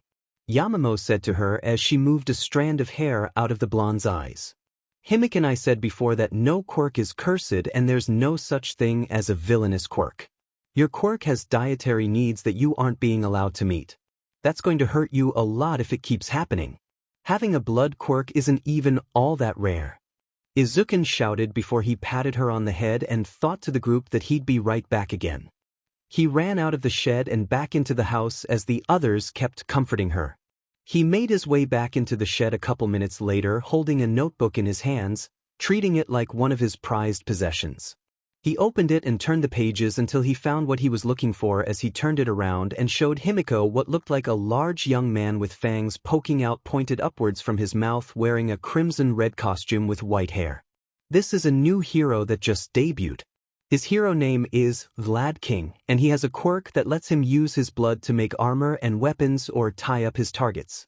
He also has to drink blood every day. Izuku explained to her, before turning to another page and showing her a woman in a dark red dress. Her hair was deep black and her eyes were colored red, her nails extended from her fingertips in a thinking pose. This is a hero from a while back. Her hero name was Lady Vampiria, and she could make people freeze up and obey an order from her for a short time if she drank their blood. She made a charity? Yeah, a charity. To help teach people about blood quirks. She said it was bad for a blood quirk user to not drink blood. It messed with their heads if they went too long without blood. Himiko hadn't been so confused in a very long time. Here was Izuku showing her two examples of heroes who were like her. People didn't call them monsters for having to drink blood. No, they were celebrated. Could her parents really have been wrong? All this time she wasn't a monster? She just needed blood to be healthy? The kids around her nodded vigorously at her, having obviously heard her talking to herself in her head. That's right, Himiko. Kaachan spoke through the link. Izuku showed us a few others too who had blood quirks that went on to be heroes or doctors. He knows a whole lot about quirks. I sometimes forget that we're the same age. Kaachan explained, looking at Izuku with a small smile as he turned away, blushing again while trying to stutter out that he wasn't all that smart, to the surprise of no one in the shed other than Himiko. Yamamo pulled away eventually once Himiko had finished crying. So, what do we do now? We have to help Himiko, right? The others agreed. Why you'll help me? She stuttered out, tears threatening to fall again. Of course we will. We're going to be heroes. What kind of hero lets someone suffer when they can do something about it? Kaachan yelled while pumping her fist, everyone else nodding resolutely. Yamamo, maybe you can talk to your mom and tell her what's going on? She would know what to do better than us for stuff like this. Kaachan said, giving out an option. Right, let me make a call. Yamamo said as she separated from the group, moving to the corner while pulling a phone from her bag. The others decided to let her speak in private and left the shed to wander the garden, showing Himiko around. The mood lightening as they walked around. Yamamo having joined the group again eventually as they were passing by the fruit trees, commenting on how she missed being able to come out here for a fresh rainbow pear whenever she wanted. Rainbow pear? Himiko thought. The group pausing and giggling again. She really needed to figure out how to stop thinking everything out loud. Don't worry about it, Himiko. It took us days to get used to it and we still sometimes mess up. Kaachan said, trying to make her feel better. It just take practice. We had to get used to it as quickly as possible to not have to hear Izuku's mental mutter storms. She laughed when he covered his head and apologized repeatedly. Don't worry about it, Izuku. It's just you being you and we love you. She patted his back, joined by the others moments later. Himiko also patted his head, marveling at how fluffy his hair was. The group wandered the tree grove for a few more minutes, Yamamo getting a call from her mother during the walk and stepped away to talk to her again. She caught up with the group later to explain the plan, which unfortunately included Himiko going back with her parents today, but the police were already investigating her parents. She would be getting the help she needed very soon. Several minutes later and another good cry behind them, the group made their way back to the shed to wash away their tears, Izuku stepping through a door in the back and returning with another blood orange which Himiko made short work of. They spent the rest of the afternoon together before Himiko had to leave with her parents. Inko standing with the kids watching until they pulled away in their car, having made sure to make it clear that Himiko was welcome at their house anytime. She turned to the group when they could no longer see the car with a questioning gaze. All right, spill it, what's going on with Himiko? The group filled Inko in on what they had learned, including that Yamamo had already told her parents about Himiko's circumstances. Inko had begun crying at first out of pity but very quickly morphing into tears of rage. How could parents treat their own child that way? She picked up her phone and dialed up Ko, trying to find out what she had gotten in motion so far to see if she could help in some way. A long phone call and one crazy idea later and Inko was out the door with Hoshi having come over to watch the kids for a while. Himiko had come visiting 2 days later, running to Izuku and Kaachan, the other kids not there that day. The three shared a hug and moved to the shed again where Izuku had given her a little basket filled with blood oranges to snack on as they talked.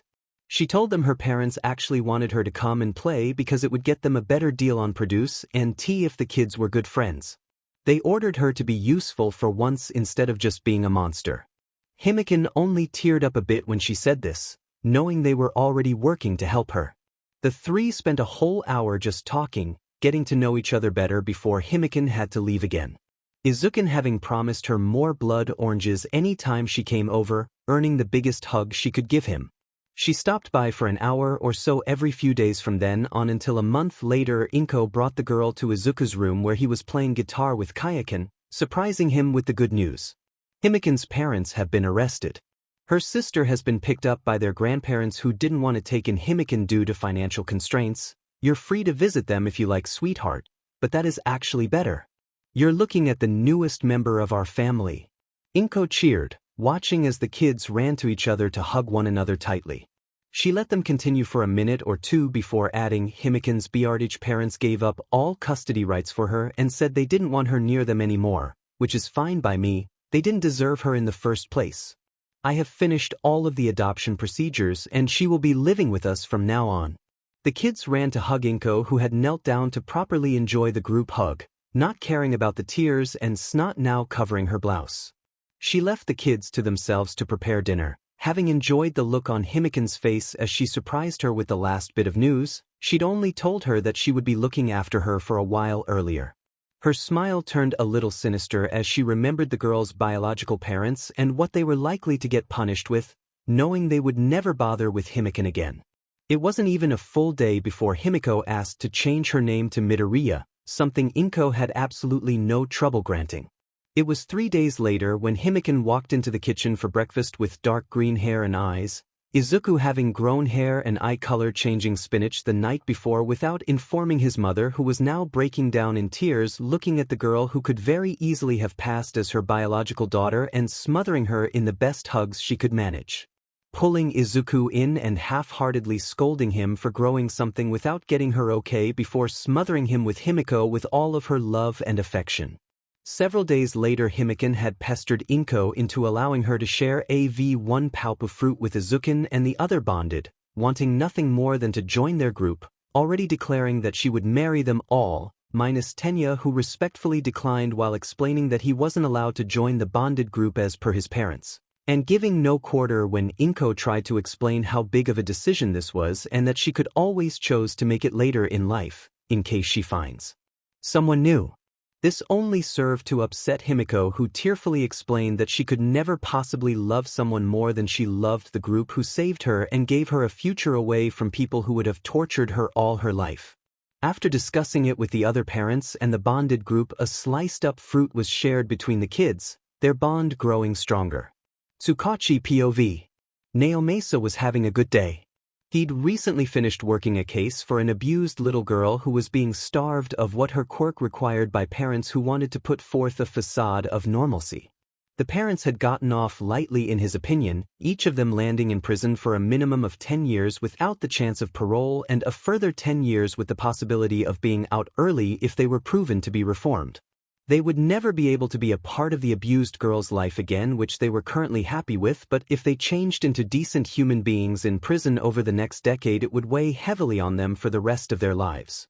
He walked briskly through the halls of the illustrious UA University, heading towards the dean's office to visit his friend and deliver a gift for his help gathering evidence against the Togas. He made it to the door, which swung inwards as he raised his hand to knock. Not breaking stride, he walked over to the sofa and joined the peculiar dean, who he was proud to call a friend and colleague. The white-furred mammal, having already sat down reading through a stack of papers, dressed in his typical double-breasted three-piece suit without the jacket and wearing his custom orange sneakers. "Good morning, Dean Nizu. I hope you're well today. Your fur is looking amazing," Naomasa said as he sat down, putting a brown paper bag on the table in front of his friend, who set aside his papers to chat and reached for the bag. "Good morning, detective. Thank you for the compliment. It's the keratin. To what do I owe the pleasure of your visit, and what I can smell appears to be a particularly fragrant pack of tea leaves?" Nizu asked as he opened the bag and took a deep sniff of the contents of the bag, his pupils dilating and a grin spreading on his face. He hopped out of his chair and walked over to the tea set to begin preparing the tea for the two of them, returning shortly with a pot of freshly brewed tea as Naomasa took the time to relax and close his eyes for a minute. "I came by to thank you for your help on the Toga case and bring you a gift from the family who took the girl in. A family I was already familiar with, actually, having assisted them with a few dozen lawsuits against discrimination, hate crimes, and medical malpractice. They were so happy to have taken in the little girl the Togas were abusing that they sent over a little something that they had been working on. I'd explain more, but I promised to keep anything further a secret to protect their safety," he said as he gestured to the tea now placed before him and Nizu, the dean having already taken his first sip of the brew. "This is a delectable green tea." He noted how Naomasa snorted at that comment, the detective having been told the history behind the name pun. "Could you tell me the name of the producers? I simply must purchase more of this. It seems to be calming my nerves and, ironically, subtly boosting my energy levels." "Fascinating," Nizu exclaimed, his eyes glinting as he continued to enjoy the tea. Sure. It's called Izuku tea. It's grown by a small family operation out in the Mie Prefecture, then processed by a group of MSTR tea preparers under the employ of the Yaoyorozus group.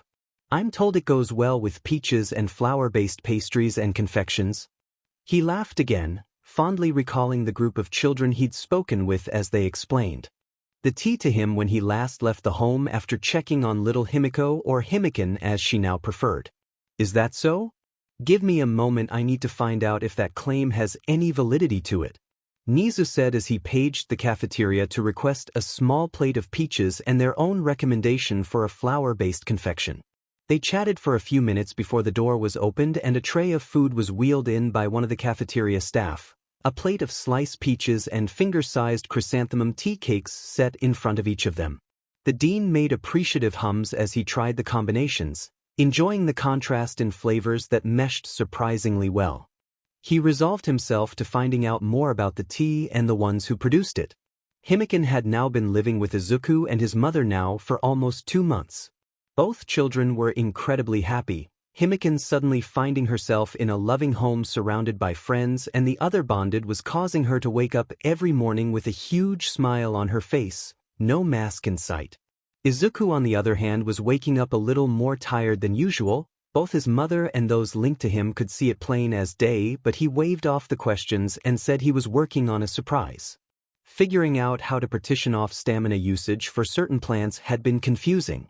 Izuku had accidentally knocked himself out with fatigue 4 times, his mother had been seconds from rushing him to the hospital each time and would have if Himiko hadn't assured her that he was fine, just tired. A couple of fruits were plenty to get him up and moving around good as new again, but Inko had taken him in for a checkup. The doctor affirmed that people whose quirks ran off their stamina were notorious for this sort of thing when they were getting used to their quirks in the beginning. He calmed the stressed-out mother down and explained that he wasn't sick, malnourished, or hurting himself at this time, but if he didn't spend the time now to figure out how to regulate his expenditure, then it could cause problems later in life. Inko had given him space and made sure that he always had some sort of fruit available from the extra-dimensional garden to reinvigorate himself for every meal. The preparation had helped, and he did eventually figure out how to section off chunks of stamina for certain purposes so that he didn't overtax himself on things that didn't need as much of his stamina all the time. The plants being harvested in the greenhouses for sale now that it was the dead of winter did eat up a considerable portion of his overall stamina reserves, roughly half if he was feeling it right, but the amount had stabilized and it seemed like his maximum stamina was growing quickly enough to equalize the drain they were causing. He had been working on a special something for over a month after figuring that out. Using 10% of his stamina each day to gradually form a special kind of seed over and over again. Kaachan had shown the group a game that she had found called Monster Hunter and had them all hooked on it just a couple of days after Himiko had moved in. He had been fascinated by the plants in the game and had secretly decided to try growing 4 of them in particular. His current experiment had proven successful and he was now replicating the seed, wanting to stock up on them just in case their friend group grew larger in the future. He had a small box filled with 48 bracelets and he would be done with the last 2 he had planned to make today. He wanted to give them out as a gift as soon as the last seeds were done, and he'd figured out a way to hold them together without someone else figuring out that they were special. He flopped tiredly into his chair at the table, too tired to offer his mom any help this morning with breakfast, and reached for the bowl of fruit chunks, apple this morning, and began to eat and regenerate a bit of stamina. Inko had noticed his lethargy and worried silently about him again and hoped that whatever he was making was worth all of the stress it had caused. She brought over a plate of grilled fish and rice and a bowl of miso soup for him and returned to the stove to get plates and bowls ready for herself and Himiko. The girl having appeared in the stairway just moments ago, as tired as Izuku but only because she was a terrible early riser. She made her way to her chair and reached for her own bowl of fruit, pears and a blood orange still in its skin, and started her own process of waking up. Inko finished setting the table and sat down herself after making sure that both children were settled in and eating, clearing her throat to get their attention. Izuku, I know you said we didn't need to worry about why you've been so tired, but I just want to check in with you again. Is the produce for the store causing you to use up too much stamina? She knew it was very likely not the stuff being picked for sale that was doing this to her son, but he wouldn't admit to anything else, so she would poke for answers any way she could. Oh, no mom. The stuff for the store only uses up about half of my stamina every day, thanks to my quirk building up my stamina reserves that's down to about 30% now. I have plenty left over for everything else. It just... Izuku hesitated, not sure if he wanted to reveal everything just yet but not wanting to lie to his mom either. I've been working on something for a while now, and if everything goes well today I'll be done creating the seeds for it in a few hours. I still have a bit more work to do on it, but I shouldn't be so tired anymore because of it after today or maybe a couple of days from now depending on the next step. I have been using about 10% of my stamina every day for a month making this, and I'm excited to show you what I've come up with, he said, mustering up a bit more energy now that he'd eaten most of his apple and started on his breakfast. Inko frowned a bit before sighing exasperatedly and let a smile form on her face. Izuku, I am happy you're having so much fun with your quirk.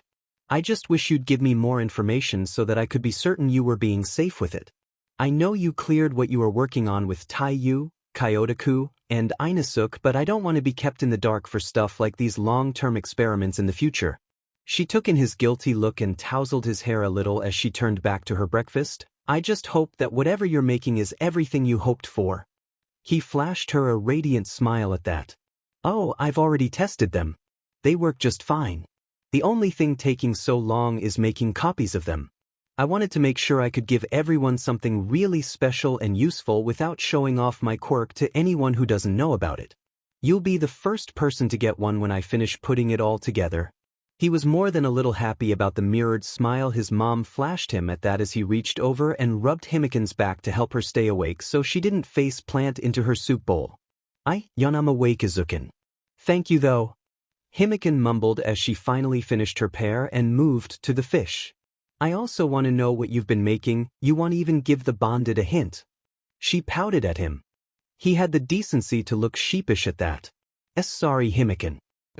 It's just something I'm making for you and the others. I want it to be a surprise. He squeaked out as he turned back to his food. He knew it was getting close to the time to leave for school and he wanted to get going before everyone pestered him anymore. The rest of breakfast was uneventful. Inko and Himiken had decided to let the topic drop now that they'd gotten more information than he'd been willing to share for the last month. Besides, she and the other parents had been teasing him a lot recently after he started showing up at breakfast.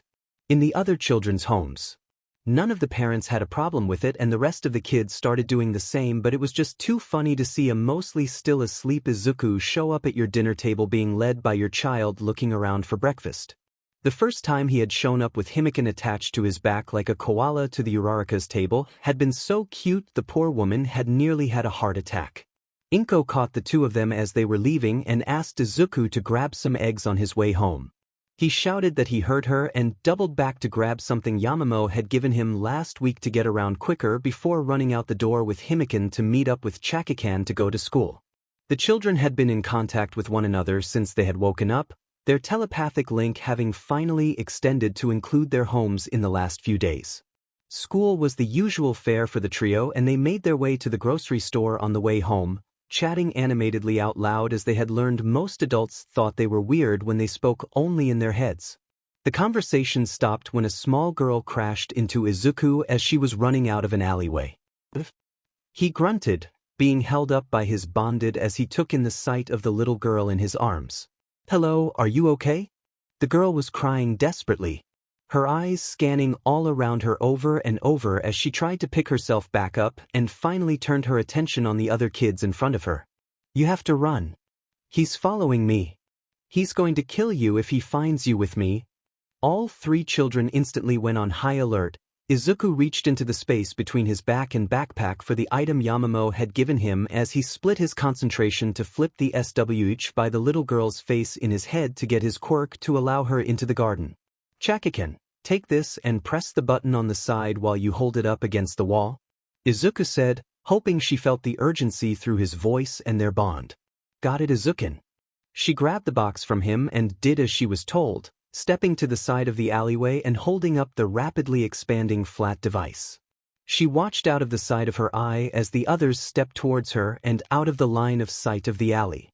Within 2 seconds there was a small door in front of the four of them and Izuku reached out to grab the handle and yank it open, pushing the little girl through even as Kaachan and Himiken lined up to enter.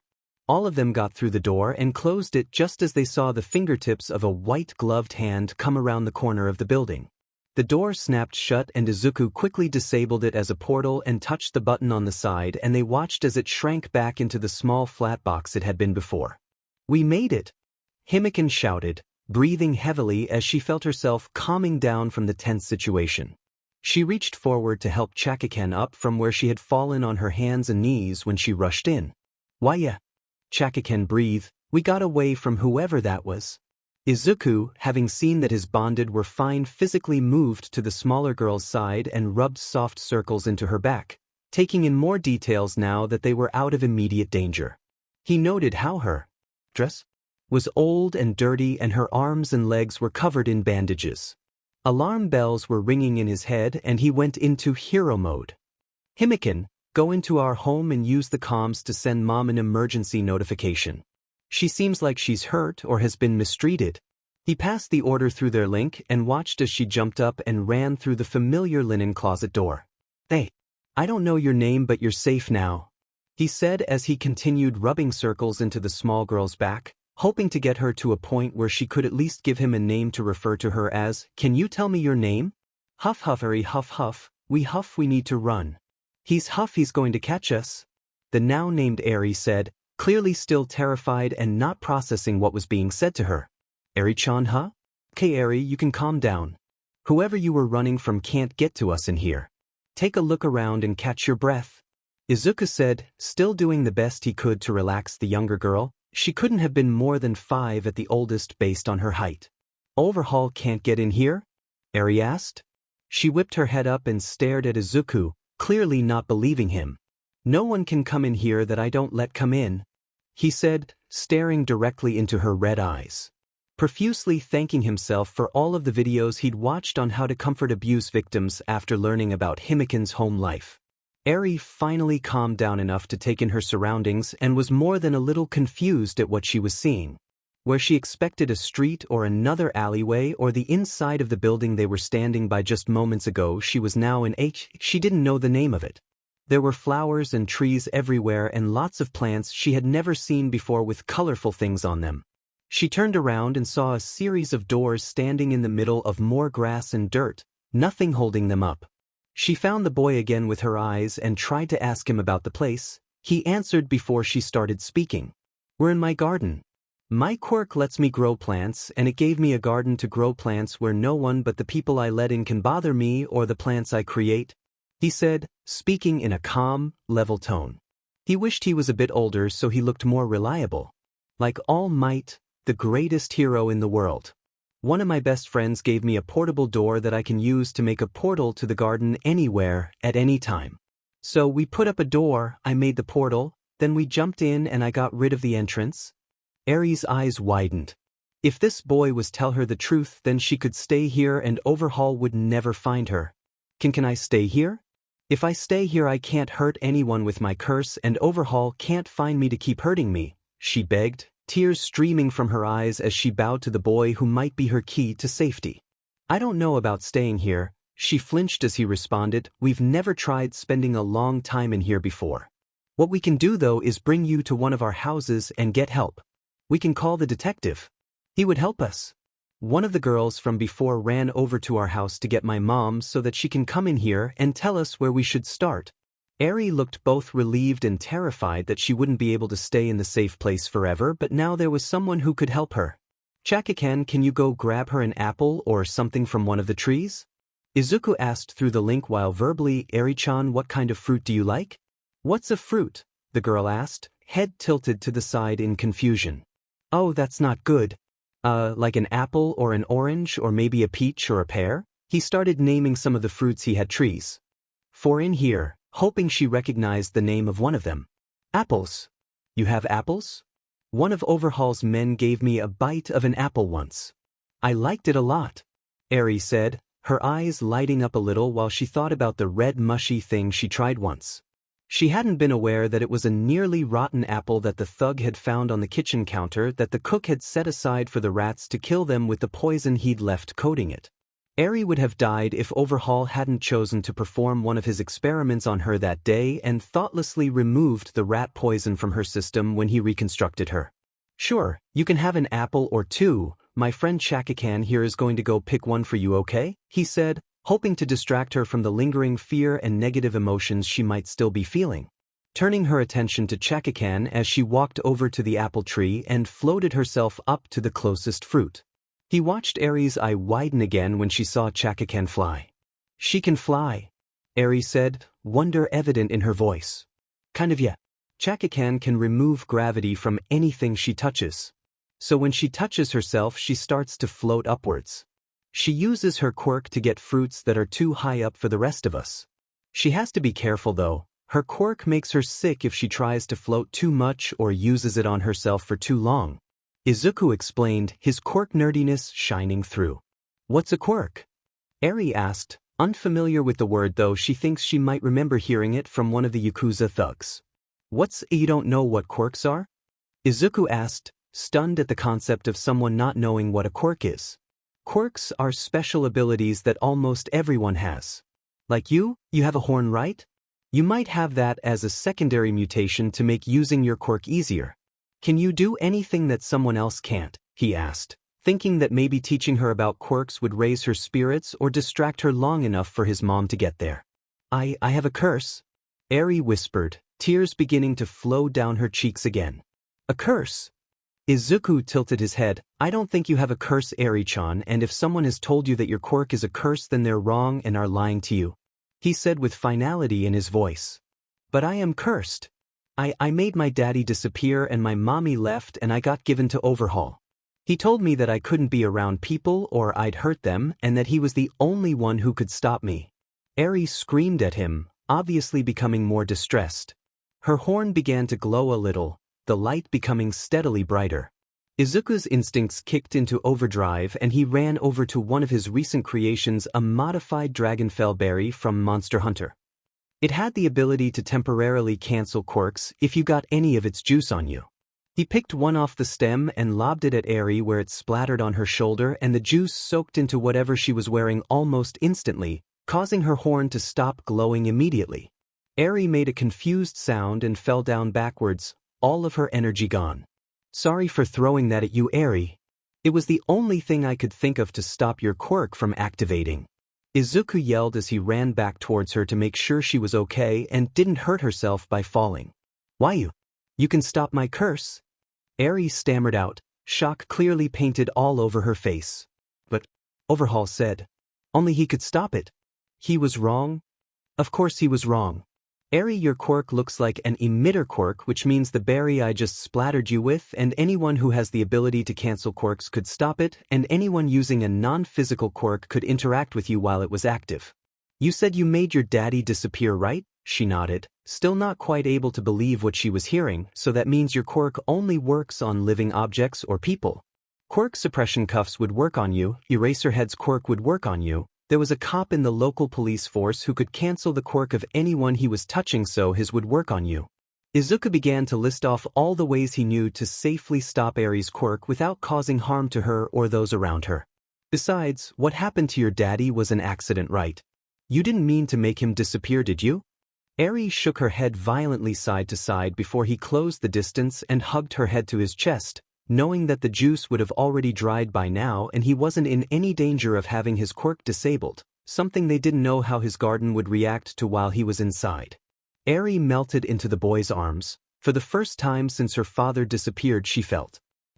Right? I forgot to mention before, but my name is Midoriya Izuku. I'm happy we got you away from whoever this Overhaul guy is. He smiled at Arie as she burrowed deeper into his arms for comfort and safety. Kaachan walked up to the two now that she felt the danger had passed and Izuku had given her the all-clear through the bond. She handed the younger girl a bright red apple, and she looked at it strangely before taking a small bite. The change was instantaneous. Arie's entire being seemed to shine with happiness as she enjoyed devouring the apple. The group of three sat there while Arie ate for several more minutes until the linen closet door swung open and Himiko ran back in with Inko right behind her. Arie shrank away from the older woman and the one she had seen before because they startled her, but Izuku just held onto her and held his free hand up to stop the two from running straight at them. Slow down. She's still terrified of almost everything and she has the ability to make living material disappear when she's upset, he warned, rubbing the younger girl's head gently as he did so. Himiko froze in her tracks as Inko slowed down and made her way cautiously to the three of them. She noted the state of her clothes and the bandages as well as the dried berry juice from one of Izuku's quirk-canceling berries. Satisfied now that everyone was safe and the little girl's quirk was effectively nullified for as long as the dried juice was on her skin, she knelt down to the child and put her hand out. Hello. My name is Midoriya Inko. I'm Izuku's mother. Would you please tell me if you're injured right now? She asked while trying to radiate all of the motherly energy she could. I'm Arie and no, I'm not injured right now, Arie said, comforted as long as Izuku was still holding her. Inko sighed in relief and smiled again, hoping to keep Arie calm. Okay little Arie, how about you come to our house and we can see about getting you a bath and some new clothes. Then we can talk about what to do from now on, all right? Arie looked to Izuku and found him nodding his head to her with the same smile the new lady had. Emboldened by Izuku's encouragement, she reached out and took Inko's hand and let herself be led through the linen closet along with the other children. "Sorry Mom," Izuku said, scratching the back of his head. We didn't manage to get those eggs you wanted." He laughed a little. "Arie here was running from someone who she said would kill us if he found us, so I brought her to the garden to escape." He lowered his head and shuffled his feet, hoping that he didn't upset his mom too much by not getting what she wanted and by breaking the rule she set. "Sweetie, I'm not mad at you for that. If there was really someone trying to hurt you, then you absolutely did the right thing. I can call one of the workers and ask them to drop off a carton of eggs while we get Arie here all cleaned up, and you can tell me everything. I'll call Tsukachi real quick so he can come by tonight or tomorrow and verify everything." Tsukachi POV.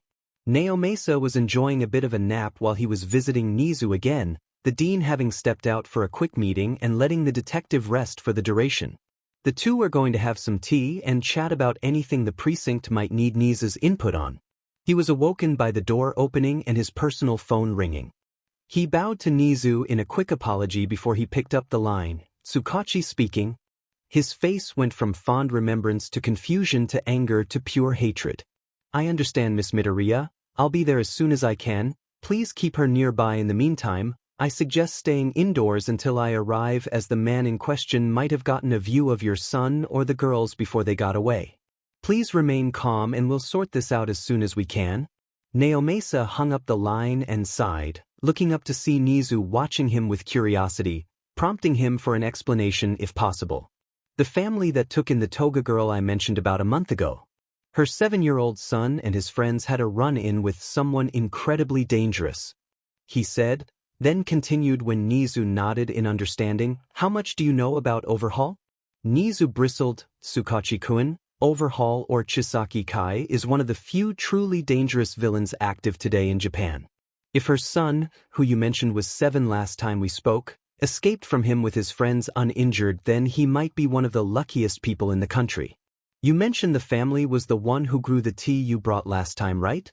They're located in the Mie Prefecture, that's nearly 4 hours away by train. Allow me to call in a favor and I shall join you." Naomasa nodded, glad for the backup from one of the most intelligent beings on the planet. He had already been thinking of calling Toshinori to ask for a lift. Nizu moved to his desk and popped open a hidden panel to press a button. The office filled with the sound of a dial tone which rang only once before a booming voice responded. "Hello, Dean Nizu. To what do I owe the pleasure of your call?" the man on the other end of the line said in greeting. "Toshinori-kun, I am contacting you for business." Nizu started. The man on the line grunted to acknowledge that this was a serious conversation. "I need to know how long it would take you to get to UA and then take myself and 2 other people to the Mie Prefecture. I can be there in 3 minutes if I hurry, and I can get us all to Mie in another 5 or 6 as long as you all wear wind-resistant clothing," the man, now identified as Toshinori, responded, already angling himself to make the leap over to the grounds of UA University. "Please do. I will make sure we're all prepared. There shouldn't be any combat, but please note that is it a possibility as we might be dealing with someone with a touch-based disassembly and reassembly quirk." Nizu said and waited to hear another grunt before he ended the call and pressed a button on the PA system. "Recovery girl, you are needed for an emergency. Please make your way to my office as quickly as you can without endangering any patients you may be tending to." "Thank you." The dean got out of his chair and made his way over to the door, joined by Naomasa, and closed the door behind them while they waited for Recovery Girl to show up. She came around the corner held in the arms of one of the first-year students with a speed quirk. A fascinating one, really. He had mufflers of all things on his arms. "Thank you, Ida-kun. Please make your way back to the nurse's office so your friend doesn't worry when he wakes up. He just got knocked out by a sleeping gas quirk, so he shouldn't be in any danger, but if he yells and breaks anything in my office, I will take out his shins." The elderly nurse told the young man kindly before shooing him away and making her way towards the 2 waiting for her. "All right, Dean, where's the emergency?"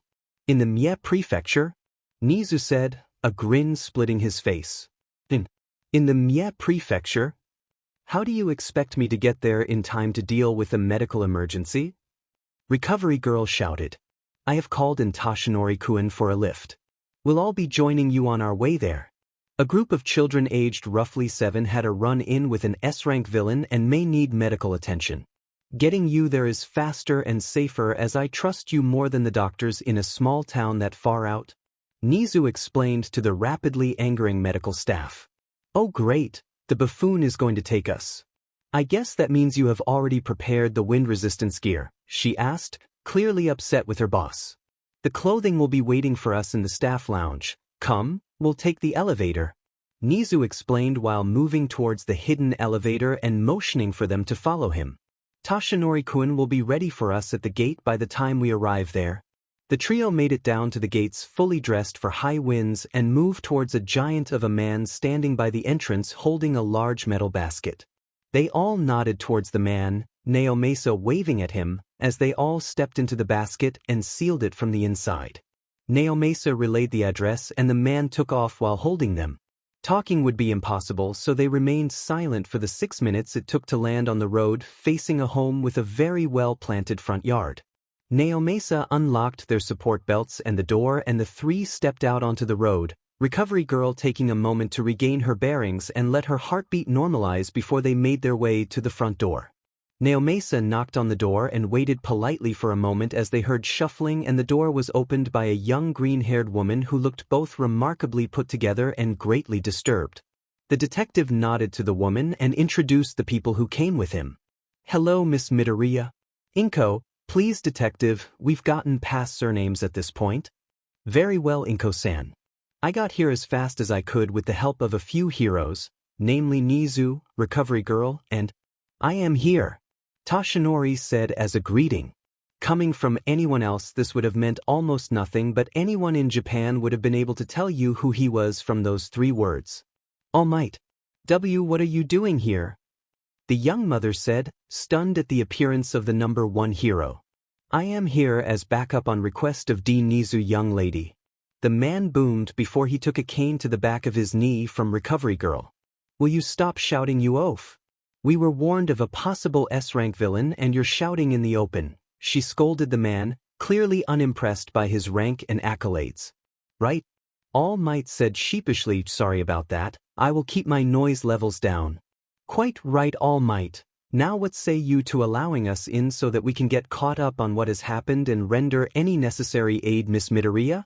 Nizu said, clearly trying to stop wasting time, much to the appreciation of the medical staff currently tapping her syringe-shaped walking cane on the cobblestone. Please, call me Inko, everyone. Come in. I'm not all that worried about a villain showing up near the house or anywhere on the property, to be honest, Inko said, leading the guests into her home and towards the living room. Naomasa felt his quirk tell him she was telling the truth here, and he adopted a confused expression but flashed Nizu a thumbs up which he knew the dean saw. He decided to probe for more information. Excuse me, Inko-san, but why aren't you worried about a villain coming onto the property? Well, I guess it'd be all right to tell you all. She stopped in her tracks to consider her answer for a moment and turned to face the guest. It's because of Izuku's quirk? Another truth. Naomasa was left even more confused now but gave Nizu another thumbs up. Nizu was now interested. What kind of quirk could make this young woman feel that a villain wouldn't show up on her property? Izuku was your son, correct, Miss Inko? Yes, Nizu, sir. He has a quirk that lets him grow plants at an accelerated rate, she answered with the description on his quirk registration. Yes, I've read his quirk registration forms, but I mean, why would that give you peace of mind against villain presence? The dean probed further. Well, we may have left off a bit of information for his own safety, Inko said, looking a little guilty now. The 4 guests were now far more interested in the conversation. His quirk is called fantastical botany. It allows him to grow any plant that he personally plants at an accelerated pace. He can create the seed he needs if he doesn't have it on hand, and his quirk gives him the ability to grow plants away from prying eyes. Inko finished, not giving all of the information, but it was enough for Nizu after getting another thumbs up from the detective. Any plant, you say? Nizu said, a gleam already in his eye, and Inko nodded a little sheepishly. Incredible. I think I understand how you've gained this peace of mind, but please, lead the way to the children. We need to make sure they're physically well. Inko nodded and resumed the walk into the living room where the adults came across a group of 4 children, 3 noticeably older than the 4th, who was wearing what could best be described as a very old and worn-out medical gown and had bandages lining her arms and legs. Her hair was a mess of white and grime, and she had clearly been without a bath or shower in quite a while. Recovery Girl moved towards the girl at a calm but brisk pace and noted how the little one flinched away from her and tried to hide behind the young boy sitting beside her, who was currently frozen and staring at the largest person in the room. Someone should really get the boy to take a breath. He seemed to get a hold of himself, though everyone present could tell he wanted almost nothing more than to scream and run at the man currently standing in the doorway to his living room. He turned to the younger girl and hugged her tightly for a second and lifted her head up. "It's okay, Arie. These people would never hurt you. Look, that's Recovery Girl. She's a medical hero who has saved tens of thousands of lives over her career." Behind her is the hero Nizu, currently acting as the Dean of Ultra Academy, the best heroic school in the country, maybe the world. Beside him is Detective Tsukachi. He's the one I mentioned before who could help you remember? And finally, the boy choked up here, but only Nizu paid any sort of attention to that, everyone else stunned that he had recognized everyone who had arrived, that Arie. That is the #1 hero in Japan. Very possibly the world's best hero, All Might. He's my absolute favorite hero and the reason I want to be a hero when I grow up. Arie followed along with his introduction, needing to know that she could trust the people in the room with her and trusting that if Izuku said they were safe, then there was no reason for her to worry otherwise. She slowly peeled herself out of his side and stood up to move towards the elderly woman to let her look her over. "Hello, dearie. Arie, was it?" Arie nodded, shaking a little. "Everything is going to be fine, sweetie. Inko dear, is there a room I can give her a quick exam in? It shouldn't take very long and we'll be back here with the boys so you can feel secure again, all right?" Arie nodded and took Inko's hand to let her lead them into one of the rooms on the ground floor to stay near Izuku in case Arie needed him again. Nizu was fixated on the boy who was currently staring at All Might, unable to look away or say anything else. He was very impressed at the boy's knowledge about the people after just glancing at them once as they came in. He was also absolutely taken in by the sheer possibility the boy's quirk allowed him and could very much so understand his mother's choice to leave his quirk registration vague. If his registration reflected his actual ability, he would have already been taken from her either by the government or any number of villains. "Young Midoriya, if you wouldn't mind, could you answer a few questions I have about your quirk while we wait?" Nizu prompted, getting the boy to finally turn his attention onto something other than the man still standing in the door frame watching out the windows to check for anyone coming near the house. "Why, yes. Yes, sir. I'll do my best," the boy responded. His two friends giggling a little at his enthusiasm? No, it seemed they were amused by something else, but he got no other clues. Unless, maybe a telepathy quirk is at work? Excellent. Your mother said that your quirk was the reason she wasn't worried about the presence of any villains coming onto the property. Would you mind explaining why? She also gave me a more in-depth rundown of your quirk, so you don't need to worry about keeping anything hidden. I swear to you that I will never put you in danger with the knowledge you share with me," Nizu said, eager to see if his guess was correct. "Oh, that, right?" He hesitated and the little girl with green hair made a face at him while the brunette patted his shoulder. Neither made a sound, but it nearly confirmed the presence of a telepath quirk or something similar. "Yeah, okay, I can tell you. Do you see the grass all over the property?" He paused to allow the adults to glance outside and nod at him again. "Well, I replaced all of the grass with a type that I created called labyrinth grass, and it does absolutely nothing to you unless you hold malicious intent towards anyone or anything on the land the grass inhabits. That includes all of the property we own here. It makes it so that if you do hold malicious intent, you get lost and unable to find your way, turning in circles unless someone else helps you off of the property. It would alert someone to something being on the property if they were cautious and brought an accomplice who remained off the property and didn't hold any malice towards the people and objects covered by the effects of the grass and could therefore lead them away and report to someone else that the property was suspicious. We told the local police force that we asked a family friend to use their quirk to do the same thing so that no one suspected my quirk," the boy finished, and Naomasa confirmed everything he said for Nizu. All Might finally took his eyes off the window after hearing that and made his way to the couch to sit down. The boy's eyes tracked the man the entire time. Nizu watched as the boy's hands clenched and looked like he wanted to be holding a pen and notepad to take notes or possibly ask for an autograph. Incredible young Midoriya. That was an ingenious method to keep people away from the property. Have you had to use it yet? Nizu asked what? More getting the boy's attention. Once. About 2 months ago now. There were some shady businessmen who came here hoping to trick Mom into signing a really one-sided contract. Luckily we had Miss Ko here with her bodyguards that day and they were removed from the house, and when they became angry and tried to threaten us, the grass activated and they were unable to move more than a meter in any direction. The cops came and grabbed them while laughing. Izuku explained, the girls behind him laughing at the memory. Kaachan having told Himiko about it on one of her return trips before she moved in. Excellent. You have proof that it works. That's fantastic. Would you mind telling me about any other precautions you've taken to stay safe? Nizu asked, hoping to learn more and to see just how well the boy had prepared. Izuku looked down, muttering to himself for a full minute, the two girls nearby grimacing a bit until the brunette tapped his shoulder again. His head shot up and he gave both of them an apologetic look as he turned back to the hero in front of him. It was supposed to be a surprise for everyone, but I can show you, sure. I'll be right back. He bowed before trotting up the stairs for less than a minute, giving Naomasa time to check in on Himiko to make sure she was well and happy. On his return, Izuku was holding a small wooden box that he set down on the table, opened it just far enough to reach his own hand in, and grabbed something that he pulled out and snapped the lid shut.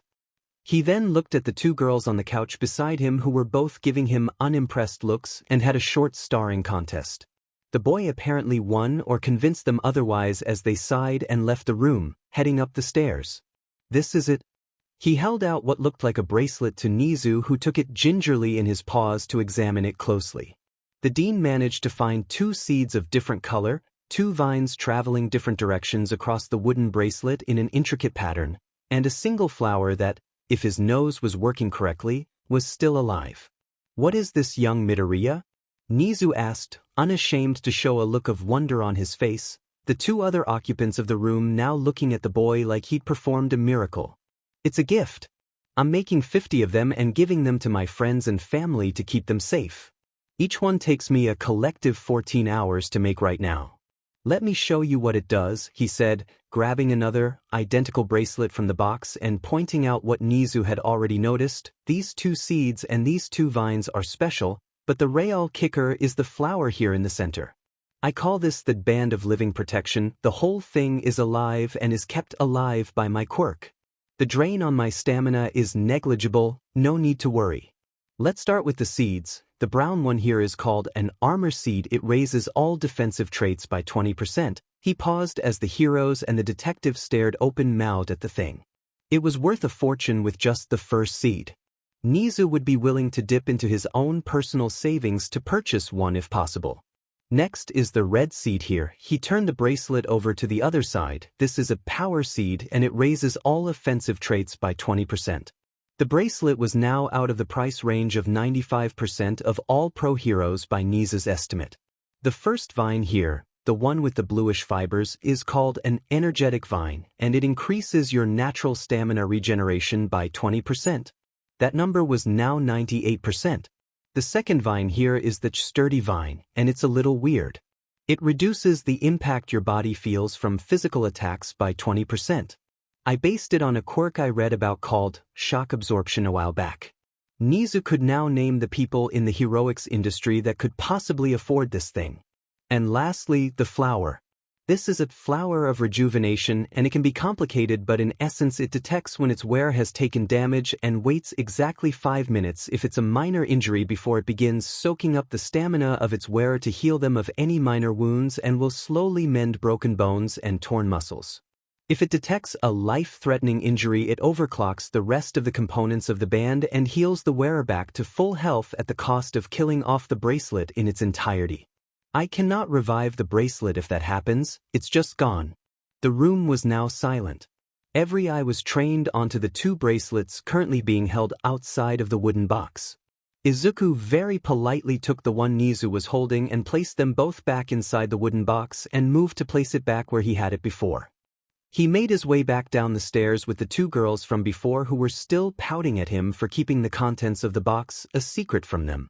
They were joined just as they were walking back into the room by Inko, recovery girl, and Arie, who instantly latched onto Izuku's side as they sat back down on the couch. Recovery girl cleared her throat to get the attention of the other adults in the room. Little Arie is fine, she frowned, for now at least.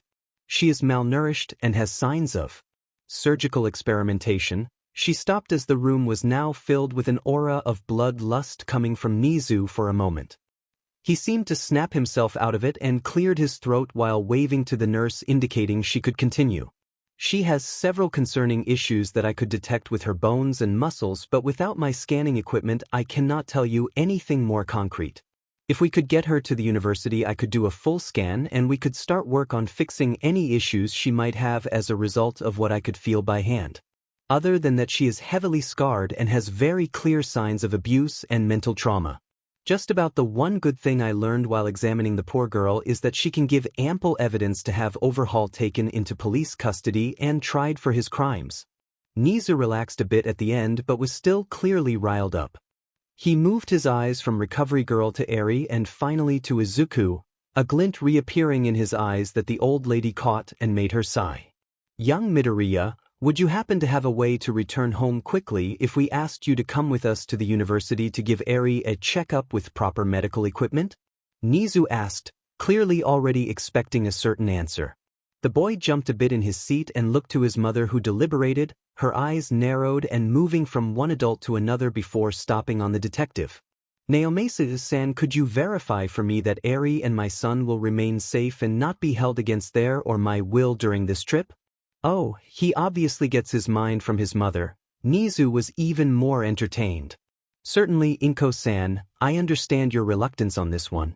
Yaoyorozus said as he asked each of the heroes individually to ensure Inko's peace of mind and confirming for the young mother that there were no lies in the responses. Inko nodded to Izuku and he stood up. Follow me, please.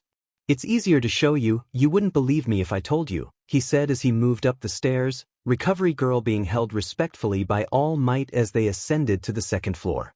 Izuku moved to an unassuming linen closet and made sure everyone was nearby and had a clear view before opening the door and showing them a sunny field filled with a wide assortment of flowers, vegetables, and fruit trees. My quirk, as I said before, gives me a way to grow things away from prying eyes. This is my garden. It doesn't exist on Earth as far as we can tell. GPS doesn't work inside, there's no phone signal, nothing. No one can enter the garden unless I give you permission. However, once you are in the garden, he stepped through the doorway and motioned for them to follow, each person noting the feeling of stepping through a thin bedsheet. You can access any of the other portals to the garden from the inside, he said as he brought their attention to the 4 other doors lined up next to the one they just entered through, each one a different style to the others and a placard at the top with a different name engraved on it: Uraraka, Yaoyorozus, Jirita. I can use these portals to return home or travel to any of the places these doors are located at. If I opened a portal on university grounds, then I could return home quite quickly, he finished explaining, sighing to himself. Fascinating. This is a wonderful quirk, young Midoriya. Would you be willing to travel with All Might and myself back to UA and set up a portal so that we can bring Recovery Girl and Arie to the medical wing? Nizu asked, still searching the space with his eyes, trying to guess what some of the plants in the garden might be capable of. Izuku checked with his mom again. Upon receiving a nod, he agreed to go with them and they made their way back outside and climbed into the basket. Izuku, wearing Recovery Girl's wind-resistant attire for the trip and loving absolutely every second of what was, for all intents and purposes, flying at several times faster than sound. They arrived back on university grounds and Nizu produced a guest pass for both Izuku and All Might as he hadn't had his own on his person when he answered his phone, and they traveled the halls. Izuku was unable to stop looking all around, eyes shining with curiosity, until the group ended up at an empty classroom that had an attached teacher's office, and Nizu instructed Izuku to open a portal with the door separating the 2 rooms inside. Izuku bade farewell to the unfortunate bathroom en suite and opened a door to his garden where everyone was waiting. Inko having kept Recovery Girl and Arie away from the plants inside for their own safety since Izuku had told her there were several potentially dangerous plants inside for anyone who wasn't him.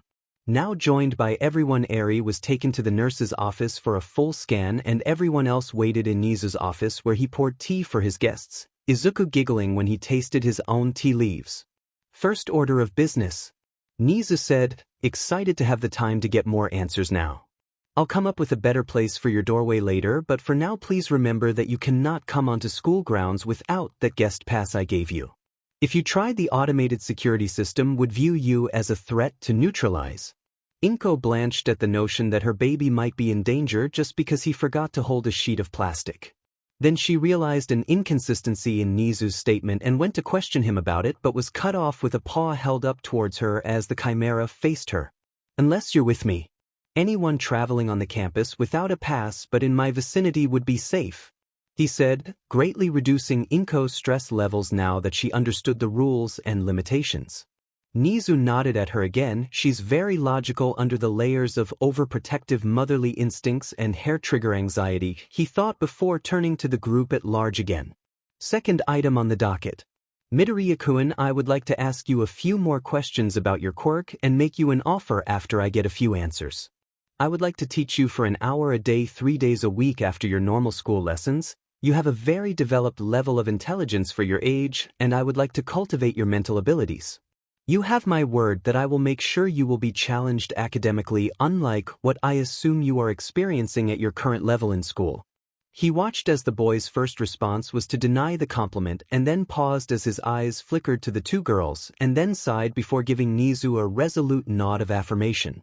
If it's okay with Mom, I would be happy to learn from you, Nizu, sir. I'd be missing out if I were to turn down private lessons from one of the smartest beings on the planet after all, the boy said with a grin, his mother reaching over to run her fingers through his curls and nodding towards the dean as well. Stupendous. Finally, and possibly the most important thing for us to discuss today. I have been doing a search on her background since we got here and I regret to inform you all that she has no records of her existence. She hasn't given us a family name or any names of any family members, so I have little to go off of. Based on what I've found so far, though, she would normally be handed over to police custody so they could search for any living relatives, and if none were found, she'd be entered into the foster care system. Everyone frowned at this, having clearly seen how attached the girl was to Izuku and how she only tolerated trusting her safety to Inko when Izuku wasn't around. Yes, you can all see how that would be a bad idea. I can offer an alternative. UA has the legal right to handle the children of kidnapping and abuse cases, which little Arie most certainly falls under, and can assign guardians for these children for the duration of the search for next of kin. If we are unable to track down any next of kin, we may set her up in the foster care system as per the usual course of action, or allow trustworthy and licensed heads of houses to adopt directly through us as opposed to her going through the normal government channels. He finished, noting the determined looks he was getting from the Midoriyas and, curiously, the little brunette as well. Yaoyorozus was her name if he remembered correctly. He began to take an interest in her as well. I am already fully licensed as a foster parent. I had to be to take in Himiko here. Inko informed the hero as she gently ran her fingers through the girl's hair. I also have lots of experience caring for multiple children thanks to Izuku's quirk. Even if they aren't my children, she added, only serving to give Nizu another set of questions he'd be asking in a few minutes. Fantastic. The paperwork should only take about an hour and we'll have little Arie's examination results at approximately the same time. So, what is your favorite thing you've grown so far? Naomasa could tell this was going to be a long afternoon and possibly evening. He checked his watch. Just after 5. Definitely a long evening. At least there was good tea. And my favorite? The green-haired boy repeated well. There's the normal plants and the special plants. And while the special plants are all really cool, I also really like the normal plants because Arie sodestian they fill you up with good vita. Vitamins? Yes, mum callet them vitamins sandehert thachildrenid vitaminstogrowend mutter. Everyone in the room sat entranced by the absolute word storm that was occurring next to them. Only Inko and Nizu being able to follow what was being said, Inko because she was prone to the same types of mutterstorms and Nizu because he was Nizu. Everyone else had varying reactions. The detective was sitting in his chair, mouth hanging open, unable to really parse what was being said, but still getting near constant pings from his quirk telling him that whatever the child was saying was true. All Might, despite having increased cognitive functions and sensory input reading from his quirk, was forced to stare wide-eyed at the boy in disbelief, catching maybe half of what the child was saying and marveling at the thought this 7-year-old was putting into such a simple question. Himiko and Kaachan were just sighing exasperatedly and leaning into Izuku's shoulder as he worked through his thoughts on the matter. Beautify had to pick justo nide pick the first payopi tree. Izuku finished and jerked his head back up to face Nizu with a bright smile on his face and taking deep breaths in through his nose, jerking the rest of the room's occupants back to lucidity now that they realized he hadn't taken a breath the entire time. Sorry, I am trying really hard to stop him muttering. I know it's not fun to hear. Sorry. Nonsense, young Midoriya. Nizu piped up. It was very informative. Some of the plants you've come up with alongside your bonded and linked are truly ingenious. I am honestly pleasantly surprised at your entire group's level of mental development. My assumption is that you did some research on the effects of the fruits and vegetables you intended to plant at some point and found that certain plants increased mental acuity and subconsciously your quirk added that effect to those and possibly other plants without you even realizing it, the Chimera explained, displaying clear and visual signs of elation at what the adults recognized as him finding something he found absolutely inspiring to look into. But please elaborate on your choice for me. What makes the first palpatry your favorite thing you've grown to date? He asked as he leaned in, obviously intent to hang on the boy in front of him's every word of response. Well, you see, the child surprised most of the occupants of the room by suddenly becoming much more timid. It was kind of a mistake, the boy said, his tone suggesting that he wasn't entirely sure how to describe what happened. Inko decided to verbally step in here to explain, sorry. He thinks that he made a mistake when he created the tree, and no matter how many times I try to assure him that he didn't do anything wrong, he still feels responsible, she said as she ran her fingers through her son's hair. You see, the palpatry was the second time he had ever created a seed that doesn't conventionally exist in our world, and he wasn't aware of that until after he made it. Nizu found himself growing more excited by the moment with the revelations. He was going to enjoy himself with this one. You see, growing up I was a very avid player and fan of the old pre-Quirk video game series, Kingdom Hearts. Inko continued her explanation. The palpatry and the fruit that grows from it are from that franchise. She kept threading her fingers through Izuku's hair to calm him down while she waited for the rest of the room's occupants to process that information. Niz took a moment to bring up a search bar on the database he had open at all times and ran a search for the tree and fruit in question, his beady eyes scanning the page of information very quickly and his grin stretching even more across his face with every word he read. Tsukachi and All Might were now becoming very nervous as they took in the dean's reaction to whatever he was reading until the mammal of unknown origin turned on a hologram projection in front of the two men so they could see what he had found. Both becoming more confused as they read further. I don't understand, the detective said, his head tilted and his hand on his chin, clearly trying his hardest to think something through. Why would this be your favorite, and why do you think you made a mistake? He finished, turning towards the boy again, only to see him fidgeting with the hem of his shirt. That was my fault, Naomasa-san. Inko answered, the man's quirk ringing true again in response. I told him what the fruit was supposed to do and drew him a picture of the tree and the fruit itself without telling him it didn't really exist, and unfortunately I wasn't looking at the description of the thing at the time and was pulling from my own memory. Izuku made it exactly as I described it, which wouldn't have been an issue if he'd be older and understood what I was describing to him and what it would mean if he created it literally exactly as I described it. But he's 7 and didn't know what having your destinies intertwined and having a better relationship meant in the context of friendships because he hadn't really had any friends before that for a few years. So he compared it to the only other relationship he was aware of at the time that would have people remained together forever, the whole destinies intertwined thing, which was love. the young mother said, her cheeks now a dark rosy red, and she had finally removed her hand from her son's head to poke her index fingers together and was unable to look at any of the other adults in the room. I don't. All Might began, still not following until the proverbial light bulb not only lit up but caused the whole factory of light bulbs to fire all at once. You can't mean. Who did he eat the fruit with? Calm down, All Might. Nizu shouted, leveling a glare at the man before turning back to the children in the room. I think it's safe to assume that the children shared a fruit or two together, am I correct, Miss Midoriya? He said in a much calmer voice, trying to bring the children back into better spirits after the number one hero shouted at them. Really, Toshinori-kun was such an intelligent man once he had time to sort his thoughts out, but sometimes his mouth started moving before his brain could tell it to stop.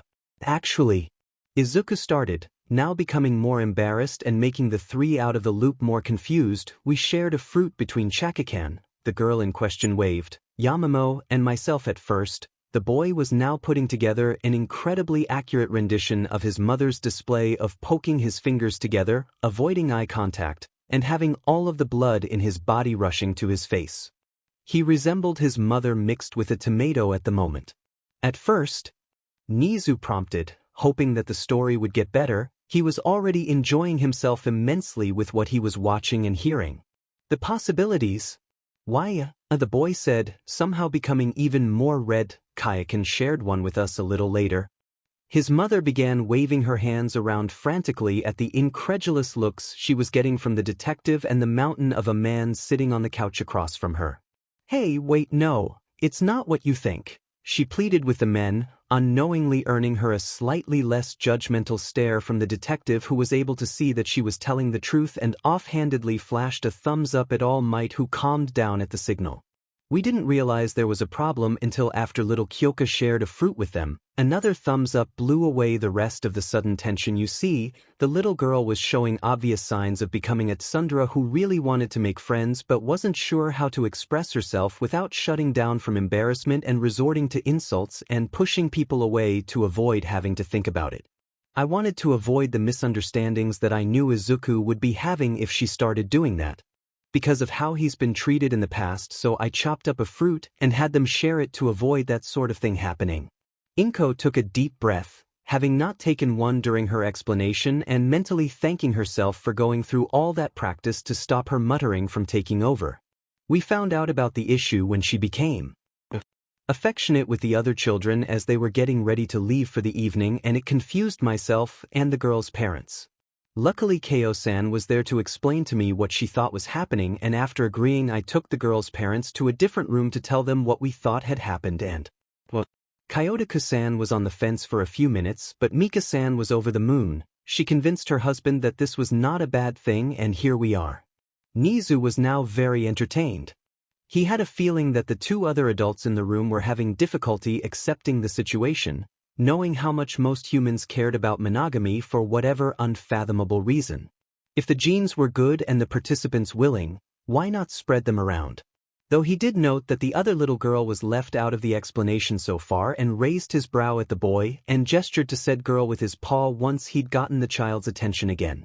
Oh, Himiko shared one of the version 2 fruits with us at first.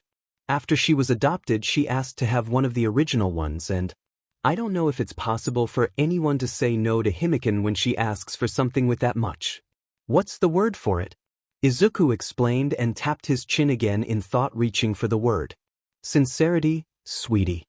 And yes, this little one declared her undying love for the ones who rescued her from her biological parents' clutches and wore down my defenses for weeks until I gave in and prepared a first-generation fruit for them. Inko said, still blushing heavily from admitting to being unable to say no to a child in need. So, have you taken down the tree yet, or are you planning on keeping it around to add to the group of future mates? Nizu teased, unable to control his giggles now that they were escaping at a low volume. No/yes, Fosush. Maybe? Izuku, Himiko, and Kaachan declared simultaneously. The boy and the brunette blushing heavily, and the recently adopted showing absolutely no shame in declaring that she intended to add to the number of bonded in the future. Inko now resorting to holding her head in her hands in shame. There was no stopping the dean's laughter now. He let it explode forth for several seconds before he managed to get a hold of himself again and cleared his throat. Right? Well, you'll find no judgment from me for it. I've never understood monogamy personally, it's not part of my instincts, and I have never been able to figure out why humans would limit themselves to a single mate for life, the Chimera stated, making his support for the bonded clear. That said, you've mentioned a second-generation fruit which I assume had been changed to specify friendly relations? He got a nod from the boy and his mother and gave them one in return, and have you used one yet other than with young Himiko? Yes, sir. Our friend Tenyukuin shared one with us. He found out about Izuku's quirk by accident during one of Kaachan's parents' concerts, and his parents allowed him to share one of the V2 fruits with us. Himiko butted into the conversation now, very willing to share what she knew about her friends now that the conversation had steered in that direction. Tenyukuin is so fun to watch, he's like a robot, she said, her grin never fading as she giggled with the other two children while Inko tried her hardest not to laugh at the description of the boy.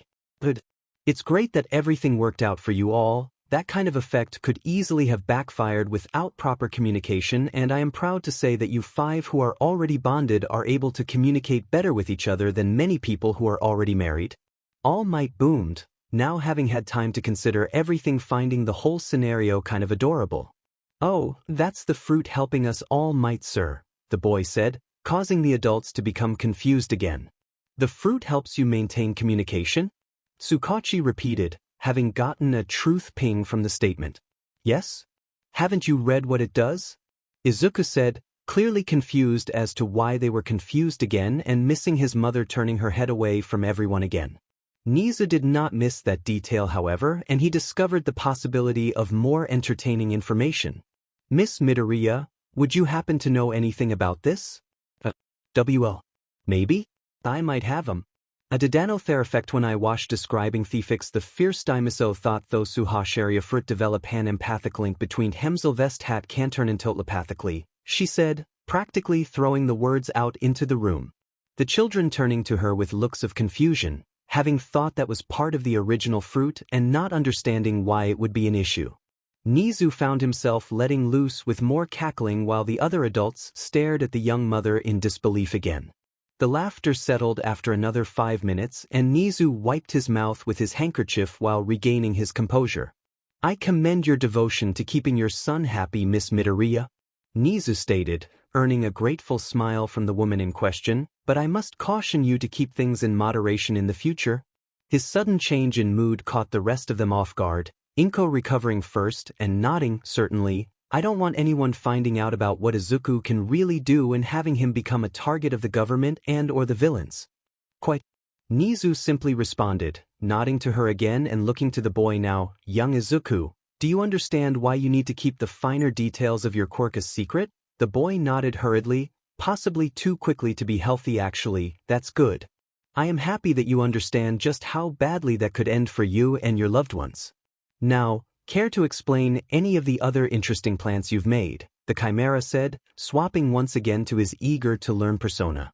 Half an hour later, the discussion was going quite well in Nizu's opinion, so much so that he almost missed the LTRS ND alarm that he set up to announce when someone came close to his office so that he could indulge in one of his daily pastimes where he opens his door the moment someone lifted their hand to knock. It always did throw people off and was worth a small chuckle each time. This time, however, Nizu simply opened the door when the alarm sounded and he saw Recovery Girl and young Arie exiting his personal elevator, but didn't notify the others in his office. He felt like more chaos was needed. Unfortunately, his hopes were dashed when the young girl made a frantic rush to the boy's side and latched onto him, clearly intending to never let go. His surprise seed of chaos smothered before it could even germinate, but unwilling to be upset at an obviously tortured child, Nizu elected to address the elderly nurse for the information they'd all been waiting for the last hour. Chio-sen, what's the situation with little Arie here? Better than I expected when I first examined her, worse than any child should have had to deal with, the clearly upset woman responded. She has no broken bones, her organs are functioning, and her malnourished state is easy enough to fix. But she paused and looked at the other children in the room, not willing to tell them how bad the girl's condition really was.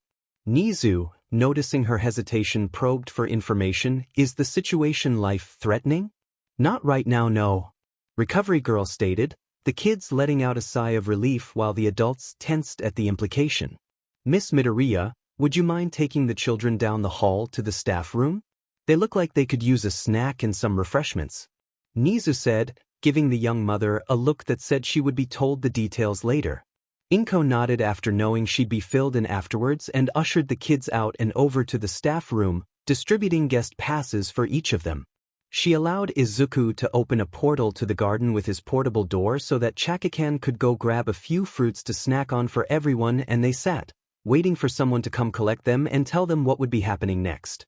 It didn't take long, all things considered, for Nizu to ask them to return via the intercom in the room, so they washed up and made their way back. Inko noticing Arie and Izuku yawning and hoped the meeting wouldn't take much longer. The poor little girl had been through a lot and needed to rest, and her son needed to recharge his stamina more than the apple he ate during the break time. You'll be happy to know that Arie's paperwork has been completed and needs only to be signed. We were able to get clearance for her this quickly because while her quirk is dangerous according to Recovery Girl, your son has a means of stopping it from harming anyone in a way that is far better than just having her wear or consume quirk suppressants until she is able to control it on her own. When you leave here today, she will be Midoriya Arie and will be legally under your care.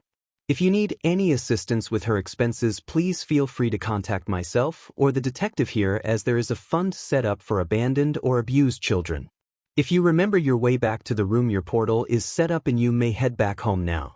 We will see about putting up a plaque denoting the door as an entrance to UA from your side so that no one attempts to enter the university on accident without having a guest pass. Nizu informed them as they entered the room again, then waited as the entire group gave relieved sighs and Inko filled in her signatures where required. He finished their interaction with a smile and informed Inko that his contact information was already uploaded to her phone, something that she was only slightly freaked out by, having never taken her phone out while they were dealing with everything. The group of 5 made their way back to the garden dimension and ran into Kyoka, who was staring at the new door in interest, and decided to notify the rest of their group and the parents about what happened all at the same time rather than have to repeat it again. Inko sent Kaachan and Himiko to the Yaoyorozus and the Idas respectively to ask for 10 minutes of their time for an important debriefing before ushering Kaachan to do the same for her parents and shuffling her son and newest daughter back to their own home and letting them sit on the couch while they waited for everyone to arrive. The adults, after being told about Arie's circumstances, were understandably shocked and livid that someone would treat what they now knew was a 5-year-old child the way she had been treated. Inko had gotten a text from Nizu during the retelling of the story, and she was careful to show the adults the girl's medical complications while making sure no one spoke up. While it was horrifying, they were all aware that Izuku could heal the girl and remove the problems so that she wouldn't suffer for the rest of her life because a monster decided to screw with her body for his insane experiments. Nizu gave Inko a bit of homework for Izuku in the form of a picture of a strange bean and a paragraph under the photo detailing its effects, the senzu bean being the choice to heal the girl, along with a bit of an added effects of curing diseases and removing scar tissue so that she wouldn't have to live with the hundreds of surgical scars littering her body. She handed the photo to Izuku and he told her that based on the feeling he was getting, if he fed 20% of his maximum stamina to the seed creation process, he would have a seed in 2 weeks, and then he could check how long a bean would take to grow. The adults were pleased with this information, some of them already knowing what a senzu bean was and the others appreciating just how useful having a stock of beans on hand that would heal all wounds, regrow lost or damaged limbs and organs, feed you for a full day, restore all of your stamina, and now would remove scars and cure all diseases. It made them all feel much more secure with their children's choice of career now that there was a way to keep them from getting injured. The Idas having known full well how dangerous the job could be, as they were a family of 4 generations of heroes. Arie was taken up to Izuku's room as she had fallen asleep, and Izuku decided that he would sleep next to her for as long as she needed to feel safe again, but had Himiko crush a dragonfell berry and apply the juice to the freshly bathed Arie to make sure she didn't accidentally activate her quirk in her sleep if she had a nightmare. It would continue working as long as the juice, dried or not, remained on her skin, so it was a very effective way to keep everyone safe, simply by applying a bit of juice to the girl's back and applying a waterproof adhesive over top to keep her from wiping away the juice while she slept. He was right to assume she'd have nightmares. The girl woke up screaming about not wanting to be taken apart again several times over the course of the night, and Izuku not able to rest properly meant that he didn't have nearly enough stamina for the rest of his normal day, so he was excused from school for the day because of a quirk accident. He still started the process of making the seed for the senzu tree. It just meant that he had to be brought food and helped to the restroom all day. Arie was more than happy to spend the day laying down attached to her new brother, and when everyone stopped by after school, she took the time to share a second-generation pulp of fruit with the group, becoming the newest linked. Inko had decided not to allow her to have the first-generation fruit unless she really wanted one after turning 16 at the earliest.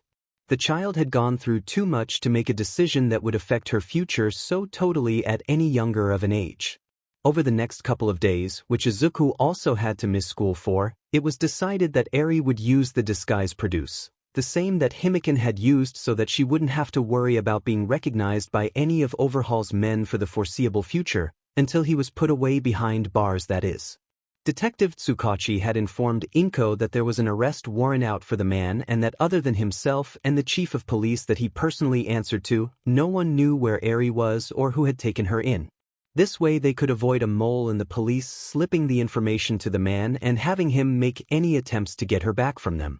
Finally, 2.5 weeks later, because of unexpected fatigue buildup due to Arie's nightmares waking him up a few times every night and his own produce not keeping up with his daily stamina usage, the seed was created and planted in the garden dimension. Izuku was surrounded by parents and Nizu/recovery girl, who Izuku had finally gotten an autograph from, when he planted the seed and started to feel around for the estimated growth rate. "Okay, I think I've got it now," the boy said, his face scrunched up and sweat running down his brow as he still wasn't used to figuring out growth rates yet. "The good news is that it won't take long for the tree to grow. Only a few days if I fed it the same amount of stamina I've been feeding it while making the seed." This was met with a general uptick in everyone's mood until he started talking again. "The bad news. Each bean is going to take a month to grow after the tree finishes growing using the same amount of stamina. I might be able to speed it up a little later, if my quirk builds up enough extra stamina for me to feed it, but for now that's what I think it will take," he said as he stood back up and stepped away from the mound where he planted the seed, already calling on his quirk to start feeding the seed power and sighing when he felt the now familiar drain on his energy. He was steadied by his friends who helped him back into his room while the adults stood around the area where the tree would soon grow. Only a month for a bean that can save a life no matter what.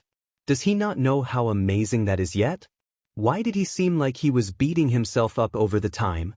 Yaoyorozus said, honestly not expecting an answer and not really fully realizing he had spoken out loud in the first place. "You know how Izuku is, Jiraiya-san.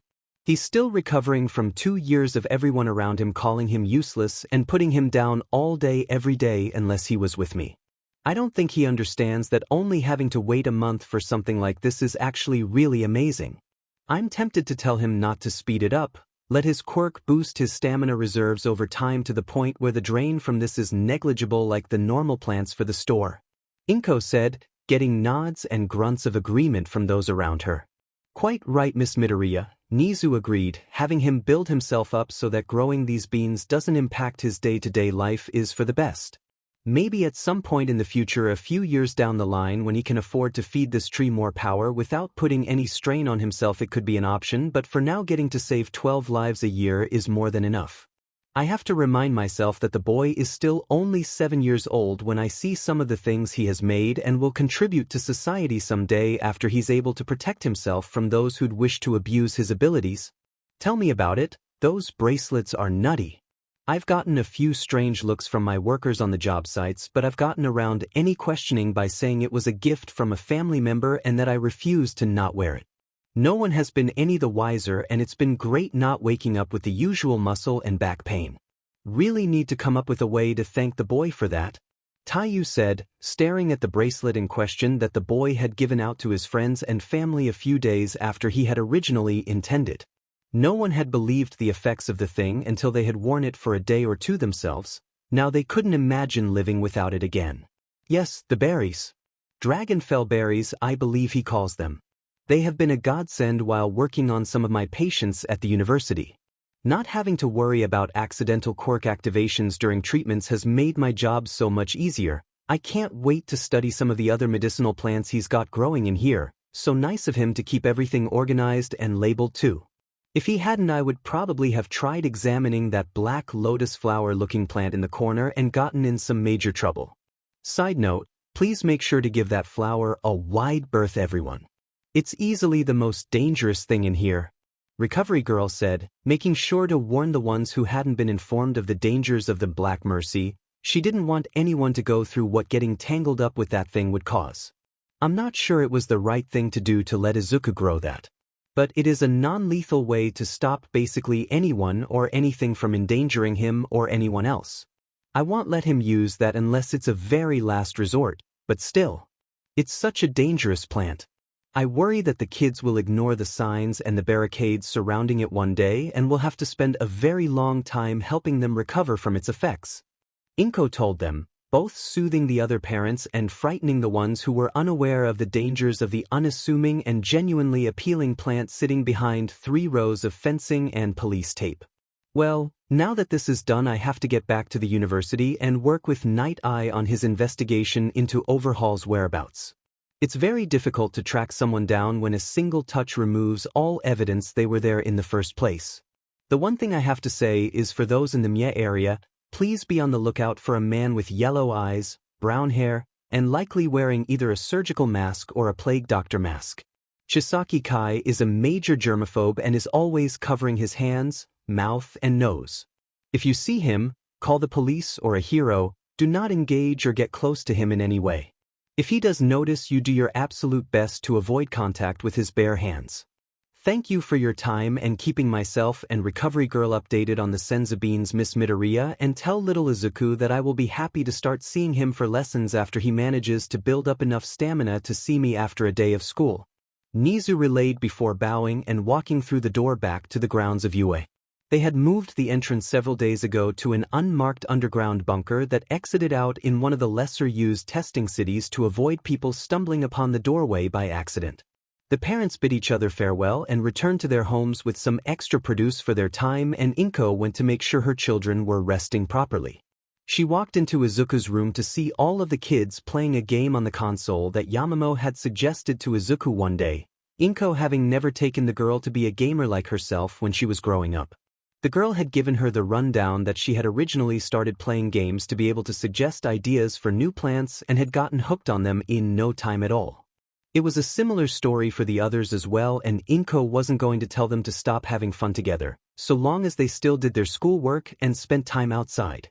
The kids were still planning to be heroes after all, aside from Arie, who still didn't know what she wanted to do or be, which was fine as she was only 5 after all. So they needed to stay in shape but were not allowed to do anything other than cardio until they turned 12 so as not to stunt their growth. 3 months later. It had taken a long time to convince Arie that it was safe to go out in public now that she didn't look anything like what she used to look like, having the same black hair with green highlights as her brother with the straight hair she always had, pulled and tied in a ponytail like Yamamo had taught her, and the same emerald green eyes as her new brother. Her horn was moved to the center of her forehead, and she had even gotten the same diamond-shaped patches of freckles as Izuku. Overall, she now looked like a younger female unicorn version of Izuku, and everyone decided that she was the most precious thing they'd ever seen. Now though, having gotten the girl out of the house and into town, even if she was still attached to her brother's side, they had taken the portal to the Ida household over in Tokyo and were making a day of a theme park visit, and she was finally relearning how to smile. That had been a really sad story when they'd heard the girl say she couldn't remember how to smile, while they enjoyed the rides and the food. They had brought all the kids along and made sure that Arie had her patch covering the bit of dragonfell berry juice on her back to avoid any accidents, and everyone had been having a blast. They'd even possibly made a few new friends. It had turned out to be quite the coincidental meeting, really. A small group of similarly aged children attending various school trips to the park to celebrate the end of semester exams, and a small family with an adorably blunt girl with a hard time conveying meanings through facial expressions. Oh, and a girl who ate her own mushrooms when she thought no one was watching. They met up by complete surprise. A group of 3 exiting a roller coaster themed around the pro-hero edge shot and laughing excitedly grabbed the attention of Himiko, and she ran over to talk to them about the ride. The 3 introduced themselves as Ashido Mina, Kaminari Denki, and Kirishima Ijiro, and they were subsumed by the rest of the group, with no heed paid to the chaperones of the three new friends as they ran off to find more rides to try. Finding another two guys making their way out of a haunted house themed after one of the darker pro heroes, Ghostface, they were introduced to Shouta Nairenjiki and Kaibara-sen, who were also consumed by the squad. Once again the chaperones were ignored as they ran off for more rides and attractions to try out. It wasn't until Mina-chan, as she insisted on being called, almost literally ran into a girl with frog mutations that they finally slowed down long enough while being scolded by a now named Azui Tsuyu's parents that the chaperones for the various children finally caught up. Tenya had nearly gone catatonic after realizing he had gotten caught up in the excitement and set such a horrible example for his friends and his friend's new younger sister. Now that they were all standing around looking sheepish, they had time to chat some and decided to stick together for lunch and continue searching for rides together. They had actually met up with another new friend in the food court, the girl having been secretly growing mushrooms to munch on while her mother pretended not to notice, hiding a doting smile behind her hand she had raised to cover a yawn. Komori Kinoko joined the group for the remainder of the day. All in all, it was a very enjoyable day, a new experience for everyone other than Mina-chan and Denki, who were frequent visitors to the park. Yamamo and Arie in particular had looks of wonder plastered on their faces at everything they were getting to do and try now that they'd never even thought about trying before. Numbers were exchanged and promises to hang out when possible made when the sun had started to set and the park was swapping to nighttime rides. They would have stayed, but Izuku had noticed that Arie was starting to get very tired, so he discreetly motioned to the rest of the group and they had a quick mental conversation where they decided to call it a day and head back over to Tenya's house. Mina-chan and Himiko were crying over having to leave each other, claiming they'd be together forever. It truly would have brought a tear to Izuku's eye if he hadn't watched Himiko do the same thing to Kaachan, Yamamo, and Kaachan the first 10 times they'd had to leave to go home. Still, it was nice to make new friends even if they were all spread out in the area and several hours away by train. They'd figure something out. The kids were only mildly told off by Ida's parents, his mother home from the agency for the day to watch over the kids at home and his father having finished his patrol for the afternoon and come home for dinner before leaving for the evening patrol. Tensei had gotten a verbal lashing as well since he, Hizashi, Nemuri, and Shoyuta had lost track of the kids at the park for a short time. The young adults having been sufficiently yelled at and the children having been sufficiently scolded, they had dinner together before everyone returned to their own homes. Tensei had mentioned a surprise for Izuku that he should find out about tomorrow in the morning. As they were saying goodbye, 3 of the 4 university students scooting the children to their doors and heading back to the school afterwards. It had been hilarious how quickly Tensei had let slip to his friends about Izuku's method of travel. Watching his parents tear into him for not being able to withhold confidential information had been something to take note of, though, since the older Idas had made it clear that heroes were expected to guard secrets all the time. Izuku just hoped that they would be able to keep their new friends from finding out about his quirk before they really got to trust them. The upside, though, was that all 6 of the new people for the group had the Arie seal of approval, trademark pending, which was just about as good a backing as you could have for the original 6 friends who had all basically adopted Arie as a sister, even if she was legally Izuku's sister. Speaking of Arie, trying to pry her off of Izuku long enough for him to go to school had been a chore. She hadn't ever heard of school other than preschool since she was taken to the Yakuza right after her quirk manifested over a year ago. She did eventually let him go while she spent the day with Inko at the store, something she thought would terrify her, but when the first old lady gave her an apple she had just purchased, she had decided that the store was one of her favorite places and the customers loved her. It had taken her a while to get used to answering to Rina-chan since Inko had decided that out in public she would need a fake name, and Inko had laughed so hard at the idea of calling her green-greened that she just had to do it. She never did explain the name or why she was laughing so hard, but Arie could tell the name made her new mom happy, so she stuck with it and told Inko that she'd be her little Rina-chan for as long as necessary. When Inko had told everyone else about the story behind the name, she got laughs from the adults and confused stares from the children until Yamamo pulled out a dictionary from her school bag and told everyone, other than Arie, what the name meant, and then the kids joined the adults in laughing at the new name. Arie had pouted super hard at them all with puffed out cheeks which, other than being devastatingly cute, Only earned her hugs from everyone who assured her that they weren't laughing at her and that the name wasn't bad, it was just a funny coincidence. Then they explained what a coincidence was. Arie was placated afterwards and went to practice with the other kids to make sure she would respond to the fake name whenever she went out in public. Things were looking up. Yappy Pom Pom Beach. Sob I miss you, you appealing beach. Me I miss you too, sweaty beach. Yappy Pom Pom Beach rude. Me wink with tongue sticking out. Yappy Pom Pom Beach. You're lucky you're cute. Me beach, I'm adorable. Yappy Pom Pom Beach, whatever. So what's new wherever you are? Me Izuku made some new friends over the break. He's setting up his special base for the sleepover tonight. I'm so happy that he's got so many friends now. I was so worried he wouldn't have any for a long time, and now he's got so many little friends. I need to get a new box of tissues. Yappy Pom Pom Beach, stay hydrated. How many friends are we talking here? My brat, even if he is improving, never has anyone over. Well, there was just the 7 of them originally, but after the break when we took them to Hero Land, they doubled their little group. I'm going to take so many pictures of them tonight. So cool.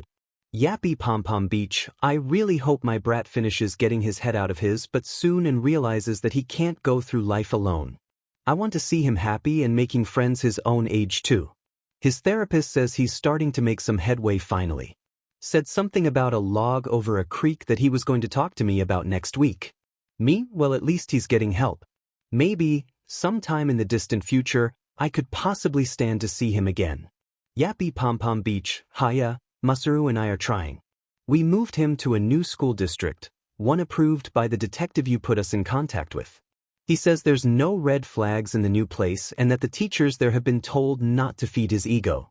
He's got to learn he's not king sheet of PSS Mountain sooner rather than later. That reminds me. Evil grinning.gif. I have some court dates set now for the Aldra District School Board. They have been trying to sandbag me and make me waste my time and resources while held up in litigation. Joke's on them. Izuku is basically married to the heir to the Yaoyorozus group. Even if he wasn't, I have plenty of money from the business and the payouts from the medical malpractice cases to play this little game with them. Yappy Pom Pom Beach, kick their buttes inky. What's this about marriage? Last I checked Izuku was 7 Inko. This better not be one of those quirk marriages or an arranged marriage. I thought you were better than that. Relax, it's not an arranged marriage, nor is it a quirk marriage. Well, it wasn't an intentional quirk marriage and not the kind you're thinking of. Yappy Pom Pom Beach, you've lost me there. Did the other kids quirk bind them in a legal contract? No. I don't know if I should explain this to you yet. Screw it, Katsuki is getting the help he needs to not be a flaming pile of shit later in life. Yappy Pom Pom Beach, amen to that. Izuku's quirk kind of accidentally enforced marriage on a few of the kids. Yappy Pom Pom Beach. Wasn't his quirk growing plants? How did this happen?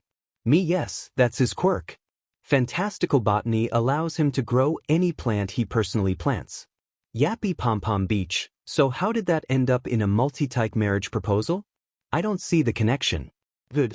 That means other people won't see what's so special about it either. Yappy Pom Pom Beach, would you stop teasing me, Inky? I haven't had enough sake to handle the word games yet. Right. Don't get your panties in a bunch. Yappy Pom Pom Beach, just for that I'm not sending you that new cardigan I was saving for you. Mimitsi. Baby. Love of my life Samechimo. I'm sorry. It won't happen again. Yappy Pom Pom Beach, you're goddamn right it won't. So, out with it. The key here is the word any in the quirk description. Yappy Pom Pom Beach, right, so he can grow stuff from other parts of the world that wouldn't normally be able to grow here, yeah? Yeah, sure, we have a few trees in the grove that shouldn't be able to grow here. But that's not what I meant. Any plant Mitzi. Yappy Pom Pom Beach, you can repeat that all you want, it doesn't explain anything. It's not like he's pulling video game plants out of thin air or something, right? Right. Yeah. Yappy Pom Pom Beach, no way. Off way. That's the coolest F quirk I've ever heard of. It is. My baby is so cool. I'm gonna have so many grandbabies. Yappy Pom Pom Beach, you've lost me again, and I still don't know how he's married at 7 yet. You remember that old RPG we used to play together after school? Kingdom Hearts? Yappy Pom Pom Beach, yeah? What about it? Mean Paupu Fruit. Yappy Pom Pom Beach, Paupu Fruit? Hang on, I need to go look it up, it doesn't ring a bell. So it makes them friends for life? That's not marriage, Inko. Mean you're right. The original fruit wouldn't have done that. But what if a 6-year-old tried to recreate it from a second-hand description given by someone who didn't remember the exact wording? Yappy Pom Pom Beach, what did you do? Meet hee hee hee. Yappy Pom Pom Beach, are the Yaoyorozus after you? You did essentially trap the heir in an arranged marriage without consent. Meet oh please, Inasuke and Ko love Izuku.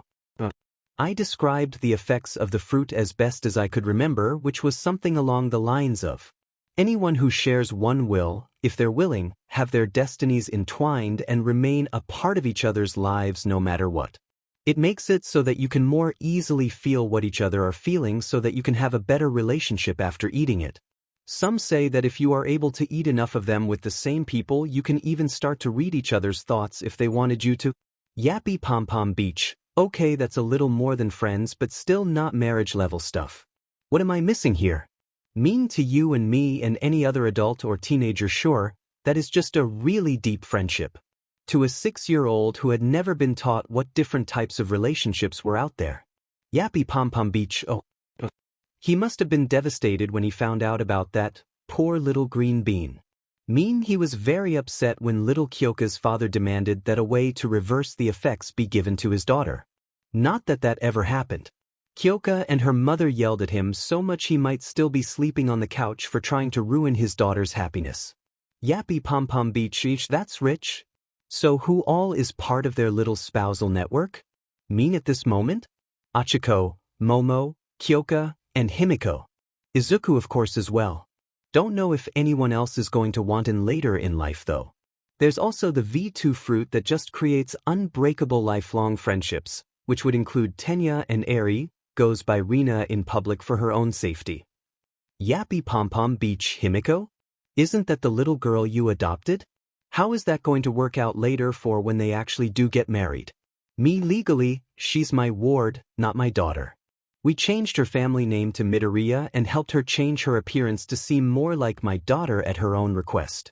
Something she admitted she would probably change in the future, once she started getting strange looks from the parents of the other kids at school when they overheard her calling Izuku her future husband while sharing the same family name and looking so similar. She said she plans to stick with the eyes and only change the hair color though. In any terms other than legally? She's absolutely my daughter and I'll fight anyone who says otherwise. I love Himiko so much. She's the daughter I never had. Though now I guess I have 5 daughters and a boy that Izuku treats as a brother. Yappy Pom Pom Beach, that's a lot. Me it is, but I'm loving it. Himiko is such a tease already too. Once she found out about why the adults were giving her strange looks, she hooked Izuku's and Achiko's arms in her own and proudly said that she loved them so much she was getting a head start on the name change for when they were older. I cried so hard. I think she also playfully teased the other girls about being the first one with Izuku's name. Yappy Pom Pom Beach, she's a real little vixen, isn't she? I love her already. Mean Himiko is more of a cat than a fox really. She even has the fangs and mannerisms. I caught her purring the day after I showed her the adoption/guardianship papers. Yappy Pom Pom Beach, that's adorable. I know you won't let the brat near you and Izuku yet, but can I meet the kids sometime soon? I still consider Izuku my nephew and I want to keep up with his life and friends too. Meet maybe soon. They've got another week or so of school until summer vacation. If you can get time off, I wouldn't mind you visiting us. I'll send you the address if you can make it. Yappy Pom Pom Beach, I'll make time. Masaru and I will drop Katsuki off with his grandparents and we'll both come visit you guys. Me good, truthfully Izuku misses you too very much. He has mentioned wanting to see you again to his friends but didn't know I was listening. I think part of him still blames himself for us leaving and you guys not being able to spend time with us anymore. Yappy Pom Pom Beach, why would he think it's his fault? Never mind, managed to forget the trauma Izuku had already gone through for a second there. Mie, he's getting better now with all of his friends supporting him, especially when he's mentally connected to half of them and sometimes forgets to not broadcast his thoughts to the others when he gets into a sad mood. Yappy Pom Pom Beach, he's gonna get over this, I believe in him. Speaking of mentally connected, how connected are we talking? Mean they are telepathically and empathically linked to each other. They can chat with each other if they're close enough to one another, within about half an hour by train, and they constantly get updates on how each other are feeling, which has made it so that they hardly ever argue. Most of the fights have been because Tenyas follow the rules no matter what. Attitude clashed so hard with Himiko, Kyoka, and Achiko for a while there until he mellowed out a bit with the help of the empathy link letting him know how his antics were upsetting his friends. Yappy Pom Pom Beach, that sounds super useful. Any chance of those fruits seeing the light of day? Me? Absolutely not. Very few people know what Izuku is really capable of, and I plan to keep it that way for as long as possible. I will not allow my baby to be taken by some shady government officials or a crazy villain/group of villains. Yappy Pom Pom Beach, oh, yeah, that makes sense. I have wondered sometimes whether Katsuki might be taken for the same reason. Being able to cause explosions at will is something that would be super tempting to try to get control of. Me would be yes. God damn it. Yappy Pom Pom Beach, what? Something wrong over there? No. You just made me feel sorry for the nitro gremlin you call a son. Yappy Pom Pom Beach, oh, you don't have to feel sorry for him. If anything, you should feel sorry for anyone that tries to take him. Can you imagine having to deal with an explosive child-sized ball of anger and explosions that you aren't biologically driven to love unconditionally? Me. Cammy, no. You can keep the explosive Pomeranian to yourself. Yappy Pom Pom Beach, rude. I thought you loved me, Inky. Me maybe I do. That doesn't mean I have to tolerate the person, yeah, let's go with person for now, who hasn't grown enough to apologize yet, and mean it, for tormenting my baby and putting him in the hospital because of something he couldn't control. Yappy Pom Pom Beach, point taken. That and the comment earlier are making me think you have some less than platonic feelings for me, my girl. Me, I'm still coming to terms with it, but have you seen you? You. Yappy Pom Pom Beach, Inky. You were a model for me for years. Me, I didn't say I wasn't hot. Yappy Pom Pom Beach, fair. I'm going to have to contemplate this. You do know that Masaru and I are a package deal, right? Me, oh no, I'd have to show love and affection for two incredibly hot and loving people. What will I ever do? Yappy Pom Pom Beach, sassy beach. More than that though. I want abandon Katsuki. Mean if the little a-hole can stop being such an a-hole, I could get over my anger with him. I know he was being manipulated into becoming that monster we saw in the video by the adults who were supposed to be looking after and teaching him. He just needs to get over himself and figure out how to appreciate others again. Though I think Izuku would forgive him at the first mention of an apology. Even if he didn't mean it. Which is why I need to be sure he is improving before even thinking about seeing him or letting him anywhere near Izuku again. Yappy Pom Pom Beach, fair. So, I'm going to chat with Masaru about you. Mean you better. I'm not getting any younger. Maybe Izuku could grow something for that? Yappy Pom Pom Beach, maybe don't have him turn you into a forever young immortal hottie just yet, Inky. Would make it kind of hard to hide what he can do if you never age. Fair. Doesn't mean it has to be off the table for the future though. Just imagine 18-year-old me in your arms, Mitzi. What would you ever do about the crush you had on me back then? Yappy Pom Pom Beach, I'm going to talk to Masaru, damn it. Me bye-bye sweaty beach. Yappy Pom Pom Beach, F, you magnetic midget. Mean maybe later. Depends on how your chat with Masaru goes. Yappy Pom Pom Beach. I walked right into that one. Me, wink with tongue sticking out. Inko put her phone down beside her, blushing but with the smuggiest of grins on her face at teasing her best friend and maybe something more. Just in time too, as she heard Izuku running down the stairs towards her. Smashing the knee-jerk reaction to panic and the instant thoughts of, protect my baby. She was improving, damn it. She waited for him to come to her and saw the absolutely blinding smile on his face. Mom, I got the base ready. Thank you for letting me bring my new friends over and letting me bring them into the group. Izuku said, bouncing rapidly in front of her with the cutest face on the planet. Wait, is that Arie behind him making the same face? Oh god, the cuteness is lethal. Inko playfully put her hand over her heart and scrunched her face up and whispered just loud enough for the kids to hear her when she muttered, "Too bright. Too cute. My heart can't take it," earning giggles from both of her kids while she put on her serious but proud face again. "It's been a few months now. Cammy knows you need to spend more time with the ones who live further away. I'm still not sure about bringing nearly 24 more people into the secret of your quirk, but I know how much they mean to you, so we'll give them a chance." Her babies were jumping for joy and somehow had the exact same smile plastered onto both of their faces. It was still such a treat to see Arie smiling. She watched as they ran at her and leaped into a big hug before running back upstairs to find Himiko, who must have been in the garden dimension. "Bring Himiko back down with you in a few minutes, you two. We need to be ready to greet everyone soon." "Yes, Mom," was all she heard over the sounds of tiny socked feet on the hardwood. Now sitting in relative silence, she found herself overthinking the fact that there was only a short time until 7 kids and their parents would be arriving and would be read into Izuku's confidences. Luckily, Nizu had worked with her to come up with something that would ensure their safety. It did take a bit of explaining, but eventually Izuku understood enough of what they were saying to be able to grow a small tree in the corner of the garden dimension that grew rolled-up NDA clauses that would prevent people who signed it from giving out any information about Izuku or his family and friends without his permission. She had made sure to pick off a box of 50 to hold on to just in case they needed more later. Nizu had been a blessing, really. Inko was intelligent, sure. Having a mental quirk like her limited telekinesis did improve brain function a bit, and the food Izuku was growing improved it further, but Nizu regularly outthought supercomputers.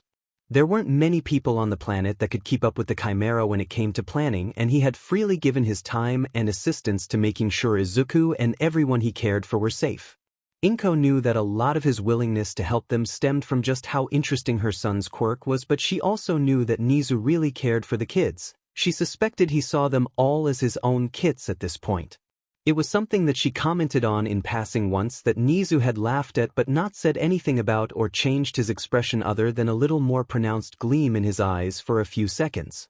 Anyway, Nizu had helped them by brainstorming ideas to keep them safe that Izuku could provide, similar to the labyrinth grass. The new additions around the house that prevented spying, teleporting into or out of the property, or projectiles from flying into the area had been very much appreciated. The aromatic which she now kept in every room of the house that removed all forms of mental manipulation from those who smelled it was added only a week later when the two were trying to think of any other ways someone might be able to sneak onto the premises. She was preparing more of the wood for everyone to put in their own homes too. After all, Izuku's friends needed to be protected too. Izuku had already planted the protective grass, trees, and flowers around all of the other homes and around the campus of UA too, just to be sure. Her musings were cut short when she heard the knock on the front door and the pitter-patter of her kids' feet as they ran back into the living room. She stood up and made her way to the front door to welcome the new people into her home while the kids plopped down onto their couch, Arie, Rena until after the forms were signed, being kept between the other two so that she would feel safe. Upon reaching the door, she was greeted by a family that resembled. Were they frogs or toads? She'd ask little Tsuyu about it tonight. Biology research later, inviting Izuku's friend and her parents in now.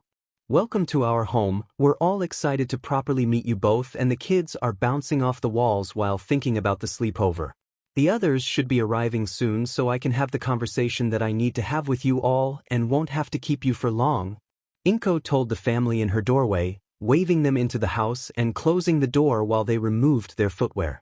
She was leading them to the living room when the door was knocked on again, so she gave an apologetic bow which was good-naturedly waved off by the 2 adults who followed their daughter into the room where the other kids were waiting, seeing as she had been over a couple of times already and knew the way. Inko opened the door again to see 3 kids and 5 adults. The children she recognized as Denki, Mina, and Ijiro, so she gave them all the same greeting as the Azuis and introducing herself to the parents, noting the lack of one but holding on to the question for later. She was going to close the door but noticed 2 more cars pulling up to the side of the road, so she asked the kids to bring everyone into the living room while she waited. The kids wasting absolutely no time as they grabbed their respective adults and tried to bolt down the hallway, much to the chagrin of said adults who tried to give polite apologies to Inko that she just waved off with a smile. She turned back to see her favorite little mushroom girl and her mother walking down the pathway alongside little Sen and his parents. She ushered them in and led them down the hallway just as she heard what should be the last knock on the door. She pointed out the directions for the adults and turned around to open the door for the only child that could rival Izuku, Momo, and Tenya in manners, Nairenjiki and his father. Now that everyone had finally arrived and were seated in the living room, she could finally have this chat. Welcome again to our home. We're all happy to see you again, or formally meet you in the case of some of the parents. I'm grateful that you could all find time in your schedules to have a quick chat today. It's very necessary considering what your children might see or hear tonight or in the near future. Inko began as she noted the reactions of the parents in the room with her. As many of you know, I am Midoriya Inko, mother to Izuku and Rina and guardian of Himiko. She pointed at 3 of the green-haired children in the room as she spoke. The reason for the chat is Izuku's quirk. Myself, the authorities in the know, and several professional heroes have all agreed to keep his real abilities a secret for his safety, but seeing as the kids have become such good friends, it was inevitable that one of your children would have eventually seen or heard someone slipping up and mentioning what he could do. She took a small break to take a sip of tea and monitored the room while she did. If it's for the safety of the children, then I have no objections to the secrecy. I couldn't imagine telling Tsu that she couldn't see her friends anymore, so I'm all in, said the woman sitting beside the adorable little girl who had taken to calling Inko Midoriya after she'd heard Mina say it once and decided it was the best name for her. Inko gave the woman a smile and a nod, which was returned by both of the parents on their love seat. Boy, was she happy. The house was so big and she had the funds for all the seating. I agree. The kids should be kept safe, and there's no way I'd hear the end of it if I tried to keep Mina away from these rascals, came the response of one of the 2 women sitting next to the pink-skinned girl who was kicking her legs in front of her off the couch. Inko noted a lack of the same pigment in either woman's skin and raised an eyebrow at this, which they caught, and the same woman explained, yeah, I gave bloodied to Mina, but she gets her pigmentation from her donor who we've met a few times. Nice guy. That makes much more sense, so she gave an understanding nod and smile to the women. I see no issue either.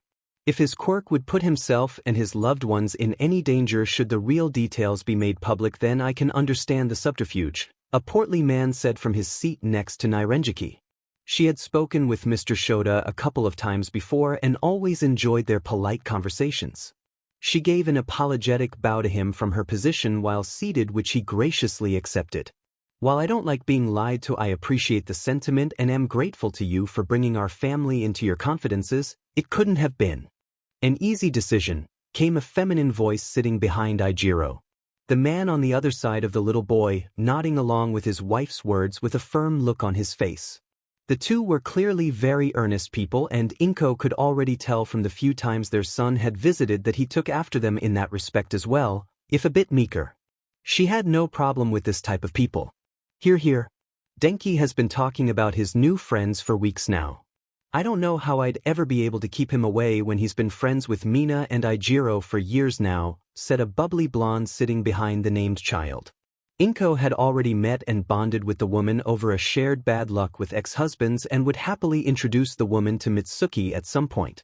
I'd never let someone do anything to endanger my little son, so I can understand your caution. I look forward to doing what's necessary to keep the kids happy and safe, a tall, obviously good-looking man said while playfully ruffling his son's hair.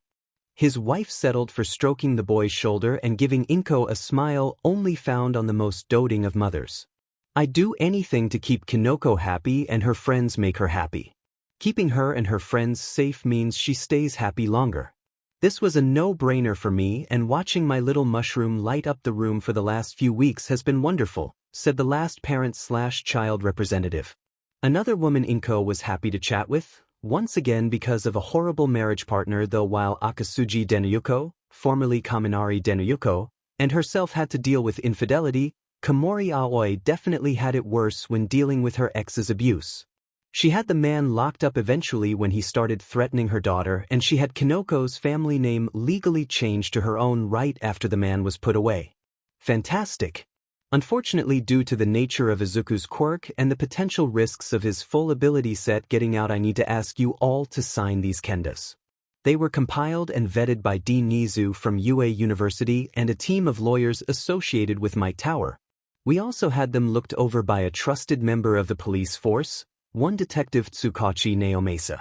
Feel free to read them over on your own as well. We have time and they aren't long. The main point is that after signing them you will be unable to tell anyone about Izuku's quirk without his permission. He gives blanket rights to inform people that his quirk allows him to grow any plant he personally plants. It's the other stuff that the Kenda covers. Inko said, while passing out the forms to the other people in the room, along with asking if anyone wanted tea. Izuku had already gotten up to get the tea for the adults. She'd thank him afterwards. Ribbit. Quirk enforced non-disclosure agreements? Are these really necessary? Came the expected question, though not from the expected parent. Inko had expected one of Sen's parents to object as they were the ones she knew the least about, but this time it was Tsuyu's father. Alright, he ran a law firm. He would understand why these would typically not be used for something so domestic-seeming as details of a child's quirk. I'm afraid so. Izuku's quirk makes it imperative. All Might and Nizu actually suggested we use them at the same time. It was funny watching the two stare blankly at each other out of confusion. Inko explained.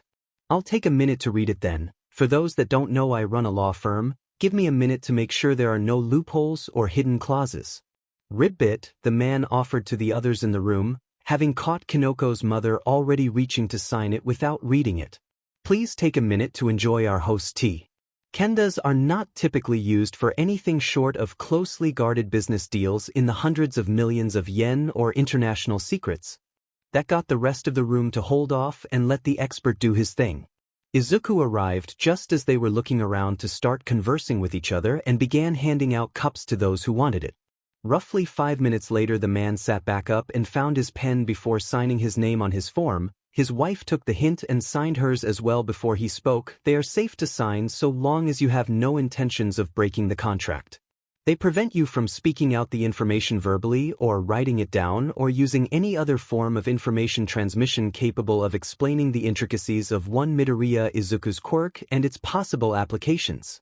It stipulates that the contracts will remain in effect until such a time as Mr. Midoriya has reached the age of adulthood as dictated by the country of Japan and willingly divulges the details of his quirk to the public at large.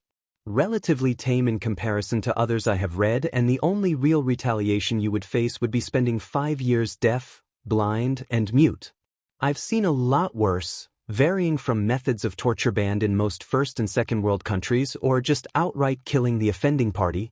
While the last bit did trouble everyone else in the room other than Inko and the kids who didn't quite understand everything being said, the rest of the declaration cleared a lot of their concerns and the rest were superficial at best, so before long the contracts were back in Inko's possession and placed in a black box sitting beside her chair. It's basically an indestructible box. After we finish our discussion, I'll be sending it to Nizu to hold onto the documents, earning nods from everyone in the room, including the kids who mostly just nodded because everyone else was.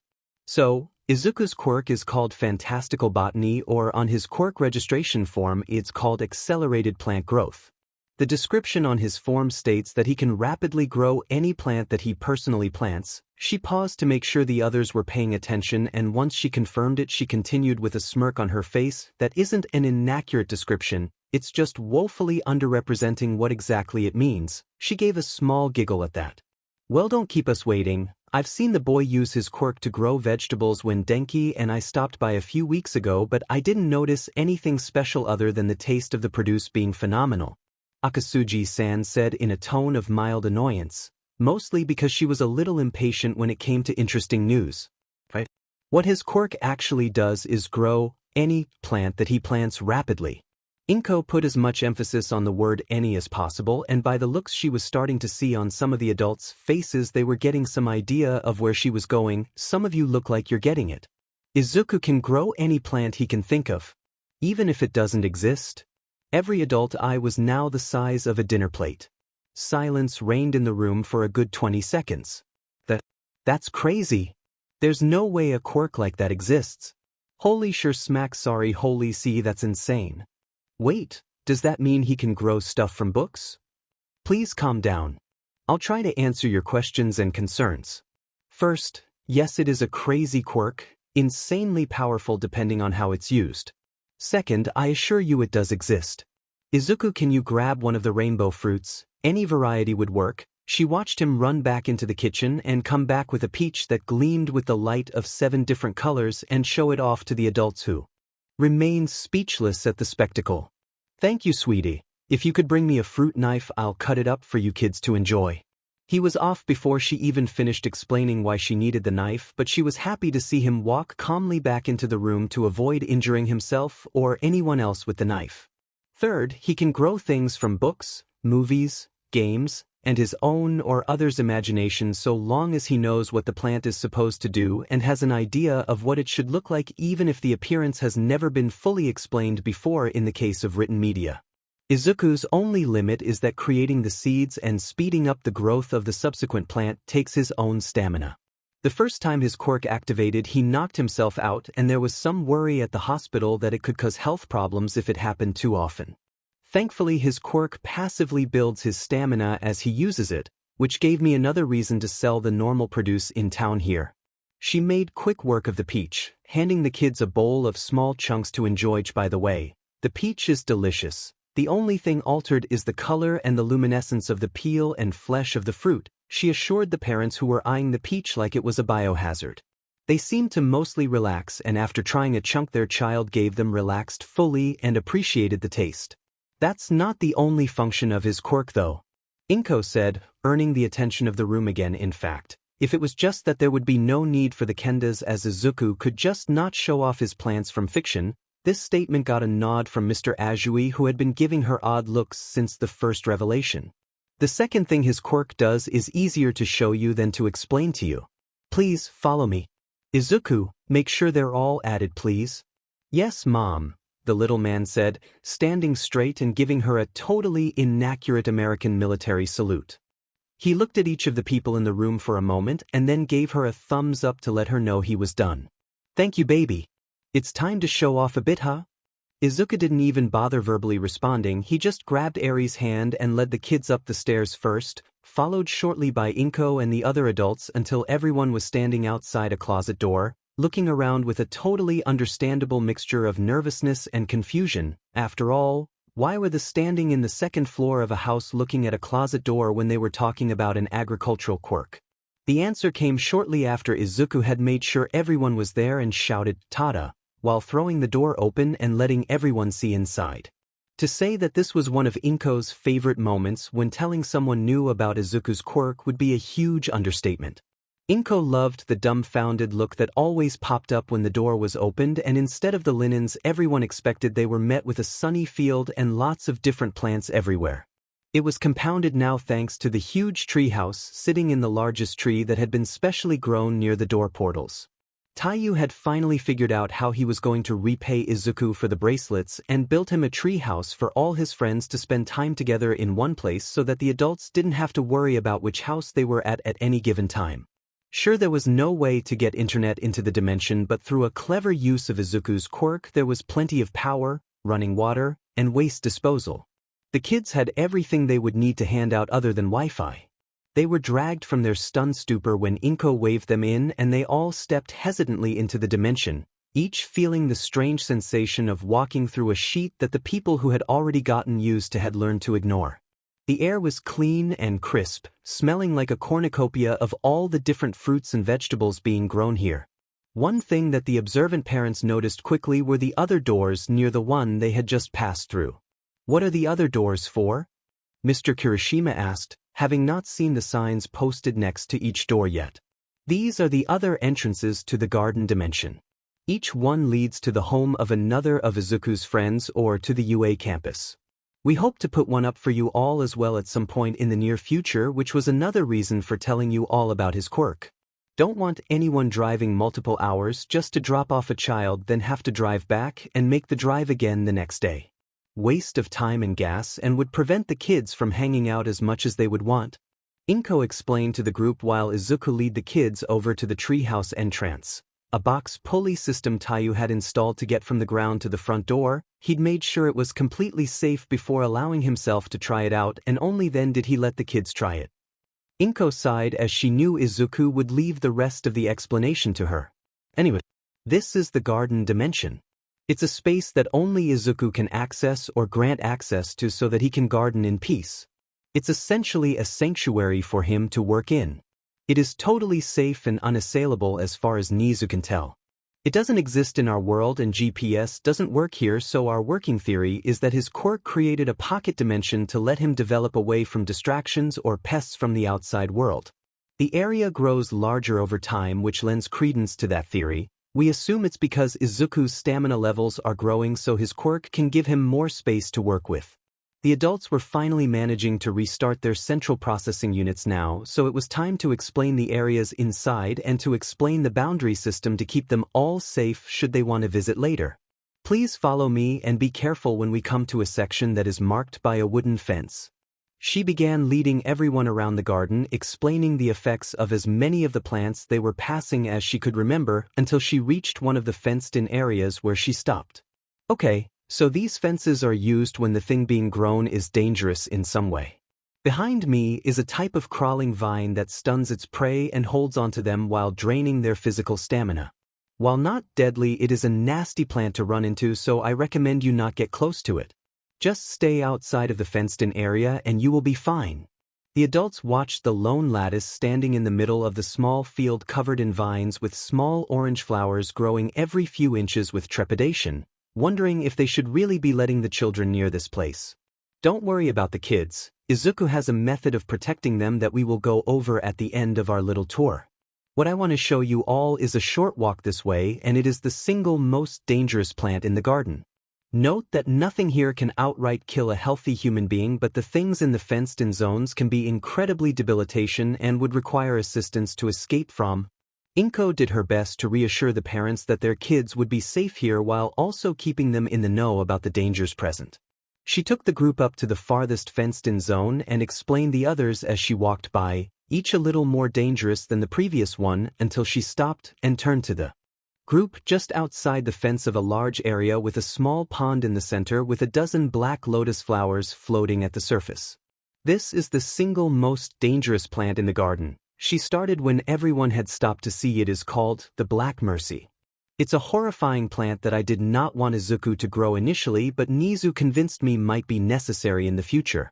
Just because I understand its usefulness doesn't mean I have to like it existing here. Mr. Kirishima looked like he recognized the name but couldn't remember why it sounded familiar. The rest of the parents stared at the lotus flowers, either in disbelief that something so small and appealing could be as dangerous as Inko was making it sound, or in morbid curiosity stemming from a longing to know more about the most dangerous plant their children could possibly be near.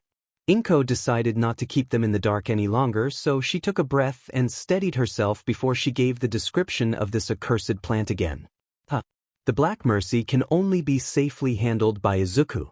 If anyone else were to touch it at all, even through gloves, it would latch onto you and pierce through whatever protective clothing you happen to think would be enough to keep you safe.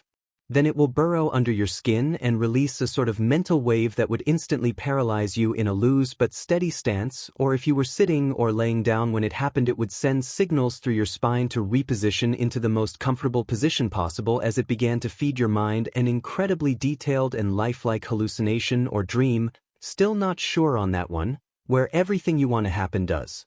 It lets you experience your heart's longing for the rest of your life while slowly feeding on the nutrients in your body, easily replenished by an 4-drip by the way. It's parasitic in nature, so it will live until you stop living.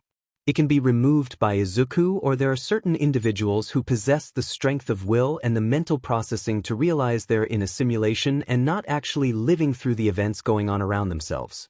If you are determined enough, you can fight off the flower's control and remove the plants and its roots from your own body if you're physically strong enough, and there aren't very many people on the planet who fit that build, but that all depends on your ability to see that what you're seeing and feeling isn't real in the first place. So the only people who could escape from this plant are incredibly intelligent, hyper-aware of their surroundings and inconsistencies, have an indomitable will, and are strong enough to fling a loaded transport truck. That's the thing from Superman, Mr. Kirishima shouted after she finished speaking, earning a gratified nod from Inko that someone actually recognized the thing. You are correct. This is a plant from the old animated pre-Quirk cartoons, the Justice League and Superman, the animated series. I cannot stress this enough to all of you to steer clear of this flower. It's not harmful to you and it makes you live out your heart's longing, but the reason it's the most dangerous plant in the garden is what happens if you or Izuku tries to remove the plant.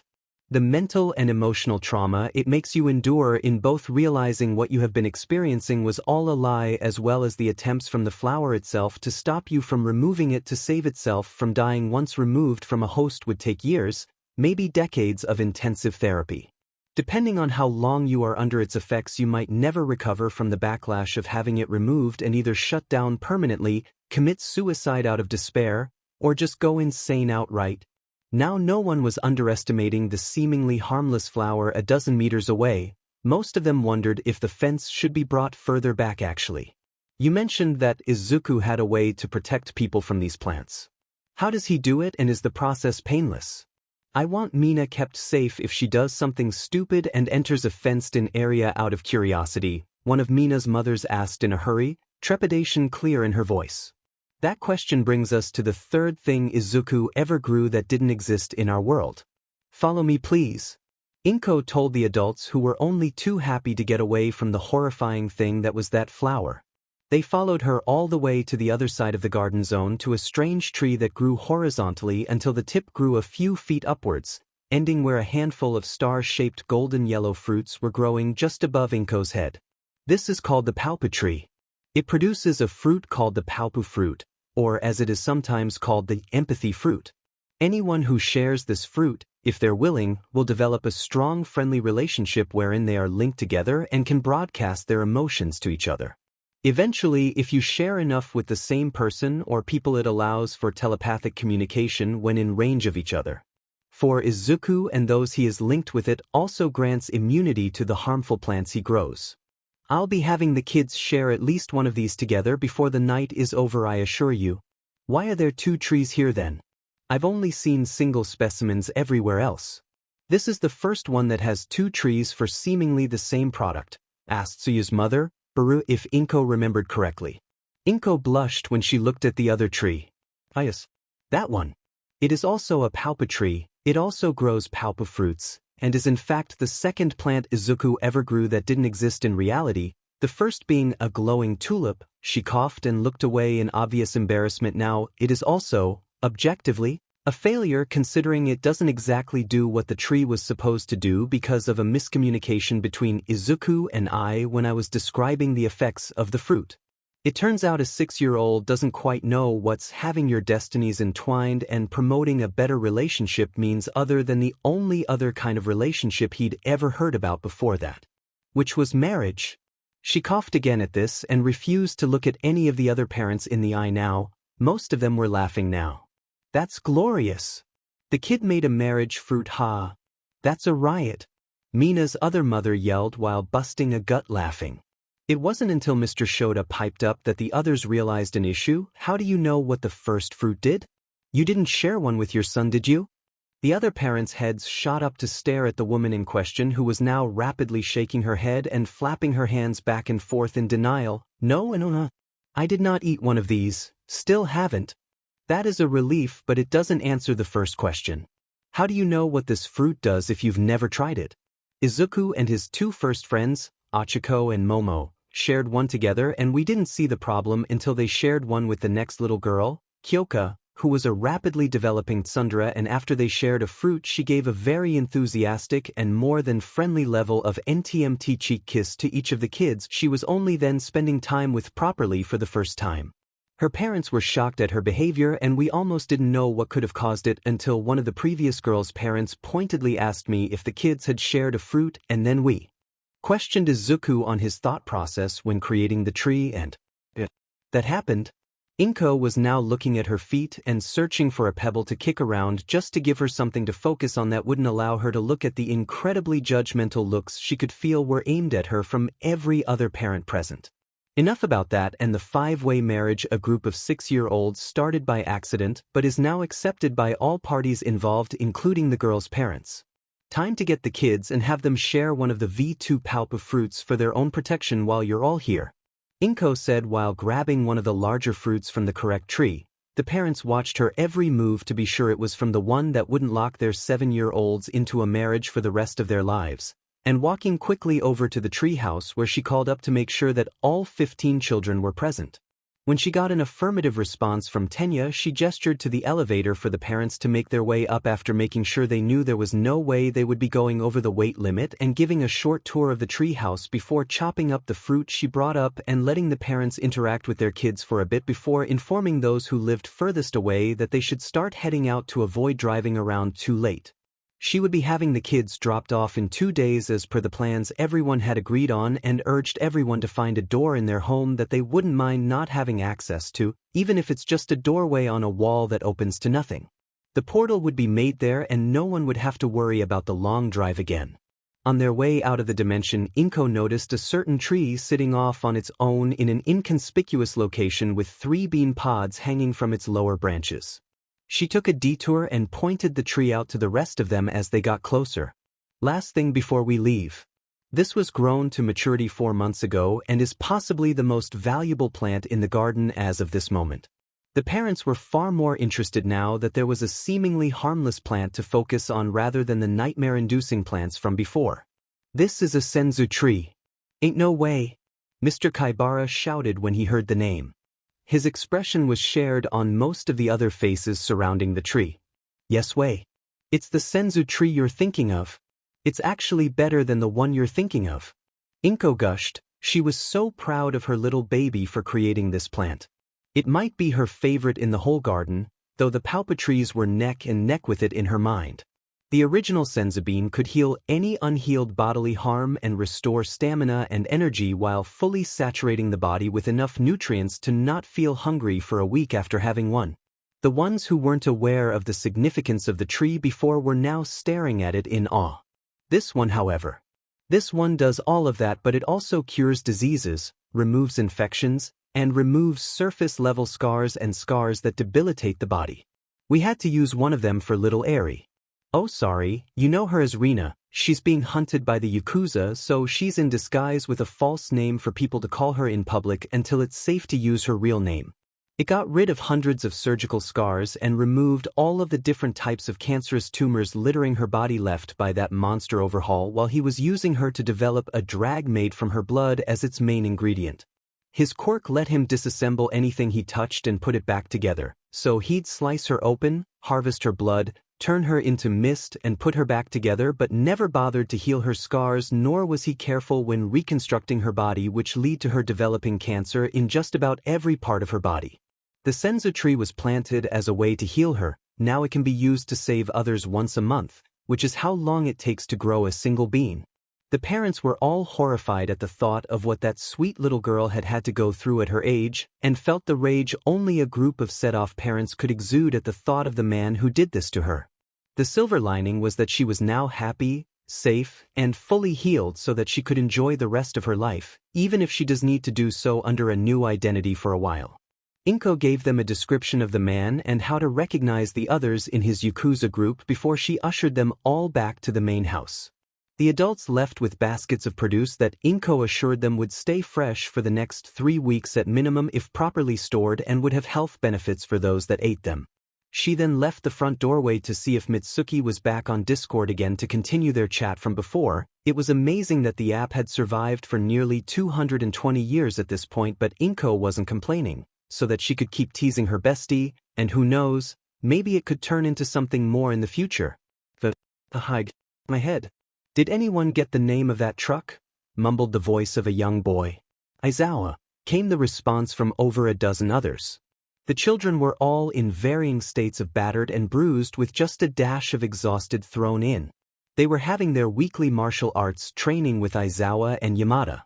Namuri and Oboro wanted to help, but they were away on work studies, and Tensei was representing his family at the Expo this year and had to cancel for 2 weeks. Take 5 and be ready to start again. "I won't have my future hero colleagues not knowing how to fight," Aizawa told the group, his sadistic smirk on full display as he hadn't been wearing his capture weapon while he was still training to use the thing and didn't want to injure one of the kids. "I'm going to grab something to drink. Does anyone want anything?" He was a hard but not a torturer. He could get them a bottle of water every once in a while. "Yes, Aizawa-sensei," was the reply he got from every kid there, even if they couldn't get up off the ground.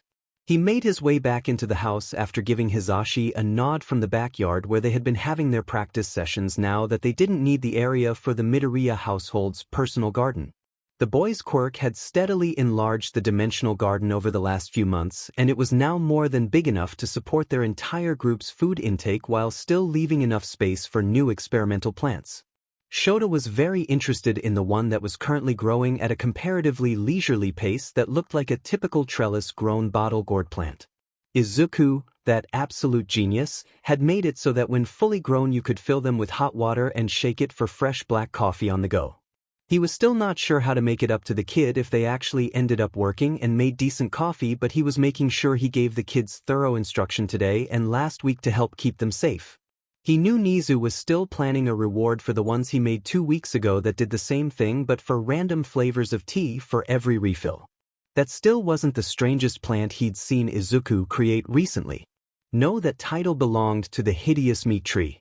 Hisashi had taken it upon himself to show Inko a manga series all about weird foods, and one of the special issues contained a tree that had a huge hunk of meat skewered at the top. While she found the plant interesting on its own, Hisashi showed her the anime version of the same plant that had a bunch of the hunks of meat on several tree limbs. She had Izuku grow one of the manga versions for each type of meat and ones for different cuts of meat. They had been a big hit for everyone really. The entire group of people in the know on Izuku's quirk had already swapped to eating exclusively the fruits and vegetables he grew, and now he was able to provide any cut of meat for them as well. Izuku had assured everyone that they were the best he could possibly make them, but asked that each plant only be harvested once a week while he was still building stamina to compensate for the senzu tree's growth. Nizu estimated that at Izuku's current rate of improvement that would be roughly a year and a half from now, so it was lucky for everyone that each hunk of meat was roughly 15 kilos and remained fresh for almost a month, so there had been no waste so far. His musings were interrupted by the sounds of teacups clinking on saucers and a conversation being held in the living room. Normally Shota wouldn't have bothered to eavesdrop, especially not on one of Inko's conversations as the woman, while one of the kindest and most supportive people he'd ever met, was also one of the most terrifying people on the planet, and he didn't want her to think he was snooping around in her business.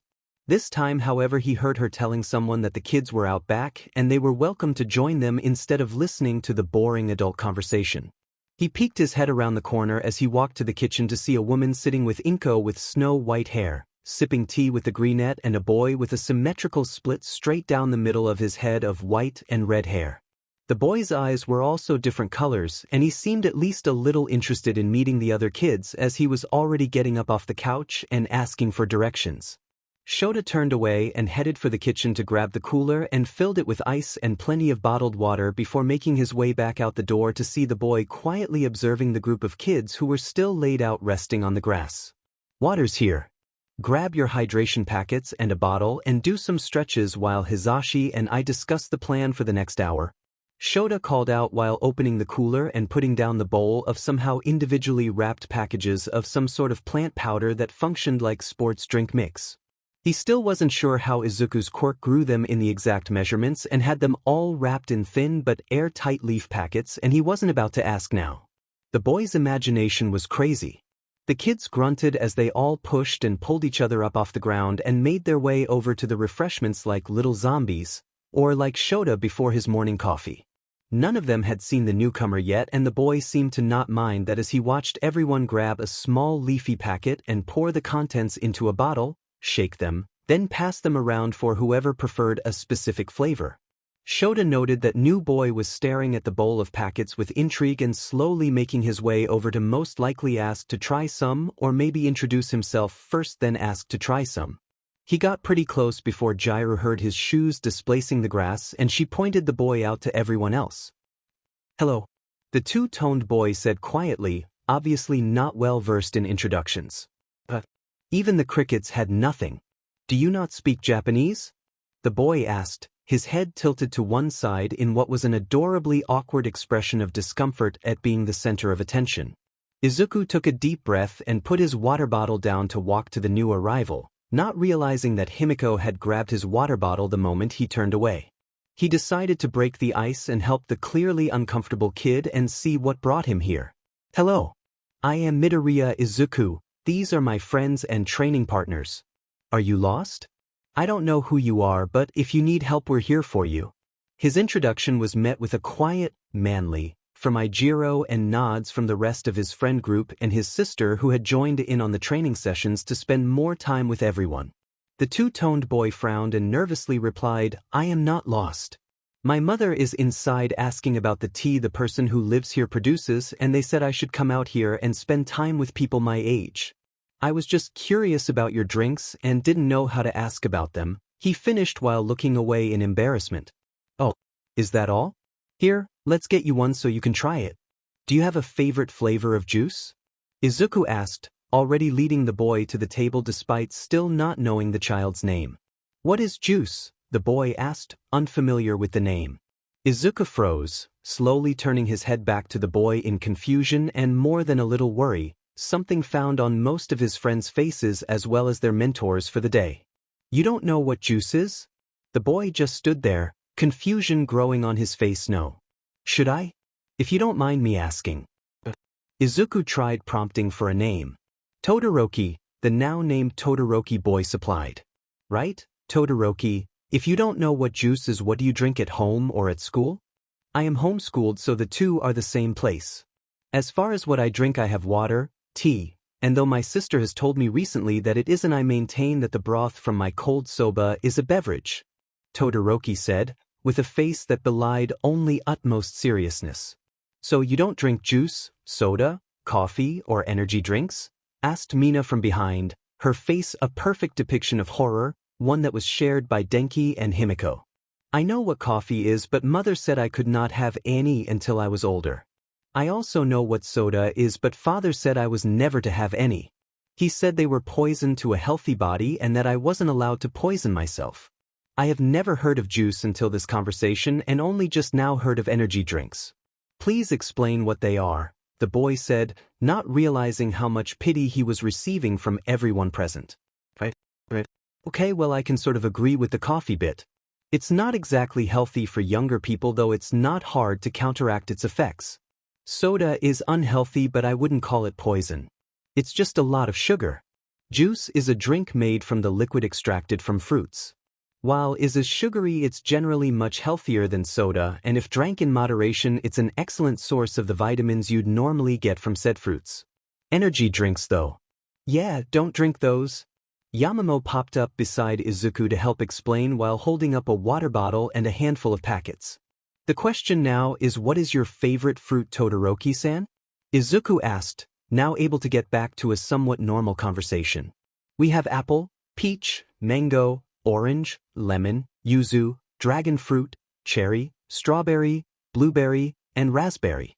I am quite partial to both dragon fruit and mango.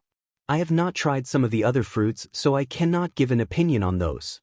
I don't much like oranges, lemons, or peaches though, the boy answered, now curious to taste a beverage made of something he normally only gets from his mother when she finds out he had a tough training session. Momo searched the packets and found one with dragon fruit powder and added some to a freshly opened bottle before shaking it and handing it to the boy, who took the bottle and stared at the now dark pink beverage. He looked up and watched as several of the others were taking sips of their own drinks, including the two older men who had taken the time the children spent conversing to grab their own refreshments.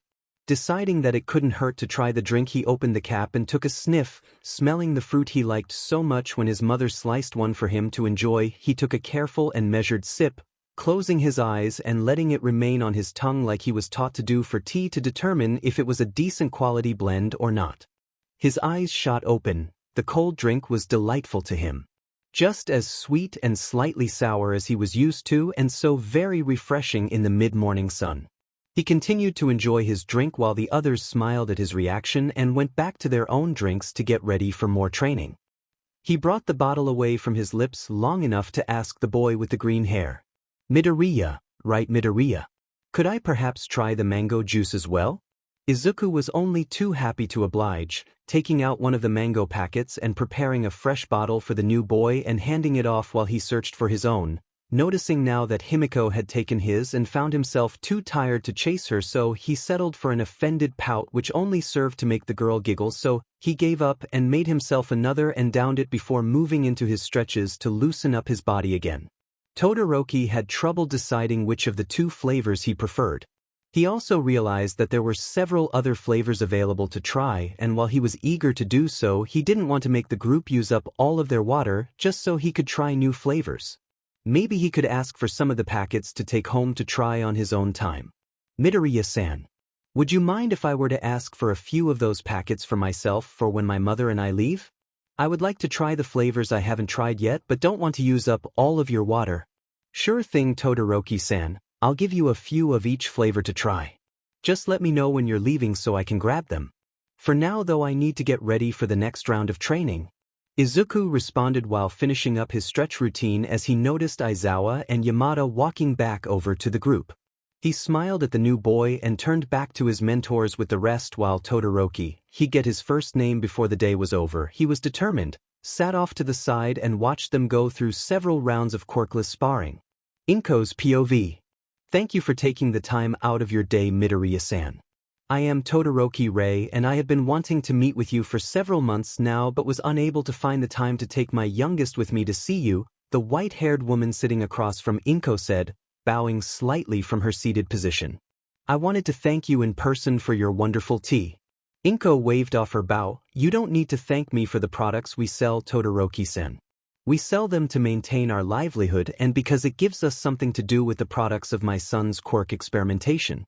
There's no way we'd ever use up all of the produce he creates otherwise, she explained to the other mother. Be that as it may, I cannot express to you the lengths to which your tea has helped my family. Tensions were raising due to my eldest son and my husband having a differing opinion on my son's future career, and I had been trying desperately to calm them down before the inevitable fallout. I don't know what blend you use, but your tea is the only thing that has worked to calm them both down to have civilized conversations with each other, and we are slowly moving past the issues with our oldest son's quirk and the issues it has caused. Rei said, shedding light on the reason she wanted to meet in person. That tea is quite good, yes.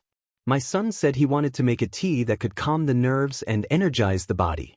We've yet to hear negative feedback and it's our bestseller by individual volume sold. It may not be our highest earner, but the version we released to the public has been reported to be helpful for those in high-stress work environments or students studying for exams.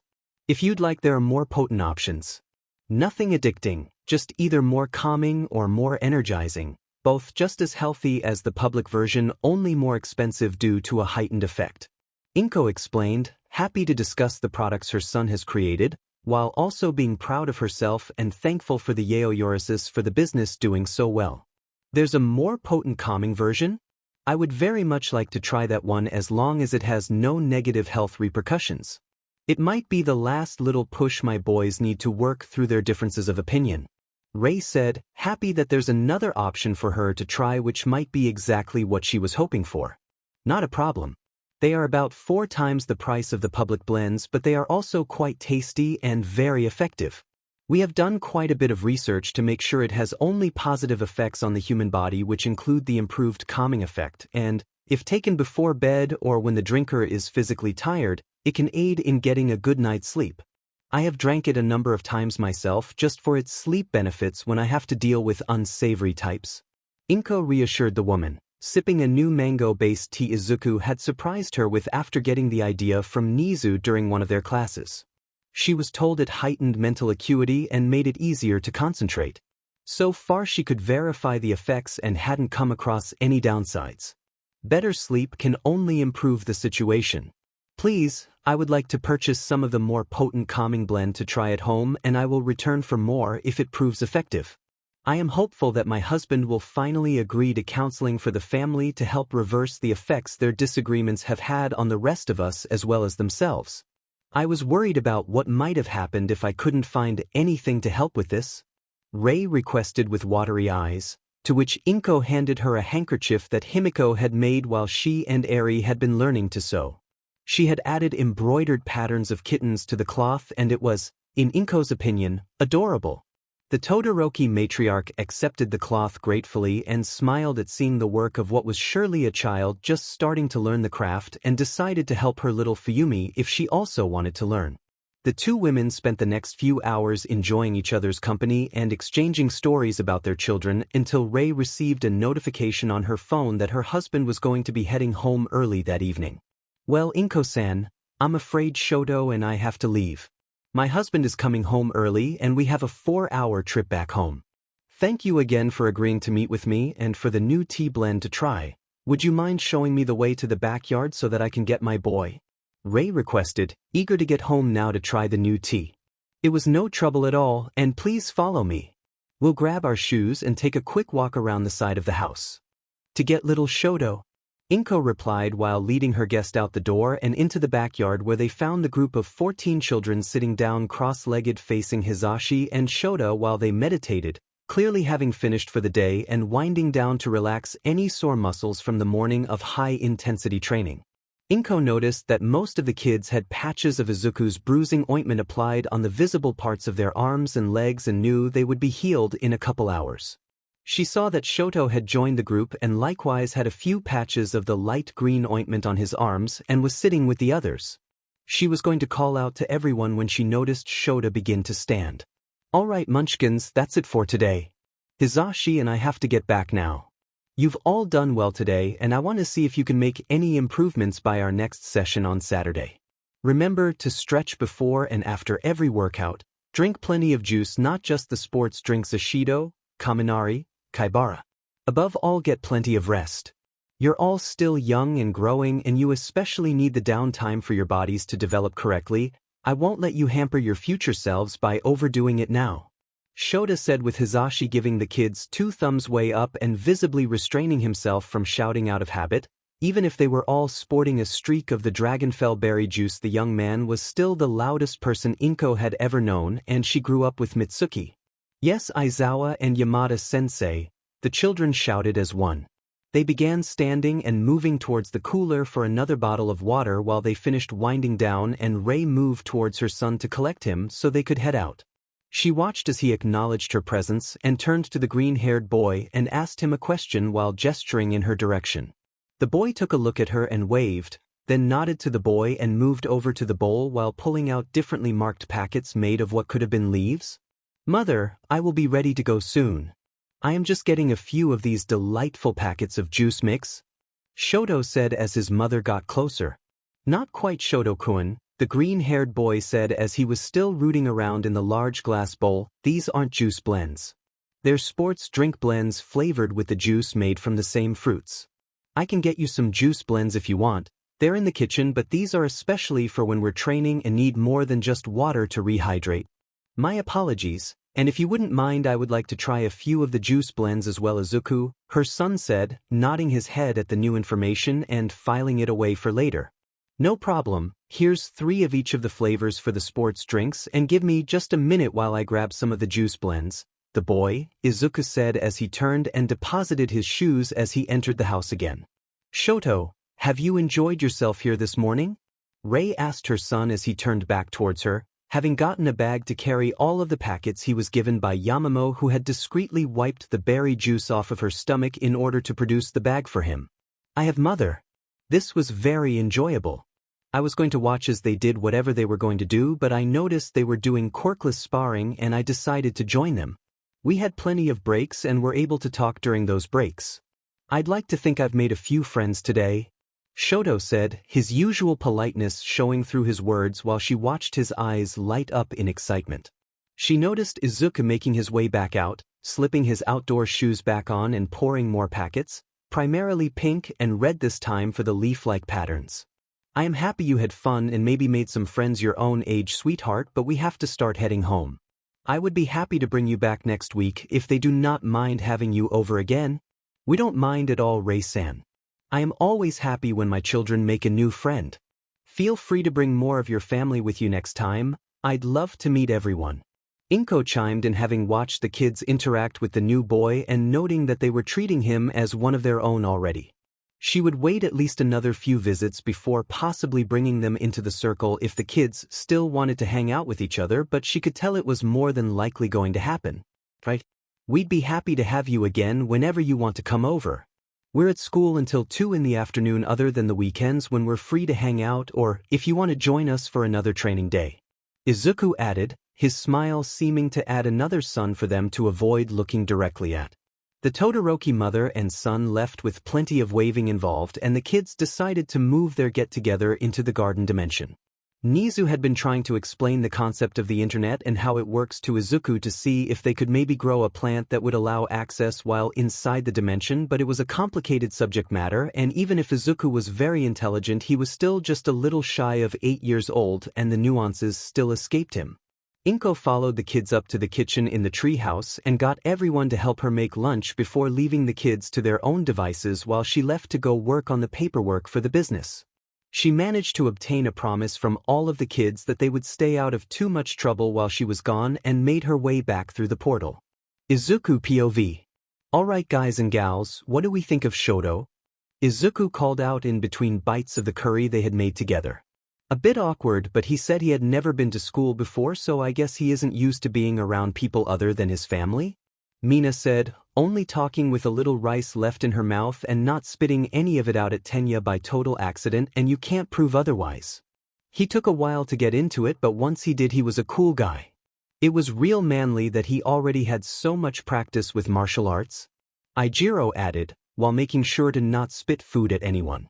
Agreed. He didn't seem unfriendly, just unused to social cues. I believe I've heard his last name before though. Yamamo posited, her finger on her bottom lip while she pondered, a habit she picked up from Tsuyu. Todoroki is Endeavor's family name, Izuku quipped, still being sure to speak between mouthfuls. It's not exactly widespread knowledge, but it's also not really hidden information either. Endeavor's name is Todoroki Enji. His wife, we've learned today, is Todoroki Rei if I heard mom right, and at least one of his children is Shoto. I think the magazine said he had 4 kids. Only you would know that much about heroes Izuku. Himiko said while playfully jabbing him in the side, making him nearly spit a mouthful of rice all over Cheiko-chan's face. Regardless, Shoto-kun was a friendly enough person with plenty of experience in martial arts for his age and quite the vocabulary which speaks to good academic abilities. He adapted well once he actually joined us in practicing. Tenya said, having wiped the rice grains from his face with only a little bit of a glare pointed at Mina and just a few full arm chops in her direction. Good. Wanted to make sure we were all on the same page. I think he might join us sometime in the future. Just a feeling I got while we were interacting, Izuku said while filling his plate a second time. That is likely going to come down to his parents more than himself, Izuku. You know how big of a deal it was for us to join the group proper. Sen said while scooping the last of his rice onto his spook and wiping up the remaining curry sauce with some pita bread they picked off of a strange-looking tree with said bread hanging from its low-hanging branches. I know, it's just a feeling I got. We'll probably know when his whole family is able to come visit together. If they're unaffected by the defensive plants, I don't see a problem. We did have the unfortunate run-in with those French ambassadors a few months ago after all. What were their names again? Aoyama? Izuku mused before he tucked into his now refilled plate. Yes, the Aoyamas. It's such a shame. Yuga was a delight to be around. Too bad his parents were blocked by the labyrinth grass. Kinoko said, having just finished chopping up and frying her extra mushrooms to add to her own plate. I still don't know why they were blocked. I've never met them before. Why would they have malicious intent towards my family? Izuku asked, knowing he wouldn't get a concrete answer. The shrugs he got from those not actively moving food to their mouths was what he expected. They continued their chat and moved the futons into the living room area to have a group nap and then played or discussed new applications for their quirks with each other until everyone had to leave for the evening. It was a pleasant routine for everyone and they were all growing closer as friends every day. 2 weeks later, it was once again time for Izuku to have another class with Dean Nizu and he was very much enjoying the subject matter. The Chimera had set him homework on the first and second generation quirks and their limits or downsides for the last 2 weeks, and he was enjoying all of the new information he was absorbing about quirks from before secondary and tertiary mutations were common enough to mitigate backlash for the more harmful quirks. He had just finished writing up a report on the villain Destro and was walking up to the door to the dean's office with it clutched in his hands with a large smile on his face and a gleam in his eyes. Just as usual, the door opened to the spacious office after exactly 3 knocks. The dean had said it was the optimal number of knocks. He made his way over to his usual couch, a cup of tea and a plate of scones already waiting for him. Nizu was sitting in his own chair waiting for Izuku to get settled after handing his report over and eagerly read through his protégé's work while Izuku took a few minutes to enjoy the snacks. Izuku, I must say you have outdone yourself this time. The psychological analysis you did for Destro was right on the money with my own, and your breakdown of his quirk and the possible ways he could have used it better is some of your best quirk theory yet. Did you enjoy the assignment?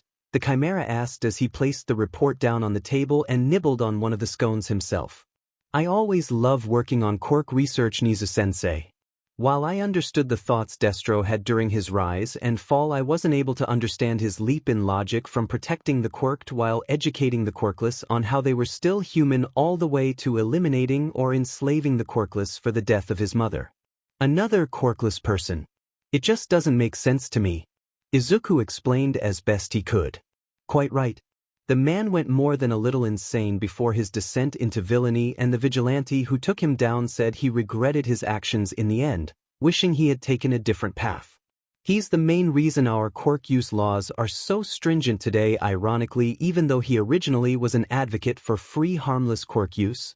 Nizu replied, taking a sip of tea to wet his throat a bit before continuing. Now that report is done, I have a question for you. Izuku leaned forward in rapt attention, his eyes staring directly into Nizu's own as he waited for his next assignment. How much do you know about the first-generation stockpiling quirks? Nizu asked, a twinkle in his eye as he watched his youngest student perk up and start one of his mumble storms that he so loved to listen to and dissect with the intelligent boy. He wondered if he would ever tell his student about a certain stockpiling quirk user in the future for a moment, then discarded the thought because of course he would. Izuku was the most promising student he'd ever taken in, and he couldn't wait for the child to come into his own as an analyst and work with him on case studies. How good of you to join us here, All Might. Toshinori slowly picked himself up out of the crater he dug into the ground after being slung into and through most of a 5-story office building, thankfully empty at this time of night. He wiped a line of blood from the corner of his mouth and stood facing his greatest nemesis while the fire raged on around him. He detested the fact that he wasn't able to remove this monster from the city before the fight started, but he luckily had Torino helping to evacuate the civilians with Night Eye. He took in a deep breath to steady himself before deciding to go with a bit of psychological warfare and to hide him, checking to make sure his insurance was still in the pouch hidden under his belt.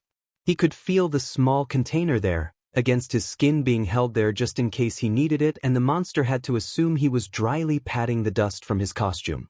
You know, Shigaraki, pat pat pat, with the materials we have access to nowadays, you'd think they'd have invented a fabric that wicks dust away by now. For once we agree on something, Yagi. It is good to at last have common ground with you. It will make it oh so much more pleasurable for me when I rip my brother's quirk out of your dying body, came the response, obviously slightly miffed and confused that All Might of all people wouldn't be taking their circumstances seriously. He always was one for theatrics. It made him one of the absolute worst beings on the planet since he knew what to do for maximum response. I'm afraid I can't allow that. You see, Mugen, I am not here to play with you. I am not here to humor you. I am not here to let you leave this place in anything more than a body bag, if that. I have come here to crush you, to obliterate you, to annihilate you so that this world will finally be free of your particular brand of evil, Toshinori said, foregoing all of his usual boisterousness. He had been fighting this man's criminal empire for over 3 decades now, and he was ready for this nightmare to be over finally. Oh, the hero plans to murder me? What would the public do if they found out about this little plan of yours, Toshinori? How did you know that name? The anger, the fury, and dare Toshinori say it? The fear radiating off of the monster in human flesh in front of him was something he dreamed of seeing and hearing every time he closed his eyes at night. He knew that as a hero he shouldn't, but he was going to enjoy snuffing the lights out on this particular villain. I have had the fortune to speak with Yoichi-san for a while now. He is, somehow, even more disgusted with what you have become than he was when you murdered him nearly 200 years ago. He has placed his trust in me to let the sun shine on a world devoid of your shadow. I will not fail his expectations, Toshinori said, getting into a combat-ready stance, waiting for the moment he would rush into the hardest fight of his life. He plastered a smile on his face again. This time it wasn't the one for the public or the news crews, no. This one was a more genuine smile reserved for his friends and confidants. He had one shot at this fight with no backup for either side, and he was going to make the most of it. How dare you use my given name? I will rip your spine from your body and shove it down your throat. When I am done torturing you, I will take what is mine and rule this world like I should, the madman screamed as he shot forward, activating numerous quirks in an attempt to bring down the symbol of peace to clear the way for his future reign. The two behemoths of power clashed, destroying the surrounding buildings and roads without pause as they slammed into each other in the most brutal ways they could. The fight raged on for nearly an hour before both parties backed away to catch their breaths and wipe the blood and sweat away from their eyes. It was during this time that a shout came from the perimeter of their fight, one that both combatants knew well for different reasons, along with a rush of flame aimed at the villain opposite him. As bright and hot as the flames were, they did very little to the man other than prevent him from catching his breath, but in a fight like this, that was all Toshinori needed.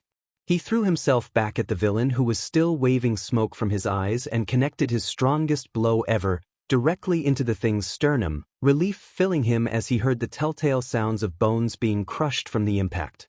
Shigaraki Mugen was folded forward over himself from the punch, spitting blood and desperately gasping for air, and now absolutely terrified of the hero in front of him.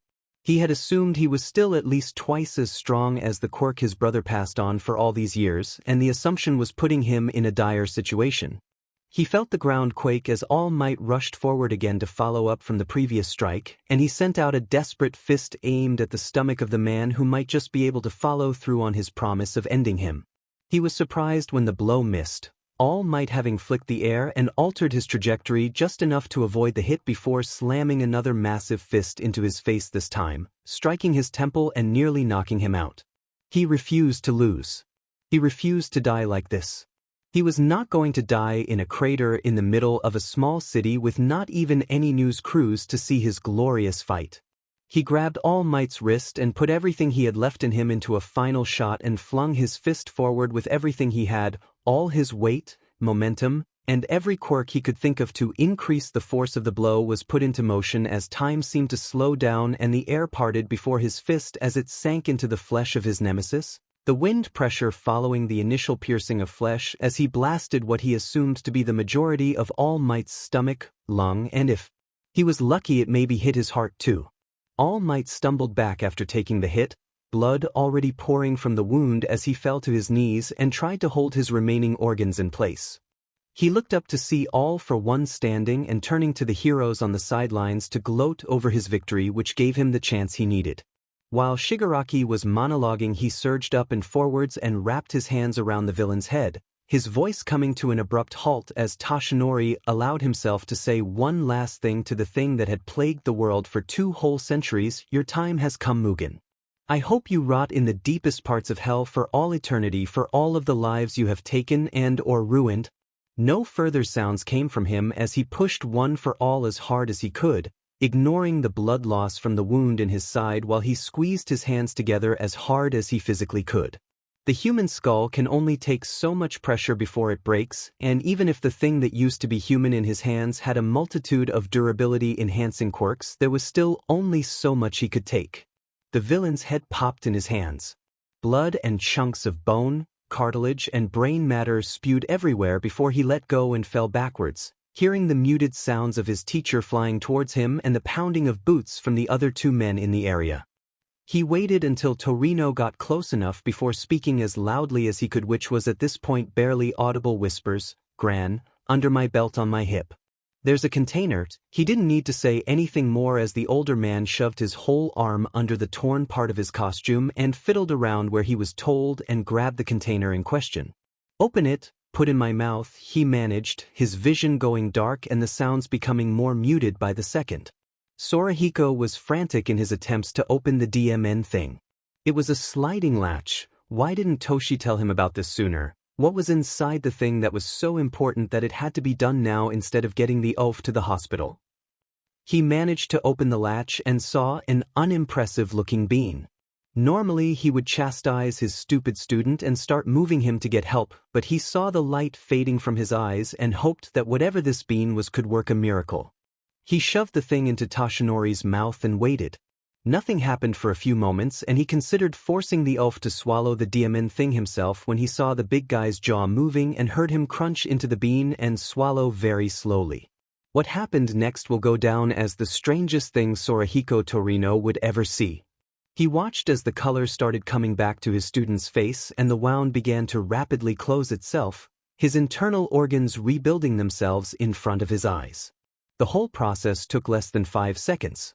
His student went from on death's door to pulling himself up off the ground on shaky legs and searching the surroundings in under 10 seconds before he walked over to the corpse of the villain that very nearly killed him.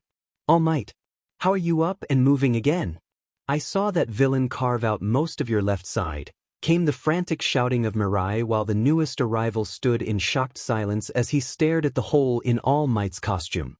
"I ate a really good bean," Toshinori said, giving a short barking laugh while he composed himself, his eyes never leaving the body. "Endeavor," he called out, with no trace of joy in his voice. "All Might," Endeavor responded, still coming to terms with what he witnessed over the last hour during the fight and the CLMX of said fight. He did, however, notice the older hero's tone and prepared himself for instructions. "I need you to incinerate this villain's corpse," All Might told the flame hero, watching the body without blinking. If Endeavor thought it was a strange or outlandish request, he didn't say anything about it. He simply stepped forwards and readied himself to carbonize the monster he watched nearly take out the strongest man on the planet. He had just started with his flames when everyone there noticed black sludge pouring from the body's mouth, and he was unable to turn up the heat high enough before the seemingly dead body was whisked away. He turned off his flames and the 4 men stared at the spot the body used to be for several seconds before All Might fell to his knees and screamed his newly repaired lungs out while slamming his fists into the ground. No one there had the heart to try to calm the big guy down with what had just happened, so they stood there in solidarity and to provide support if the situation changed. 1 hour later, Midoriya residence. We are coming to you live now from the crater left behind by the massive explosive the villain who has yet to be identified detonated here in Shimada just a half hour from Shizuoka. The devastation is widespread, but luckily there have been no reported casualties. Police say that All Might and a small group of heroes working with him had evacuated the civilians beforehand, and there were only a few stragglers still around when the fight started, which meant that the heroes on scene were able to prevent the loss of any life other than perhaps the villain himself. We will continue to bring you more information as we get it. Izuku sat on the couch watching the news with Himiko and Arie while Inko finished cleaning the dishes from dessert. The children were watching the story unfold with rapt attention, it being the most destruction of public or private property in a single villain attack in Japanese history. They continued watching for the last hour before bedtime and turned in for the night none the wiser as to how impactful this fight was. 1 hour 45 minutes ago. Denki POV. Denki was walking around with a couple of his friends from school trying to burn off the fat from dinner when out of nowhere one of the other guys tripped and fell into the kid standing next to him, who toppled over and smacked into Denki. The resulting force knocked the boy over and into the wall of one of the abandoned warehouses lining this side of the road, and his quirk activated on instinct as he smacked his head against the bricks. He just happened to have been holding on to a weathered power conduit leading from the meter underground as he braced himself for his fall, and his palm just so happened to be in contact with the copper cable running power to who knows where. This did mean that Denki did not run the risk of shorting his brain this time, so silver linings, he guessed. He picked himself up and helped his buddies up as they continued on their way back home, now to get someone to check their wounds. Neither of the 3 of the boys looked back at all. Why would they? After all, it's not like that random series of events could have had any lasting consequences. 10 minutes later, Kyodai Garaki finally finished prepping for the surgery to save his MSDR's life and forced his Nomu to warp him back to the underground operating room they had set up under one of the old warehouses here in Saitama. No one would ever think to look for it here. It was perfect. until he stepped into the raging inferno that is. Everything was on fire. Flames were liking the walls all around the room, the sprinklers weren't coming on, his equipment was ruined, and worst of all, his emser was starting to look like charcoal. There was no conceivable way to fix this. The doctor turned around and walked back through the small portal again so that his Nomu could close it and not have the fire spread to his personal lab. Now what? Garaki had no idea what to do now. Sure, he had a copy of the MSDR's quirk, and he was told that Tenko, or rather Tamura, would be receiving his quirk eventually, so theoretically he could implant the quirk into the boy. Maybe do the procedure they had been putting off until he was fully grown, but the boy likely wouldn't survive the procedure right now. The best course of action would be to relocate all of the MSDR's assets and bide time for the boy to grow so that he could implant all for one into the boy and let the copy of his MSDR's consciousness take over as planned.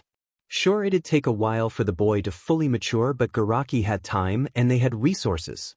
He would leave the boy with the Nomu he had finally finished creating. Truly a marvel, this one, a very useful coordinate-based warp quick made from the combination of a few other quirks and a smoke generation quirk. The Nomu also retained his ability to think, though they did apply several levels of mind control over it to maintain control. The boy had called the new Nomu Kurojiri. No one ever said the boy was good at naming things. Really, naming him Black Fog just because he was made of black fog was just rude. He had decided.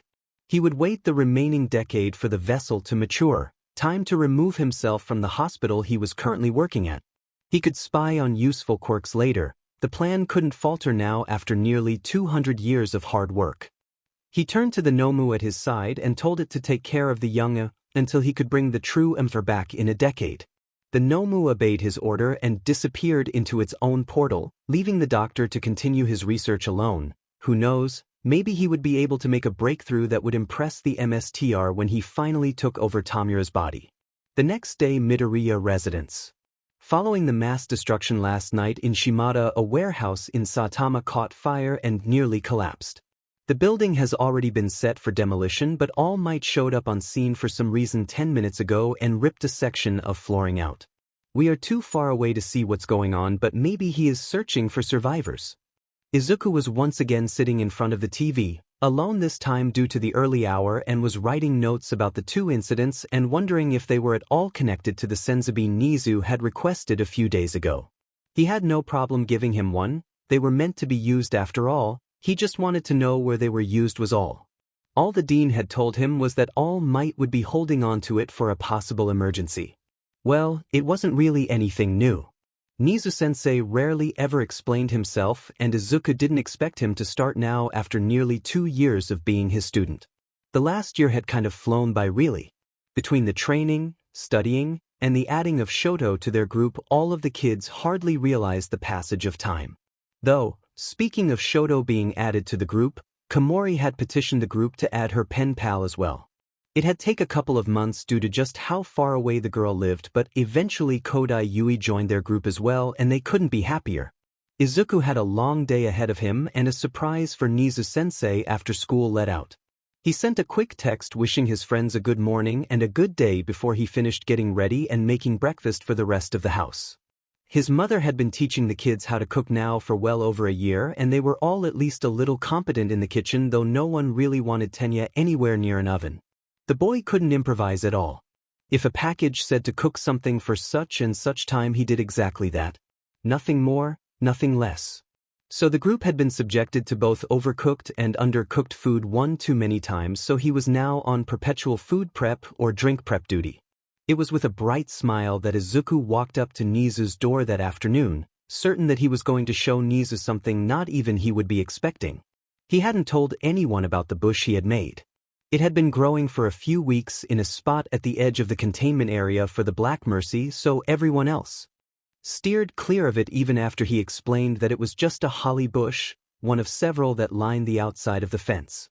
The setup was perfect, now all he needed was for the dean to follow him back. "Good afternoon, Izuku. Are you ready for our lesson?" the Chimera asked in his usual chipper tone. "Actually, Nizu-sensei, I have something to show you if you have a few minutes." "Is it something you brought or something in the garden?" "In the garden, sir. I have been working on something that I hope you'll enjoy." In that case, lead the way, my boy. I can't wait to see what's got you so excited. The boy and the teacher made their way over to the bunker entrance he had just came from and re-entered the garden dimension where Izuku led his favorite teacher over to the dangerous plant area and stopped in front of one of the holly bushes seemingly at random. Here we are, sir. I have been working on this now for weeks and it's been so hard to keep people from snooping on it. I think you're going to be speechless this time, sir, the boy said as he reached down and gingerly pulled one of the small red berries from the bush and handed it to Nizu to examine. Well, don't keep me in suspense, my protege. What does this do? The dean asked while he rolled the thing in his paw absently. A little over a year ago you asked me how much I knew about first-generation stockpiling quirks, remember? Nizu nodded to show he did. Well, I decided to try to recreate that. Nizu visibly paled. He had definitely not been expecting that, but maybe the child didn't realize what this would mean. Well, I was able to recreate the effects of the quirk just fine, and it's also super cheap to grow. The downside is that they do not start with any stored power. The bright side is that these work on the principle of perfect equal growth for the body, mind, and quirk. Basically, every time you exert effort after consuming this, you will, in the beginning, only have about 90% of your efforts reward the related results. The remaining 10% is broken down by the stockpile in your chest and used to gradually improve your body by burning excess fat, building muscle and stamina, as well as reinforcing and streamlining everything about your mind. You will gradually move and think faster as long as you are actively working out a few hours a day. Izuku excitedly explained to his mentor, not really understanding what he had created once again. Midoriya-kun, Nizu began in the tone of voice that Izuku knew to be associated with something close to reprimanding, which instantly made the boy freeze in place. You have once again created something with the potential to change the world. Don't deny so quickly. Tell me, do these little berries produce a quirk? No, sir. It's a quirk-like effect. So you have grown something capable of reproducing the effects of a quirk. Not just any quirk either, a stockpiling quirk. Arguably one of the most useful kinds of quirks, even when they only improve one aspect of the body with the stored energy. You have taken a full-body enhancer-type stockpiler and mass-produced it. Do you understand how much trouble these would cause if the public ever got wind of them? The chimera chided. I honestly wasn't thinking of that when I started planning these, sir. I wanted something that worked with the hero's normal workout routine that would help them stay in shape and improve over time. Izuku said, thoroughly chastised and only now benefiting from that sweet emphasis called hindsight. I don't want to say it's okay, because it isn't, but has anyone eaten one of these yet? No, sir. I had planned to give one to everyone tonight after showing them to you. Let me think. Nizu paused as he considered the possible ramifications of allowing the children to consume one of these as he realized he was missing two crucial bits of information. Midoriya-kun, what are this plant's limits, and does it work on all cells in the body or just muscles, bones, and organs? Well, Izuku said, not wanting to look the diminutive chimera in the eye but eventually looking back to him and biting the proverbial bullet. They don't have limits. The first-generation stockpiler quirks didn't have limits either, but no one lived long enough with one back then to give accurate information as to what happened when they stored too much energy for their body to handle. So to combat that, I had to section out separate percentages to improve the body while strengthening the body. This means that if the person who consumes one of these never stops working out, they would never stop improving. For the second question, I don't know. I'm not a biologist, and the thought when I created the seeds was to just improve the body to handle the constantly growing stockpile, sir. Midoriya Izuku. You have done precisely what you were instructed not to do. Nizu screeched, getting more than a little worked up over the carelessness of his pupil in this case. Sir? I don't know what you mean. Izuku said, head tilted in confusion. We told you not to create anything that could stop the aging process. But it doesn't? Right? He said, eyes blown wide open.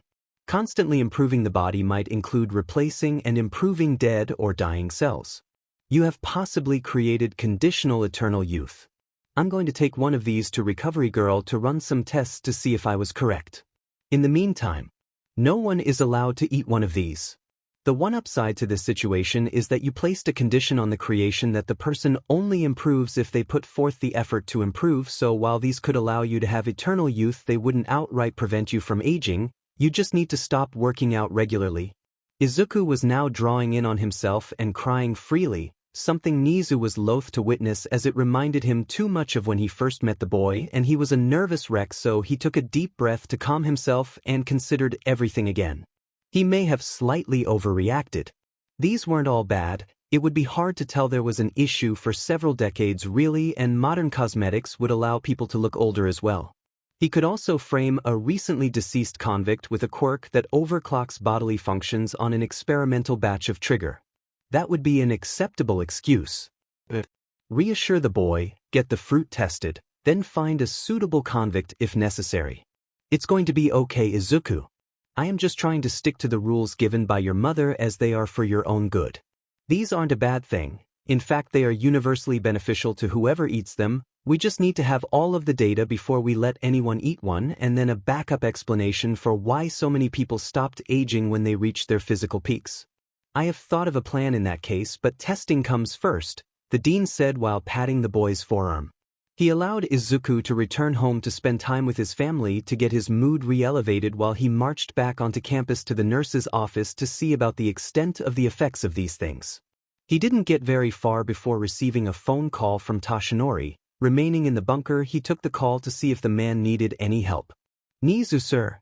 It's over, it's really over, came the hurried breathing and excited whispers from the #1 hero. I'm afraid I'm not sure what you're referring to. I thought you were still searching for the body of All for One. Yes, sir. It has been found. Through some freak accident involving a group of children, one with an electricity generation quirk of impressive output, the BSTRD, is actually dead. I just had Endeavor help carbonize the remains. Mirai asked an acquaintance of his to use his quirk Bloodhound to point out the direction of the corpse based on leftover blood at the crater, and he took us to a warehouse in Saitama where I found a hidden basement, and in the basement was the remains of Shigaraki Mugen and a ton of medical equipment that was ruined in the fire. We brought in someone with a forensic replay quirk to verify this was actually All for One and worked backwards to see how he finally died.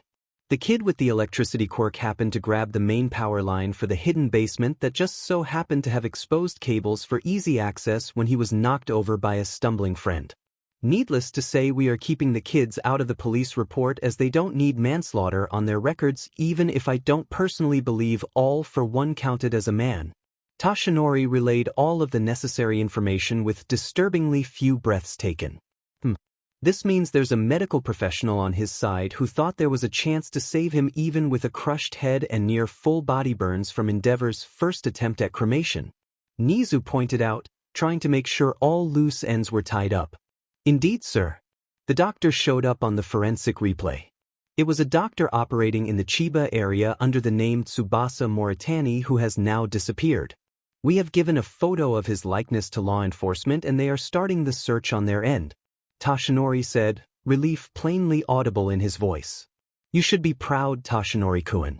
You have almost certainly put the final nail in the coffin of a 200-year-old boogeyman. You should take some time off for a vacation to unwind. You have been working non-stop for over 3 decades now. If you'll excuse me though, our young gardener has created something crazy again. Nizu said, also feeling incredible relief now that a huge problem had been dealt with and he was going to be able to free up a lot of resources for other problems. When you finished looking into it, please thank the gardener for me. The bean was fantastic, came the giggled response from the man who had 30 years of stress almost entirely removed from his shoulders. Never have I been more thankful that a villain had an efficiency-boosting quirk, came the jovial tone of Nizu as he sipped on a cup of tea while looking over the report recovery girl had given him regarding a certain holly berry. Nizu. No, never mind, I don't want to try to figure out what's going on in your mind. I'll just speak about my discoveries regarding the berry. Recovery girl sighed, once again wondering why she stayed employed under the rat. Oh yeah, the gratuitous sums of money and to make sure the young guns don't kill each other while they're in school. In short, these things are safe to consume. I wish I could give you more information about them, but all I can tell you is that they're harmless to the consumer and are very nutrient-rich. I ran a few tests because I wasn't sure if holly berries were meant to be eaten, which they're not. Normally consuming even 2 regular holly berries would induce vomiting, diarrhea, dehydration, and drowsiness. Thankfully, Izuku hasn't made normal berries. These wouldn't have any adverse effects if eaten, maybe just reinvigorating someone for a while, making it harder to fall asleep for a few hours. When are you going to tell me what these do, by the way? Nizu pondered both her answer and the written report she gave him with his normal approximation of a human smile for a few moments. Deciding to rip the bandage off now as opposed to later when they were with someone else rather than just himself and one of the humans he trusts most in the world, he opened his maw. Conditional immortality. He spoke and then went back to his tea while he continued reading the papers. Recovery Girl reacted as any other normal functional human being would when presented with information like that. The tea she was sipping on went spraying across the room, barely missing her boss and the equipment surrounding them through practiced ease and only landing on the floor. If she had the mental capacity to focus on anything else at the moment, she'd give herself a pat on the back for her aim. Unfortunately, she didn't and was only able to hack violently for several seconds while trying to clear her airways until she raised her head and stared incredulously at the seemingly unfazed chimera in front of her. Explain. Now. Nizu chuckled at his old friend's antics. She was always so expressive when they were speaking to each other in private. He was certain that had he been human, he likely would have taken her as a mate. Conditional immortality. That's what these do. I thought that was pretty self-explanatory, Chio, he said while giggling at the glare she was pointing his way. Okay, calm down, all that anger is going to raise your blood pressure. That description is accurate, but it's not what Izuku intended these to be. He was trying to create something to mimic the stockpiling quirks from the first generation of quirks, and due to a misunderstanding and a lack of foresight these came about. What sort of misunderstanding turns a replica of a stockpiling quirk into an immortality quirk? She asked wryly. To be fair, he was working with basically no information on a topic that has stumped all of the quirk researchers for the last 200 years. I think he did admirably in his attempt, even if I personally disagree with the outcome. Skip the build-up, Nizu. Tell me what he made. Fine, though you really should stop being so impatient, Chio. He theorized that when first-generation stockpiling quirks gathered more energy than the human body could contain, even with the improvements to the body the quirk was granting, the quirk would trigger a sort of upgrade to occur in the wielder, rapidly improving the body to compensate for the increased power flowing through them due to the quirk passing the veritable point of no return. Without realizing it, he came up with a feasible answer to the old quirk singularity theory. So he created these berries to make that process constant instead of just when the user would naturally reach the end point and be at risk of being killed by their own quirk. Recovery Girl hummed at this while she considered the thought process and took another sip of tea and a bite of her peach cobbler. It's not completely out of the realm of medical possibility, if I'm being honest. Unlikely, yes, but not impossible. You'd be far more likely to just die when you reach that point than to trigger what is essentially a quirk evolution, much like most other first-generation quirks did. What does he hope to accomplish with the constant improvement, though? Yes, that. Luckily, I had him explain to me in detail what he was thinking, or I'd have no way of explaining this to you. He was very methodical with this creation. More so than any of his previous seeds even. He paused to enjoy a bite of his chrysanthemum tea cakes and washed it down with another sip to stay hydrated. He made it so that anyone who consumed one of these would have a core created in their body, most likely just below the diaphragm, that gathered energy whenever the person exercised, applied themselves mentally, or used their quirk. They would, in the beginning, be able to utilize 90% of what they could have utilized before eating the berry, leaving 10% for the core to use in very specific quantities. 2% would be used to improve the body, mind, and quirk outputs each. The remaining 4% would go into fueling the stockpile, which can be utilized to increase physical capabilities like the first-generation quirks, improve the quirks themselves like we saw with Toshinori's predecessors, or used as a sort of battery providing an energy source to compatible quirks and/or stamina to those with incompatible quirks. Truly, little Izuku is a genius. Recovery Girl's eyes widened at the description given and then narrowed in confusion as she thought through what she was told. That's all very good, and if I'm honest, that might even be how the first-generation stockpiling quirks functioned, but how does that lead to conditional immortality? Simple. He paused as she leaned forward slightly in curiosity. He forgot to add a limit? Her teacup clattered as her hands shook while holding it up to take another sip. She carefully placed it back on the plate and gingerly put both back onto the table sitting in between the two adults and, with practiced motions, brought her hand up to pinch the bridge of her nose. Of all the stupid things to forget. Limitations are there for a reason. Living bodies aren't meant to improve indefinitely. He's lucky he considered the mental aspect as well, or he'd likely have created undying psychopaths unable to cope with their own power and lay waste to anything or anyone who got near them. That's it. The boy is taking medical classes from me before he does something like this again. Nizu could only laugh. Treehouse 1 week later. Finally. Summer vacation is here and we're all together for the first time in weeks. We should go to the beach, cried Mina. The girl had been bouncing on the ball of her feet all morning, waiting for everyone to arrive. Nizu had called a meeting for the parents and the adults in charge of the kids, which finally got the people who rarely had time to socialize to come together. She only had to wait now for whatever Nizu wanted to tell them, and then she could bring the girls out for bathing suit shopping. Yes, Mina, we know how much you want to go swimming. We're more than happy to join you later, replied one of the only voices of reason in their group and possibly the one everyone else looked up to as the group mom. Momo having her hands busy restraining Himiko from launching herself at the pinkette in excitement. The two, when they got together, were notorious for causing minor disturbances as they called them. Yes, it would be nice to go enjoy the beach now that we've finished cleaning it. I'm still surprised it only took us 2 months to clear all that junk. If I'd done it by myself it would have taken years.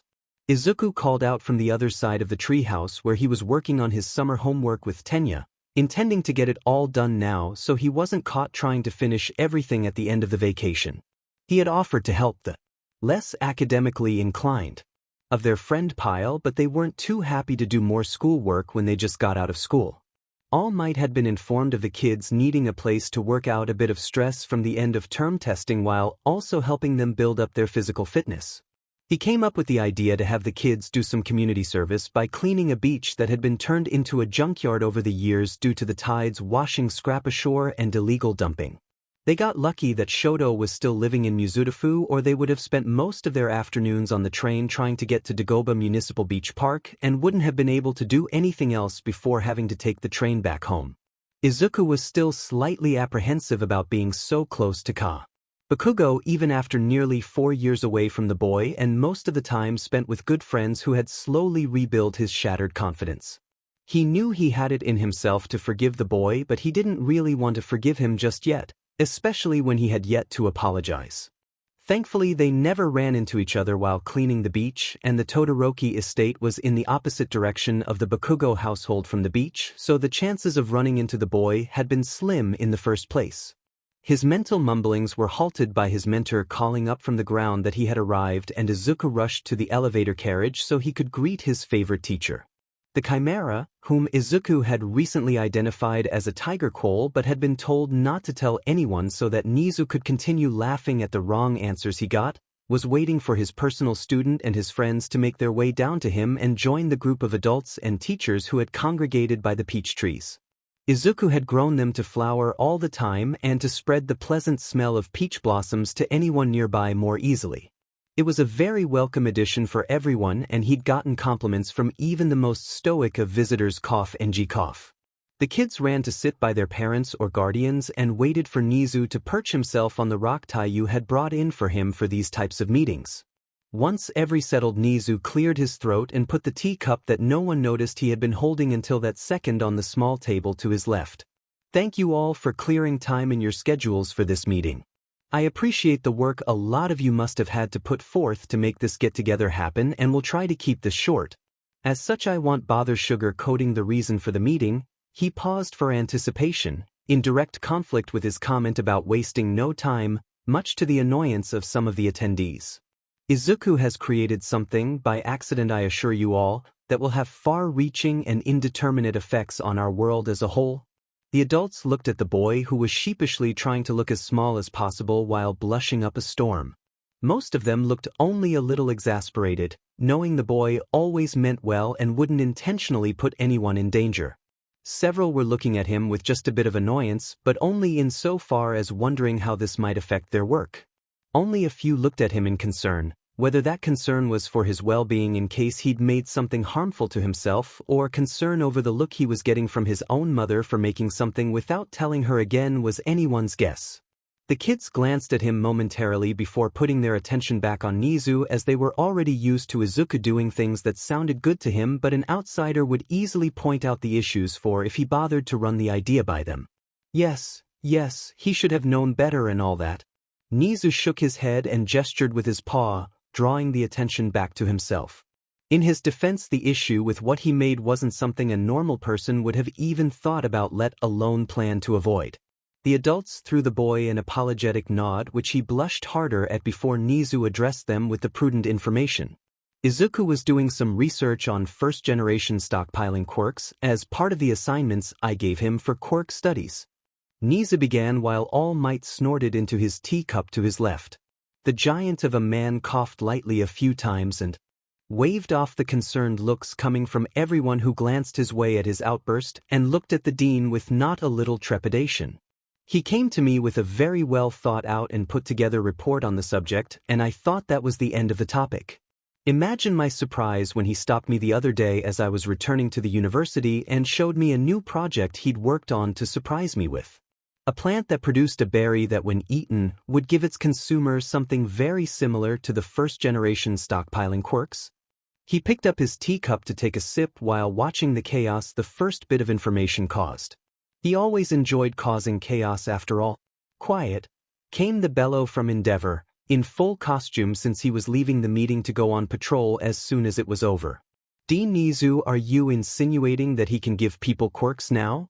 I'm not insinuating anything of the sort, came the reply, which caused a lot of those gathered to relax a little before his next words worked them back into a frenzy. I'm telling you clearly that while the effect doesn't give you a quirk, it does give you the effect of the quirk. If you eat one of these berries, you would, functionally, have a stockpiling quirk along with whatever you previously had. Ah, thought the cool chaos. It took several minutes and plenty of shouting from those that were on a strict timetable before relative calm could be re-established. Eventually All Might snapped his finger and the crack of displaced air grabbed everyone's attention when he gestured to the grinning dean, indicating the story likely wasn't over yet. Several embarrassing seconds later and the majority of everyone's attention was back on Nizu. I trust you all got most of that out of your system there?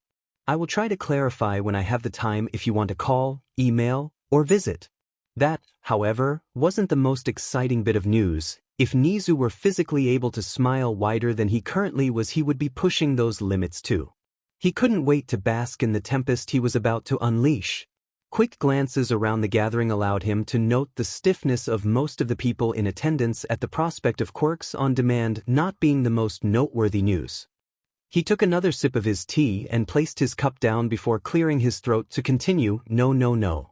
The primary reason I called you all here is the unintended effect that came about as a result of the faux first-generation stockpiling quirk. You see, there's no documented records of what happens when the human body is unable to naturally keep up with the stockpile. Whether that be the raw physical power, the internal energy store, or the various other effects it could have on the body. No one from that era lived long enough to leave us enough information to make anything other than educated guesses. Now the primary emotion he could see was worry. It was worry before, but mostly because of the possible danger to the kids if anyone found out about gaining a quirk from eating a berry. Now it was worry over possible side effects other than the equivalent of a second quirk. Izuku here took a guess. A good, well-founded guess, but a guess nonetheless. Whether I or you, a university's medical official, recovery girl here, he gestured to the elderly doctor to his right who was visibly done with his antics, is inconsequential. In any scenario, it was going to come down to a matter of opinion, and anyone's opinion could have been right or wrong on this one. As I said, we simply have too little information to be sure. In this case, though, Izuku guessed that when the body couldn't keep up with the quirk would evolve and improve the body to avoid the user being killed by the eventual overload. We have seen this before with quirk evolutions, rare as they are, in that they change the user's body or the quirk themselves in drastic ways to make them either more powerful or more useful. His guesswork was based on that, and, in an effort to avoid the lethality that sometimes comes with particularly violent quirk evolutions, Izuku opted to have the change occur over time while the stockpile grows. This leads to a gradual improvement of the body's ability to withstand the power of the stockpile. I don't think I need to explain why this is the safer method. There was, thankfully, no one in the area that couldn't understand that logic. Which leads us to the problem. There's that tension ratcheting up again. Normally, the aging process gradually slows us down and shuts down the body until death occurs. More hesitant nods. Which cannot occur if the body is always in a state of improvement. The nodding continued, though it was joined by widening eyes and several people jumping out of their seats. Nizu held up a paw to staunch the shouts that he knew were seconds away from flying around. Izuku has created something that grants conditional immortality. Funnily enough, there was no shouting. Everyone simply turned towards the boy in question with the exact same expression on their faces. Complete and utter disbelief. Nizu loved it. Excuse me, Dean Nizu, a point of clarification if I may? Izuku asked, once he managed to wrench his gaze from the boy who was currently doing his best to slip into the earth to avoid everyone's eyes. Of course, I'd be happy to try to answer your questions. Right? You said conditional immortality. How is it conditional? An excellent question, Mr. Yaoyorozus. The answer to that question lies in the method by which energy is stored in the stockpile. It only gathers energy when effort is put into an action. Whether that effort is physical exertion, mental exertion, or quirk exertion. The stockpile core siphons off 10% of the effect of the exertion's output to do what it needs to do. Roughly 2% each for improving the body, mind, and quirk. The remaining 4% is used to build the stockpiled energy, which can be used to increase your physical capabilities or improve the effects of your quirk. An example of improving the use of a quirk would be like in the case of young Momo here as compared to, say, young Ijiro. He waved to indicate the two children. Momo's quirk, for those who didn't know, allows her to create any non-living object as long as she knows the atomic makeup of the object.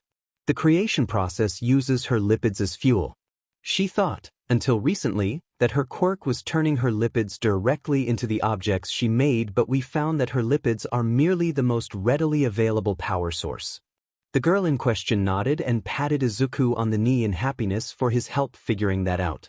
Ijiro's quirk, again for those who weren't aware, hardens his body from the outside in, into a rock-like substance, increasing his durability and offensive capabilities while it's active.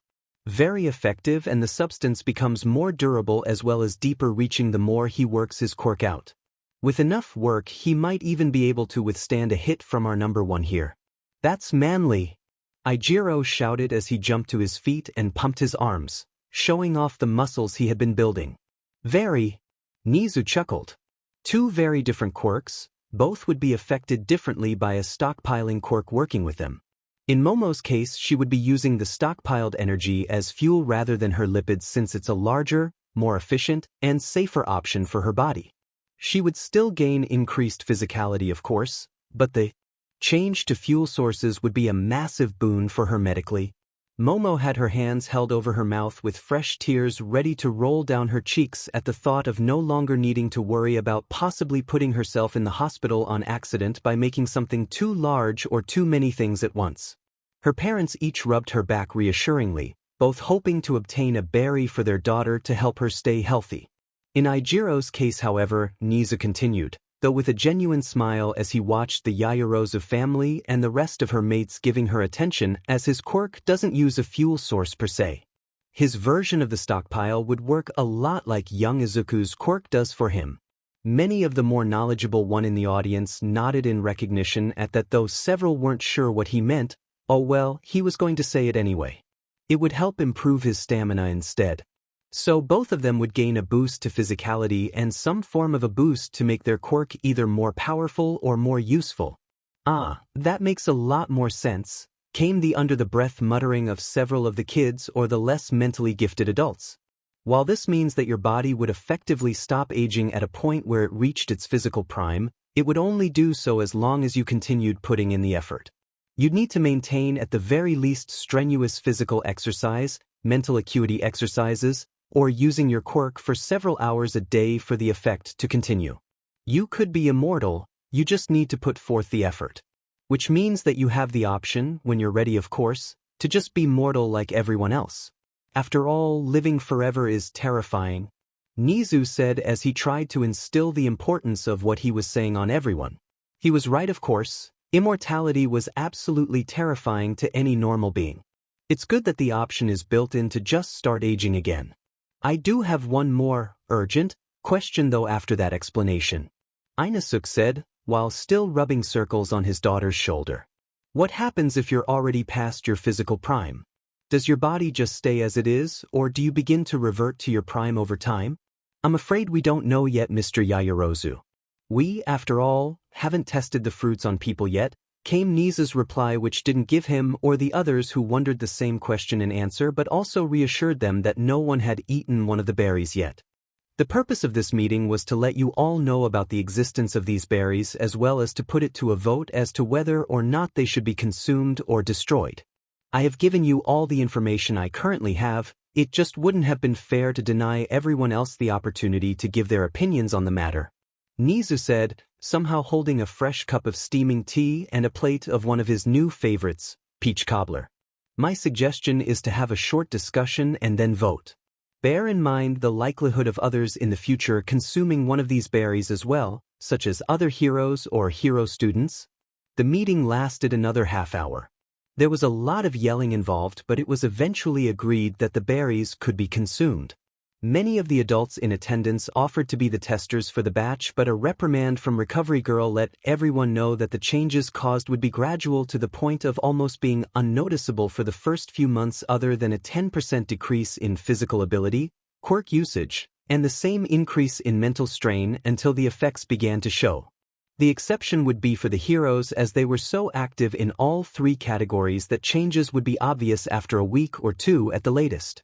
It was decided to allow the younger heroes in training, i.e., Shota, Hisashi, Nemuri, who had just recently graduated, and Tensei, the university was still reeling from the disappearance of Oboro, to be the first to use the berries. To find out if there was a de-aging effect that would be hard to explain to the public if, say, All Might or Endeavor were to start looking younger and younger. If they did, Nizu was prepared to sacrifice a convict he'd found from Iceland who had a quirk that gave a huge boost to its target that he could reasonably say had an unfortunate accident with a batch of an experimental new strand of trigger. The option wasn't something that everyone wanted to explore if they didn't need to. With the plans made and the berries distributed to the current consumers, the meeting was adjourned and an appointment made for a month from now for the follow-up to see the effects. "Alright girls. Time to go shopping for swimsuits," shouted Mina once everyone exited the garden dimension and the kids had made it to the backyard of the Midoriya household. Inko had already agreed to chaperone the girls to the local mall while she was still searching for someone to take and look after the boys for their trunks. "Swimsuits, eh? You were planning a trip to the beach without telling me, Inko?" came a voice both Inko and Izuku knew well. The entire group of children and Inko turned towards the front gate where an ash-blonde woman was standing next to a light brown-haired man waving at them all. "You should have told me, I would have brought my own suit." Mitzi/Auntie Mitsuki, shouted the mother and son respectively. The rest of the children watched in confused wonder as the two ran towards the newcomers in obvious glee. "Inky. Izuku. It's so good to see you both. I've missed you guys so much," Mitsuki said as she brought them both into a crushing hug. Masaru joined shortly afterwards, though with notably less bone-crushing to his hug. "Would you mind if Masaru and I dropped our luggage off inside real quick and then we could join you and help wrangle the munchkins while they look for suits? Please. I wasn't sure who I was going to be able to get to help watch the boys. Children. Come meet my best friend and her husband," Inko said while holding Mitsuki's hands in hers. The kids walked over and introduced themselves while Izuku was off to the side looking around behind the Bakugo parents. Inko noticed this and looked her best friend in the eyes. "Katsuki?" Mitsuki sighed and shook her head. The brat is definitely better than he was 4 years ago, but he's still not ready to be around his old punching bag. His therapist is optimistic that he should be fully ready to reintegrate into the lives of his prior acquaintances soon though. "Maybe by next summer break we might be able to bring him with us." Masaru nodded his head slowly to corroborate, even though he was grimacing at the thought of how long it had taken to bring his son back from the brink of ruining his own life and the lives of whoever he chose to associate with. "Hi, yeah, alright then. I feel like the little nitro gremlin has had enough time to relearn how to not SCK, but I can wait another year. Inko said while shaking her head. She gave her best friend another hug before turning to Izuku. Izuku sweetie, Katsuki didn't come with them this time. His therapist says he might be able to next year. Be patient, okay? Izuku noticeably drooped at this, having had the hope of seeing his old best friend again and them actually being friends again, unlike the last 2 years of their relationship. Okay, Mom. I hope I can see him next year then. Mood successfully lowered. The luggage was moved into the foyer and everyone followed behind Izuku as he led them into the garden dimension again, taking the time to add Mitsuki and Masaru to the permissions list. They all exited out in one of Shoto's guest rooms after the Bakugo couple took a few minutes to gape at the fantastical plants on display. Shoto took a second to chat with his mother and sister who were sitting in the living room working on some sort of sewing project as everyone else moved towards the entrance of the Todoroki property to make the short trek to the train station to catch a ride to the mall. Shoto and his sister Fuyumi joined the group along with his brother Natsuo as they were interested in going to the beach and didn't mind tagging along. What followed was a full day of kids throwing each other into deeper water and adults really wanting to stop the dangerous behavior but also not wanting to get up off the towels they had painstakingly set down just right under the comically large beach umbrella Momo had brought with her. She said it took an entire meal by itself to make up for the lipids she used making it. Speaking of Momo, she, Achiko, Himiko, Kyoka, and Mina for some reason were all trying to catch Izuku's attention and then would laugh as he turned to them while they were making one funny pose or another in an attempt to not laugh too hard while blushing. Inko and Mitsuki watched this happen in glee while Inko wrote down the words, "grand babies in the sand" for her fellow adults to see. She honestly couldn't be happier. Tsuyu walked up to the adults while they watched as Mina was sitting on Izuku's shoulders for a game of chicken fight, and they were locked in heated combat against Ijiro and Himiko. Yui was trying to get Tenya to join the rumble, but Tenya was steadfast in his refusal to join the fray until the victor had been decided between the first two groups. Arie and Komori couldn't stop laughing from the shallower area where they were looking for seashells. "Excuse me, Karo." Inko turned her head to the side and raised an eyebrow at the little frog girl. "Yes, Tsuyu dear? May I sit with you for a few minutes? I have a question I'd like to ask and I don't want the others to hear me right now." "Of course, dear. Please, come get comfortable and tell me what's up," Inko said, hoping to reassure the girl that she had no problem answering whatever question she might have. Tsuyu sat down beside Inko and turned to watch the others while she thought about how to say what had been on her mind for a long time now. Shaking her head and deciding to just be blunt as always, she spoke, "I don't want you to take this the wrong way, Mamadoria." Mitsuki squealed a bit at the cute nickname, "but I need to know. How much longer do I have to wait before I can share the other palp of fruit with Izuku and the girls?" Inko jerked momentarily before sighing in resignation, "Always the blunt one at Tsuyu-chan?" Tsuyu nodded at the question even though she wasn't looking at Inko at the moment. "The answer is whenever your parents let you." "Karo?" Tsuyu looked at Inko questioningly with her head tilted to the side and her finger on her chin. "I thought I had to get your permission first, Mamadoria?" Inko chuckled a bit. "While I appreciate you asking for my permission, I feel I should tell you that I don't have a problem if every single one of you kids out there, other than Arie, decided that you all wanted to be together romantically. I am personally counting down the years until I start getting to spoil grandchildren. You have my permission anytime you'd like. You just need permission from your parents." Tsuyu sat there, stunned and staring at the young mother as if searching for a hint of a lie. Deciding that she didn't find one, she nodded at Inko and stood to rejoin the others in the water. "Thank you, Mamadoria. I had already spoken with my parents about the issue a few weeks ago and they sounded like they were okay with it then, but I will confirm it again and have them call you to be sure." Mitsuki and Masaru stared at the frog girl as she hopped back into the water on the other side of the kids, still competing in throwing each other off the other's shoulders in an actually impressive display of leg strength. "Inko, did that 10-year-old just ask you to marry your son and his future brides?" Masaru asked once he'd managed to get his head mostly back on right. "Yep," Inko replied while popping the P at the end, pleased as punch at what just happened. She said her parents were already on board with it. "She's 10, Mitsuki said incredulously. "Frogs are usually not monogamous." Ru and Ganma Azui want Tsuyu to be happy in life, and they know Izuku and the others make her very happy. They all want to get into the same profession when they grow up, and all of them have spent at least a year by now telepathically linked to each other and stayed best friends. I'm not going to stop her if she wants into the future romantic relationship, and I doubt her parents will either. Also, in case you haven't noticed it yet, Tsuyu-chan is absolutely adorable, Inko said as she returned to watching the kids. Their worlds suitably shaken, they joined Inko in watching the kids again, though Masaru did offer to apply sunscreen for the ladies every so often. They both agreed and did the same for him. Still unsure of the possibility of a relationship between the three of them, with Katsuki still being an unknown entity, they refused to go any further, but looks and grunts of appreciation were fair game as far as they were concerned. The sun had started to set by the time everyone was out of the water and dried off enough to catch the train back to the Todoroki estate and from there return to their own homes for showers and dinner. The kids had gotten together in the treehouse and cooked their own meal with the ramen broth Himiko had started the day before, while everyone else pitched in to prep the other ingredients. Inko and the Bakugos joined them all once they had gotten the guest room set up for the two adults to use for the week. The ramen was received with much praise from everyone, with the only real complaint a half-hearted one from Mitsuki about it not being spicy enough, which prompted Izuku to bring her his jar of special chili oil.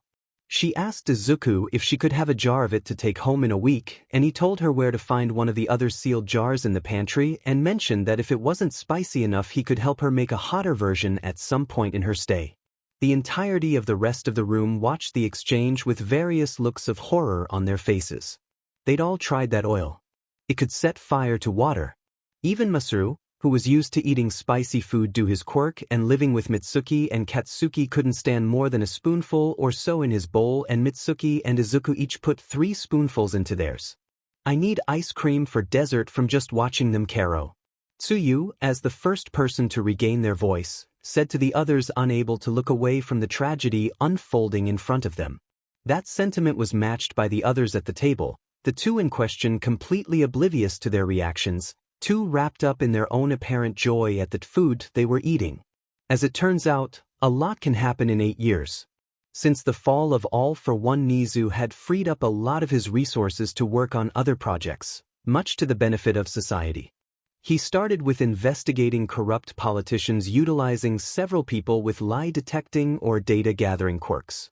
The search and takedowns led to the vacancies of nearly 2/3 of the seats in the governing body of Japan and a mountain of evidence showing the resurgence of several quirk supremacy groups and a doomsday cult calling themselves Hummerais. His actions against the corrupt government allowed those still in office to begin making changes in the election process that garnered near 100% acceptance ratings from the populace. Each and every candidate had to submit to lie-detecting quirks before their application to run for office would be accepted. They were only asked 3 questions by default.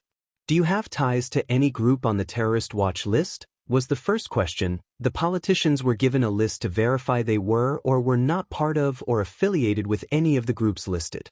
Are you running on the orders of someone else? Was the second question, to ensure that the people running for public office actually served the public and not someone trying to take control over the government.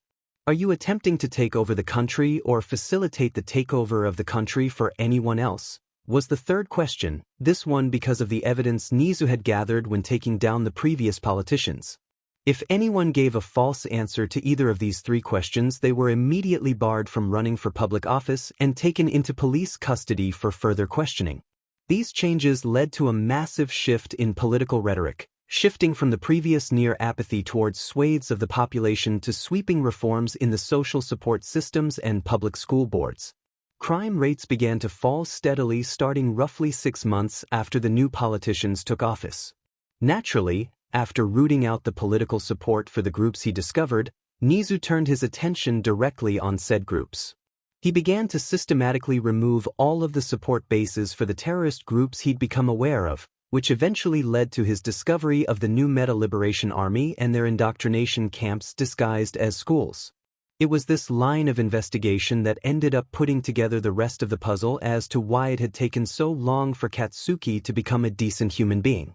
Nizu had discovered that even after the collapse of the Aldra School District, which he had confirmed was one of the indoctrination bases, Katsuki had been transferred into another of the school systems they managed to secure a hold in. Notably though, the members were planted after Katsuki joined the school and therefore weren't caught in Detective Tsukachi's preliminary search. The members of the MLA were fighting tooth and nail to reverse the effects of the boy's therapy while he was attending school. It took Nizu just 8 months to crush the indoctrination camps targeting the youths of Japan and a year longer to track down the MLA's bases of operation, leading to a military takeover of Daika City and the arrest of one Rikiya Yatsubashi and his supporters, as well as the dissolving of the Shueisha Publishing Company and Detnerat, along with several other companies that were financially or rhetorically supporting their movement. The trials for the leadership of their organization took a further 2 years to complete, each of them earning a guilty sentencing and landing in Tartarus prison. Once he had finished gathering the information on the MLA, Nizu set his sights on Humorize. Seeing them as a real and potent threat to the safety of the general populace of the world, he began working with foreign governments to track down their bases of operation and put together strike teams to arrest and detain the leaders of the cult. Sadly, several of the highest-ranking cultists decided to take themselves out rather than be captured and interrogated. The eventual collapse of the cult took a full year and 2 months. After removing the terrorists and cultist problems as well as continuing to support a fair and transparent government, Nizu took a 4-month break from his crusade where he focused solely on the university and started a reform on several things he'd been wanting to change for years but had been held back by various members of the board, the government, or the HPSC, which were now removed from their positions after being arrested for their involvement in the previous crackdowns. Once done with his 4 months of seclusion, Nizu came back out into the public with a new target, the HPSC. He had gathered thousands of hours of footage and various evidence of horrific acts the organization had committed and went public with his findings. He and the Deepening agency had provided names for each of the members of the HPSC who had either committed the acts or ordered the acts to be committed, and in doing so removed nearly 80% of the management and workforce of the organization, including all of the people in the highest offices. The leaders of the HPSC were given a fair trial with the entire country watching as all of their past deeds were laid bare. The public called for immediate incarceration and for the release of the scapegoats that had been wrongfully imprisoned on their orders. It was with a light heart and a grateful smile that Lady Nagant returned to active hero duty after nearly 6 years in Tartarus. For the last 4 years, Nizu had been cracking down on abusive foster care homes and orphanages. His investigations had led to the arrest of several hundred abusive caretakers across the country and the improvement of the lives of tens of thousands of children who had been targeted for various reasons and were now being cared for by competent and compassionate support teams. The changes in the childcare system had opened up thousands of new job opportunities as caretakers and support workers. The continued efforts here had led to a precipitous drop in crime rates, and it had been found that most of the abusive or neglectful caretakers who had been arrested were selling off children to quirk traffickers either for profit or to raise child soldiers for the groups that had been taken down recently. The dean had been recognized globally for his diligent work against tyranny and corruption with a Nobel Peace Prize for his efforts. He had the award proudly displayed in his office back at UA University and welcomed those in other countries to come to him for advice on how to accomplish what he had in their own backyards. Throughout all of his escapades, no one had noticed how he seemed to become more youthful as time went on rather than becoming haggard with all of the extra work he'd been undertaking. Of course, the dean wasn't the only one ramping up their efforts in new ways. All Might had become a very outspoken activist for the rights of quirkless individuals and those with weaker or undesirable quirks. He had done a now very famous interview with a small-town news station wherein he described his early childhood and early teenage years growing up thinking he was quirkless himself until he was 15. The impact the interview generated was hard to quantify. Nearly every other hero in Japan went on record in support of his goals to create new charities for the betterment of the treatment of those affected by the long-running rhetoric generated by those who wished to do them harm that Nizu had taken down. With the removal of Detnerat came the void of support companies for daily life items, a problem that was rectified when the government began a campaign to foster a growth in the STEM fields, which brought forth a problem in society of people only caring about something if it had to do with either quirks or heroics. It took a lot of investigative research, but it was eventually found out that this had been a long-running plan orchestrated by All for One to weaken society to make it easier for himself to rule. Once this information had gone public, as well as the general information about the Quirk boogeyman, public support for subjects in school and in the workplaces not focused on quirks or heroes hit a high that hadn't been seen since the dawn of quirks. This led to the renewal of the space program, and plans were being put together for both manned and unmanned missions to the moon and further in the near future. Something Ochako and Mina were elated about. Ochako had actually been asked to help launch a few new satellites, which netted her and her family very healthy additions to their nest eggs. Mina had forced the group to watch her favorite space-based movies for a month after hearing the news about the redeveloping space race.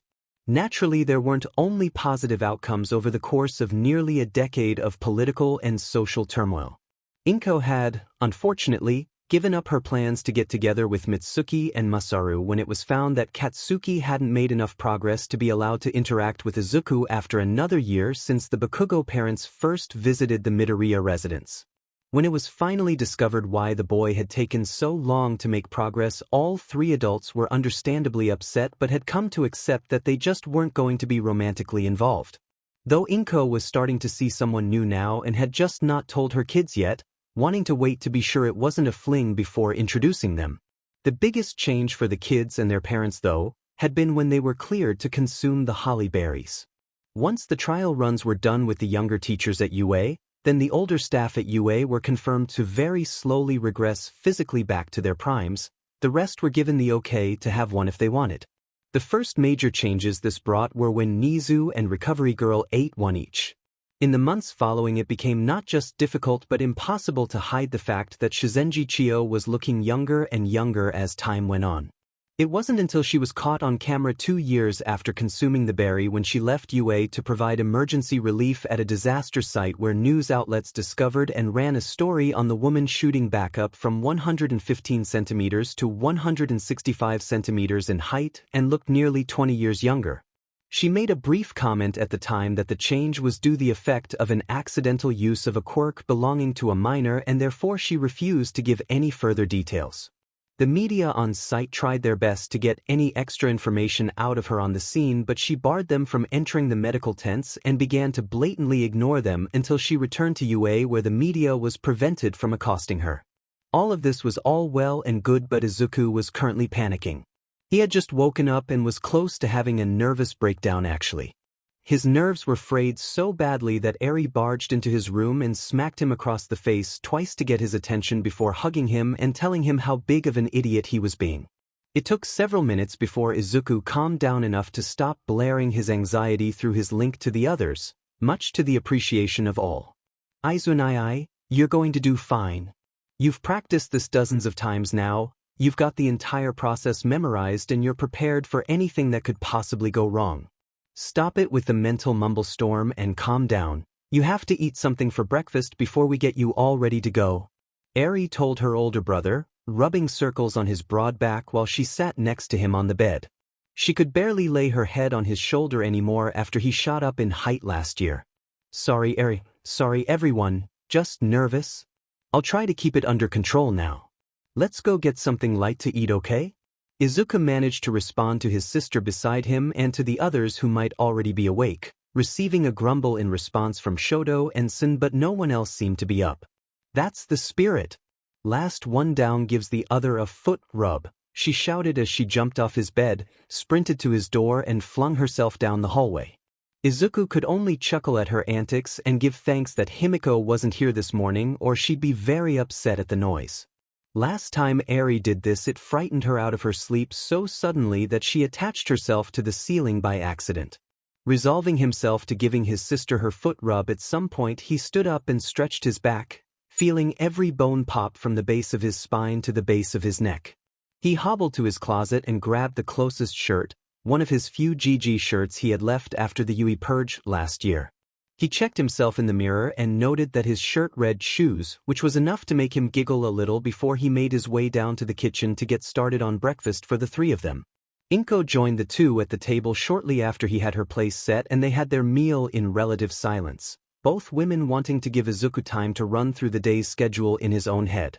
It was times like this that Inko was glad she stopped herself from sharing one of the friend fruits with her children. Arie's face was telling her that Izuku had accidentally been broadcasting his thoughts again. Inko watched as he finished the last bite of fish before standing up and taking his dishes to the kitchen to wash and sending Arie to make sure he got upstairs and took a shower. Izuku stayed mostly wrapped up in his own thoughts, privately this time, as he washed, dried, and dressed himself for the day in more formal clothing. He was in the final steps of hyping himself up and was ready to head out any time, though with a glance to his clock he noted that he was well over an hour early for his departure time. He made his way back down the stairs to spend some extra time with his mom while they waited for Arie to join them, just chatting about any possible new additions to the pickable stock for the produce stores. In this way they waited out the time until the alarm went off and they headed over to grab their shoes and went through the garden dimension to a temporary door leading to a private room in a small building being rented to them for the day. His first steps out of the building and into the late morning sun brought his hand up to shield his eyes from the glare and allowed him to see that most of his friends and family had gathered in the courtyard across the street and most of them had begun waving to their small group when they were noticed. It had taken a lot of planning and subterfuge to get this venue at this time of day and without being swamped by the press once a random passerby happened to look inside and realized what was going on and with who. The three made their way over and Izuku was ushered through the throng of people, shaking hands and receiving hugs the whole way, until he was pulled into the foyer of the large wooden building by one of the staff members selected to host the proceedings today. He was shown to his changing room and found the room already occupied by 2 other workers assigned to help with his garments. He tried not to get embarrassed and did mostly. But 10 minutes later he was pulled into a larger room where everyone he'd seen outside had been gathered and were sitting or standing around the edges, leaving plenty of space between themselves, the door, the center of the room where a large table sat, and the shrine on the opposite wall to where he entered from. "Young Izuku, it is good to see you again and congratulations on your big day," came the subdued, for him, voice of Yagi Toshinori. The two had gotten together to discuss issues the quirkless were facing when Toshi had stopped by one day while planning his first few rallies and the two hit it off quite well. It had, of course, helped that Izuku's senzu had saved Toshi's life beforehand, but it was the discussion that cemented their friendship. "Thank you, Toshi. I'll be honest, I'm pretty nervous," came his reply, though it was, thankfully, without a single stutter. "I'd be shocked if you weren't. After all, this doesn't just happen every day," he barked out through his laughter while playfully ruffling the young man's hair. "I'd die if I had to do this every day," Izuku whined in response, which earned some laughter from those in earshot. Well, as Yagi-san said, "Congratulations, Izuku. I'm very proud of you, my student, and I hope you have a great day today," came a familiar voice from Toshi's shoulder where Nizu popped his head up and over to look down at Izuku. "Thank you, sensei. I'm sure I'll have a great day after the ceremony. Until it's over, though. I think my heart might explode," came the polite but still obviously flustered reply from Izuku, who was still managing not to stutter. He was greeted by everyone in the room and given well wishes by them all just before a man wearing a traditional jo followed by 2 women in red hakama and white kosode, the priest and his 2 miko respectively, walked in from behind the shrine and took their places while gesturing to Izuku to take the central spot directly opposite themselves across the table. They were followed by several other miko carrying a large bowl that was placed in the center of the table, and a wide assortment of rice, sake, fruit, and vegetables were placed on the altar behind the priest. The extra miko left the room and returned carrying several gourds containing high-quality, traditionally made sake, which were poured into the large bowl on the table, while 27 sake cups in 3 different sizes were placed around the table in a semicircle facing towards the altar. Izuku stepped up to his position at the table and stood respectfully with his hands held together in front and his feet parted to shoulder width. His black kimono was of the traditional style as requested by Inosuke and Kao. He wasn't going to argue with them. Arie had told him that it looked great on him when he was trying it on a month ago. He stood there patiently waiting until the doors to the sides opened and out walked 8 of the most important people in his life. They filed out in the order that he met them and each wore a traditional all-white shiromuku for the occasion. They took their places around the table with Ochako and Momo to each side of him, followed by Kyoka and Himiko, then Mina and Tsuyu, and finally Kinoko and Yui. Each was wearing very minimal makeup applied by the staff at the location and holding various small objects in their hands that were attached to their kimonos to prevent dropping accidents. Izuku could see the nerves plainly written on Ochako, Kyoka, and Kinoko's faces and the glee on Momo, Himiko, and Mina's faces. Those not familiar enough with Tsuyu or Yui could be forgiven for thinking they looked bored or expressionless, but Izuku had known them long enough to see the subtle tells that let him know they were both nervous and excited. The priest called for the remaining tables to be placed around the room for the guests to sit, and more fruits and bottles of sake with cups were placed upon the tables for everyone to enjoy when appropriate.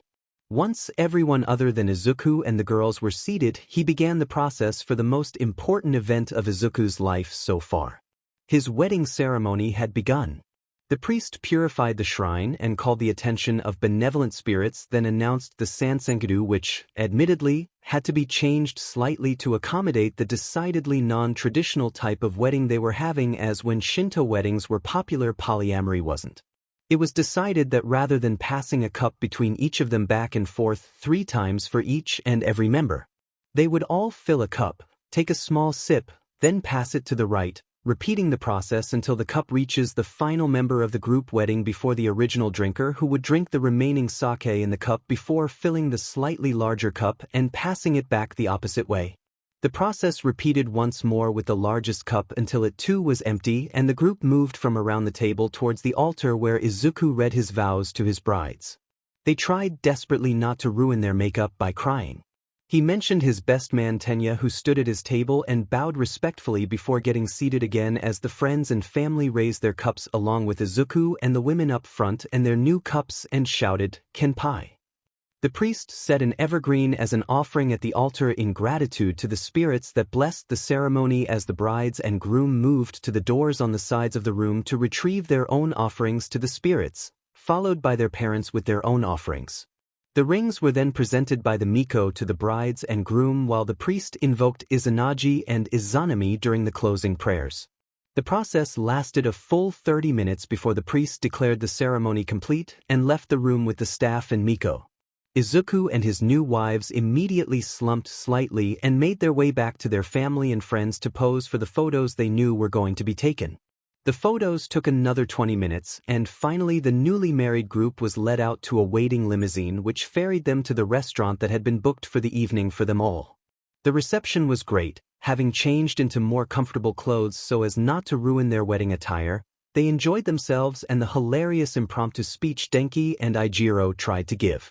Izuku was quite intrigued when he noticed his mother sitting quite close to Ainen-san, and he had planned to go grill the two of them but was sidetracked by Ochako and Himiko pulling him over to their wives for another set of pictures now that they weren't wearing the stuffy wedding kimonos and were just in the more comfortable kimonos they had picked for the occasion.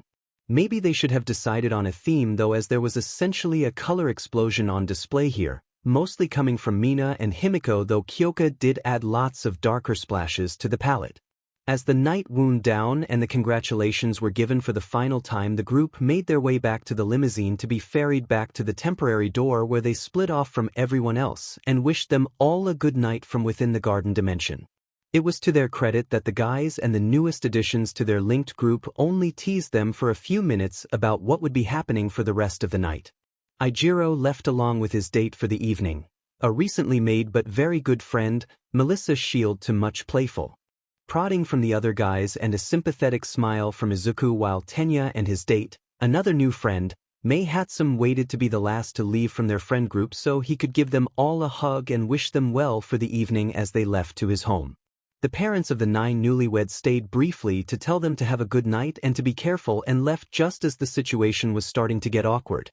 Finally, "It's over," shouted Mina as she bounced up and down holding Himiko, who was every bit as excited about the formalities of the day being over. "Oh, come on girls, it wasn't that bad now, was it?" came the reply from Momo even as she removed the heels she was wearing and enjoyed the feeling of the soft grass between her toes, which of course prompted the others to do the same. "Objectively no, it wasn't bad, and I'll remember today for the rest of my life, Karo," commented Tsu before she finished with a grinch, speaking as a person who doesn't really like wearing heels nor enjoys standing through rigid ceremonies though. "It was a long day, Karo." "You're telling me, Tsu? My poor feet are going to need some much-needed rest and relaxation." Kinoko said, making sure to always toss a pun into the mix, which was suitably groaned at much to her enjoyment. I think you're all wasting time. If I know Izuku and I do. Then he has prepared several fun things for us to try tonight while we consummate our marriage. Yui said through their bond to avoid the linked, bringing blushes to everyone's faces and prompting them all to look up into Izuku's face for confirmation. He managed to give them a confident smirk and a nod, which was really all the information they needed as they raced to the elevator to get up into the treehouse. He laughed and sent them the message that he would be right up as he walked around and picked a basket of the fun things he had prepared for their first night as husband and wives. It turns out the favorite of the night was a plum that causes everyone who shares it to share their senses for half a day. Though it was closely followed by a cucumber which allowed one to temporarily gain the reproductive organs of the opposite gender. That one was a fun one to bring up to the ladies. Everything you're imagining definitely happened. The next day. The newlyweds spent the next day to themselves thanks to the politeness of all of their friends and family, giving them their own little honeymoon time, though Momo had already booked them an actual honeymoon without telling Ochako. Izuku had bribed the others with a plant of their choice to give him and his wives the day to themselves. That day was spent in various states of undress for all involved. It was unanimously agreed to be one of the best days ever. 3 days later, the Midoriya household was packed with young adults finishing their dinners, Katsuki having joined them when he heard they were making mapo tofu. He had, over the years, mellowed out and did eventually apologize to Izuku, though it's possible that the murderous looks from the girls Izuku had just married might have prompted the apology to be a bit more sincere than it otherwise would have been. Now though, he was enjoying one of the best things about reconnecting with Izuku, his cooking. Specifically, any time Izuku was in charge of cooking and he was making something spicy. It was all because of that goddamn miracle chili oil. Katsuki couldn't get enough of that stuff. Izuku and the hag loved it too. He noticed that they both used 4 tablespoons of the oil in their dish while everyone else got the default half tablespoon, the pansies. Katsuki thanked the hosts by doing the dishes before leaving, but not before hearing Ponytail shouting something unintelligible. She's in a house surrounded by her husband and wives. She'll be fine, he thought to himself, having not bothered to use the link he was pressured into getting by his old hag. The story he got later from Shitty Hair made him wish he'd stayed to watch though. Ijiro was sent a screenshot of the text conversation Mina had with Kyoka and Himiko that night and couldn't resist showing it to the rest of the guys. It was the highlight of the week. Mina, why is Momo screaming and crying? Kyoka, she kissed Izuku. Mina, yeah, that's not new though. Himiko, he had his heathen chili for dinner. Mina, oh, RIP chapter text. Ladies and gentlemen. It's time to address the elephant in the room that is this year's entrance exams, said a voice from the head of the meeting table, his chair slowly rotating to face towards the others in the room. Must he always be so dramatic? Was the exasperated response from everyone else present. We have 15 candidates that, by any measure, are leaps and bounds ahead of any other applicant. In both academics and heroic prowess, they are all well and truly above the rest of the first-year applicants and most of the second-year students. The figure, now revealed to be Dean Nizu, continued, holding a cup of tea that no one could figure out how he got. The problem now is that we all know these 15 applicants and most of us have had a hand in their training for the last several years. We cannot be trusted to remain neutral in judging them. We also know that there is very little chance for any of them to fail. What are your suggestions? There was silence from the rest of the room until someone cleared their throat. Seems to me that we should leave the testing of the youngins to a third party, came the southern drawl of a man in a cowboy hat. Just who do you propose we trust with the physical examinations of our potential future students, Snipe? Replied a large man in a red suit sporting short gray hair and large fangs. It was just a suggestion, Vlad. Feel free to make one yourself, partner. We can have the teachers and medical staff that haven't interacted with them be in charge of testing them, suggested a woman in a puffy astronaut suit with her helm sitting on the table in front of herself. There is some merit to that, Ainen, nodded Nizu, who took another sip of tea and nodded to the other faculty for any more suggestions or alternatives. Do we know who hasn't worked with them before? Vlad asked, running his forefinger over his chin. Snipe, ectoplasm, hound dog, power loader, Cementos, yourself Vlad, The non-hero staff members, including the medical staff other than Chio. Nizu answered without missing a beat. So 5 heroics teachers and roughly 24 others of various specialties then? We can work with that. Vlad nodded. You're forgetting an important question, said a lanky man with a frankly ridiculous blonde mohawk. Should we even bother putting them through an entrance exam? We can't just let them into the most prestigious heroics academy in the country without an entrance exam, Mike, called out a man in a long coat wearing a dark mask with his teeth on display. Nizu, is there any doubt in your mind that the whole group would pass? Mike countered with a question to the one who's had the biggest influence on the young adults in question. Not a chance, said Nizu gleefully as he munched into a hibiscus tea cake. Then why are we having a discussion on how to do their entrance exam if we all know they're going to pass? Asked the woman sitting next to Mike wearing a skin-tight purple bodysuit and dark corset and boots. You'll remember that I never asked how to test them for their entrance exams. I only asked what to do with 15 applicants so clearly ahead of the others. Nizu said and waved his paw. Again to continue asking for suggestions. The way I see it, we have 2 big problems with them, grumbled a man in a black jumpsuit with a gray scarf wrapped loosely around his neck. Please elaborate, Aizawa? Vlad asked. First is the problem of where to put them all in regards to the class breakdowns. All 15 have been a tight-knit friend group for 7 or 8 years now. If you've all read their files, you'll note that they're all telepathically linked to each other. We either need to split them evenly between the 2 classes or keep them all together in one class. On the one hand, we run the risk of sabotaging them socially or causing the other class to feel inadequate. That is a fair point and not something I had considered initially, growled another member of staff covered in thick fur who was currently leafing through the files in question. Neither of those options are good though. I'll need to think on how to combat the issue of either causing a rift or trying to lessen potentially 25 new inferiority complexes.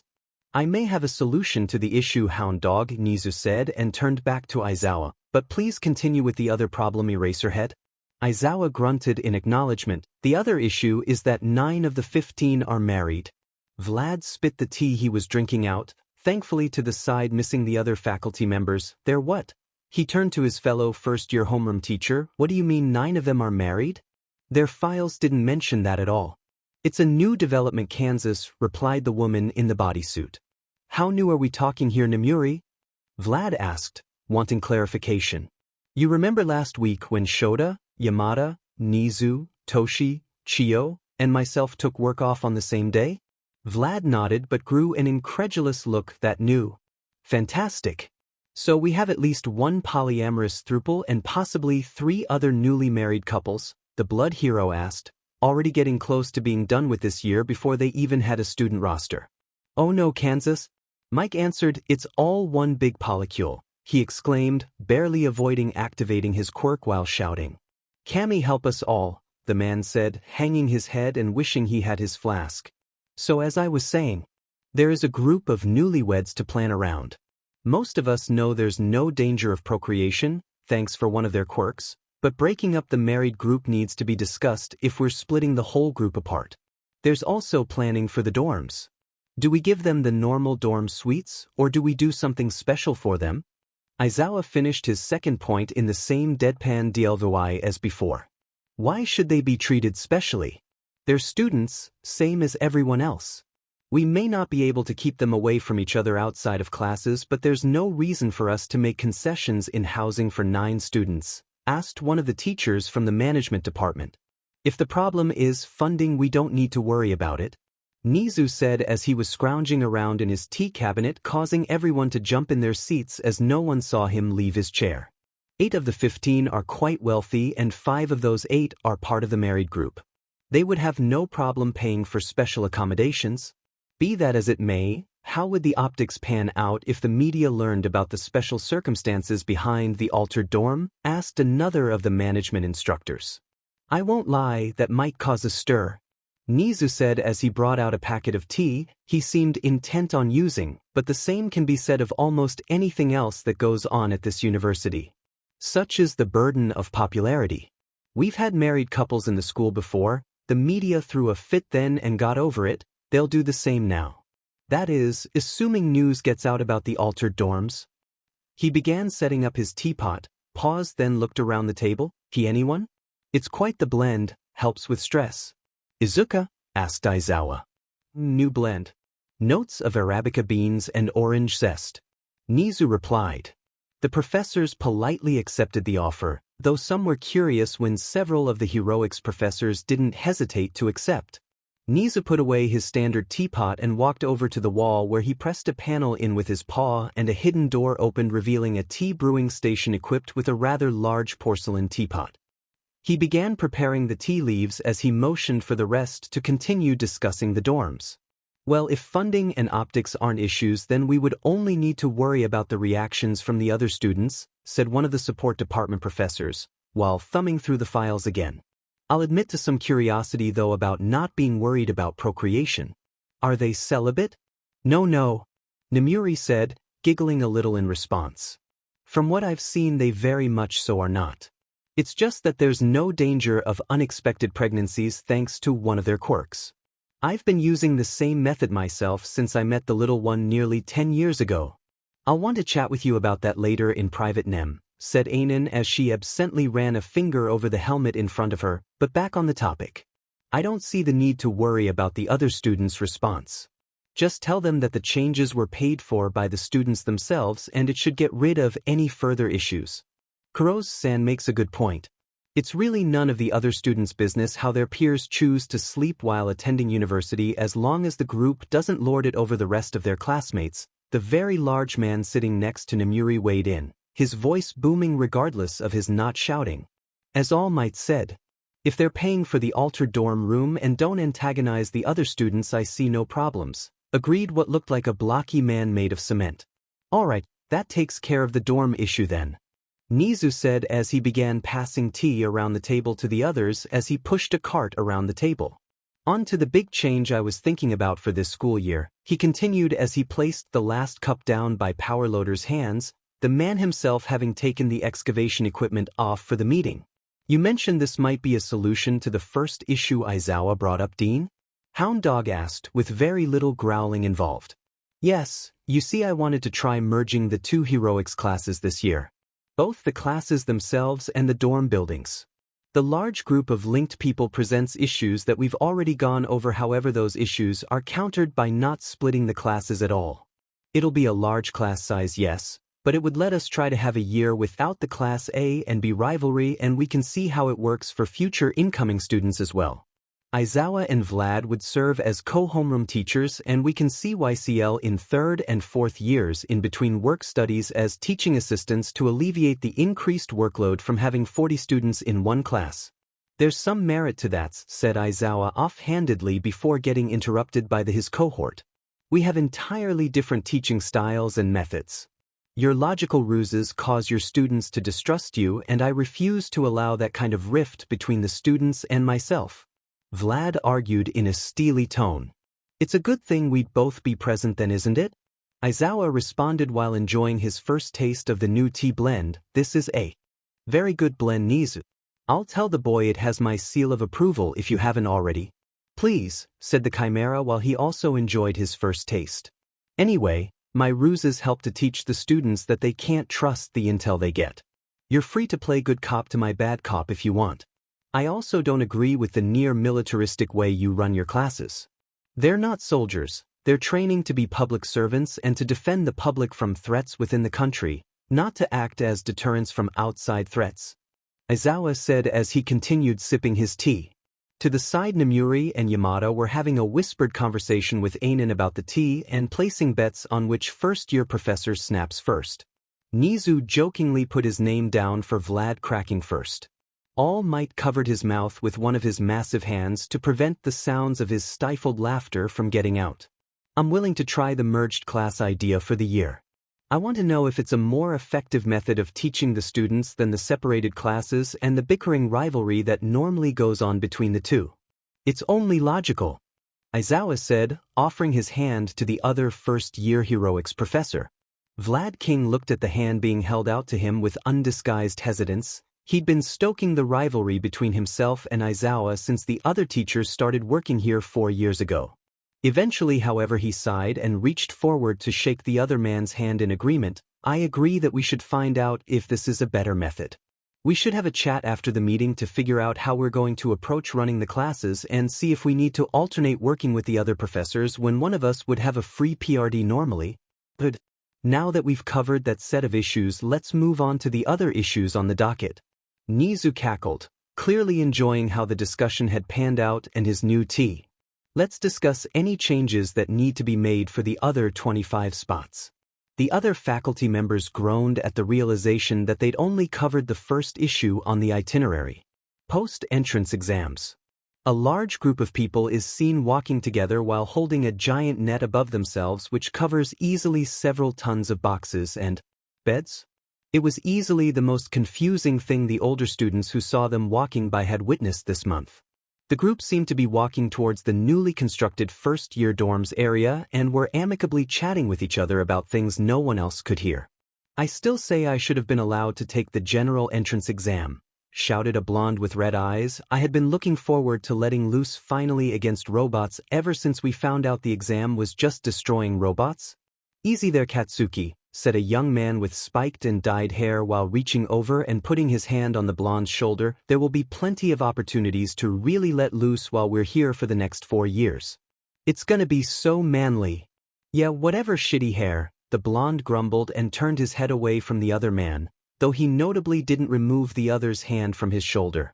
Hey now, no insulting people, Kaachan, said Izuku, playfully glaring at his old best friend turned bully turned new friend / brother figure. Auntie Mitsuki told us to watch you to make sure you weren't being rude to our classmates.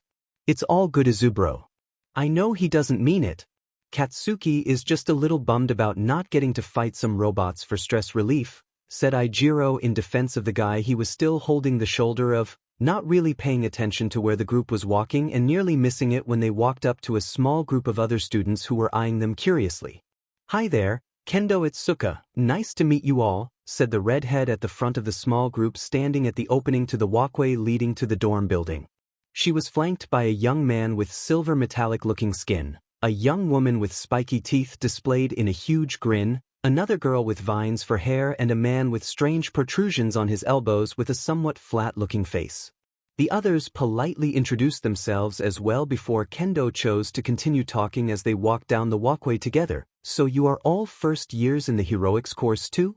Yep, said Himiko, who chose to have matching green eyes with Izuku today, emphasizing the P at the end with a pop. All of us are in the heroics course this year. What Himiko said. We're all excited to be here and we can't wait to work with you guys for the next 4 years, said Ochako, waving her free hand in an excited manner which the others found incredibly endearing. The group made it to the door and set the net down on the lawn to the side of the door as Ochako deactivated her quirk and let the boxes fall gently to the ground so they could all pick out their own luggage, and Yui shrank everything down to fit in their hands as they moved in through the doorway and made their way to the key holder where the building layout was posted. The group separated from the new people as they all began dropping off their luggage in their new dorm rooms and asking Yui via their link to reverse her quirk when they were ready to begin unpacking. The Midoriyas were all admiring their large dorm suite together and paid particular attention to the bed Momo was placing down in the bedroom that took up almost all of the floor space. It was lucky they were able to pay for the alterations to the building to allow the separate room for closet space and a sizable room for studying that was now lined with their favorite bean bags and fold-out tables.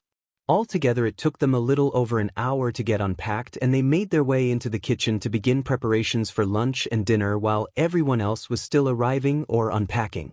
It was to the sight of all 9 of them working together in the kitchen preparing a huge spread of different options for lunch and starting the stock to use for dinner over a low flame.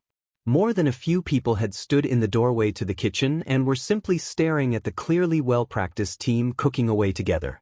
The smells were drawing in more and more of the new classmates by the minute. Is it just me, or do they look particularly domestic? Whispered a set of floating clothes. Itsuka would deny it if you said she jumped when she heard the disembodied voice beside her, but managed to get herself together quickly enough to address what seemed to be a girl with an invisibility quirk who was asking her a question. I was just going to ask about that actually. So it wasn't just me? Asked Setsuna, the girl the larger group had met outside before with the spiky teeth, in a conspiratorial whisper.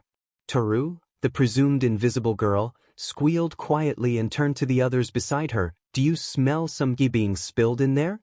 Setsuna's grin split her entire face at the question, and she draped her arm across the other girl's shoulders. I smell it too, my romance-loving comrade, she whispered while the others looked at them with raised eyebrows. Move it, grunted a man squeezing through the crowd in the doorway. Izuku, don't forget the chili oil, he shouted into the kitchen. It's on the table already, Kaachan. The tall man sporting a long ponytail of dark but vibrant green hair from his station at the wok. Setsuna was unashamedly staring at the muscular back on display with hungry eyes. But, do you need any help with anything? The blonde, Kaachan?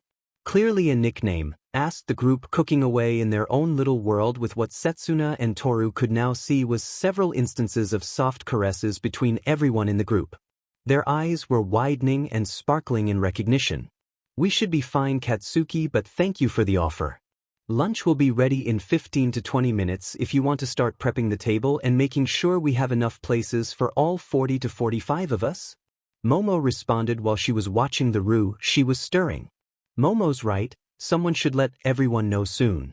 Hopefully everyone is here by now. I can't wait to meet all the new people. Mina said while shaking her hips side to side and watching the 4 large pots of water just beginning to come up to temperature. Mina, the pasta won't be ready to go in for another 5 to 8 minutes if you want to go round everyone up, said Kyoka, standing next to the pink girl while she was rolling out the dough to use in the pasta, having already handed off the quick-rising dough for the breadsticks to Komori on her other side, who had already finished preparing a garlic and truffle oil to paint onto the breadsticks before they went into the oven to bake. I got it, Mina replied as she turned the heat down and ran off to the stairs to let everyone who wasn't already in the kitchen and dining area know. God, I love how energetic she is, Himiko said as she was leaning against the counter, having finished prepping the salads and fruit basket with a wide grin on her face. The look of affection was obvious to anyone who happened to be looking her way. Oh, before I forget, did we bring any blood oranges, Izuku? Of course, Himiko, they're in the pantry, Izuku said as he continued tossing the beginnings of fried rice in 2 woks and gently stirring the other wok of mapo tofu.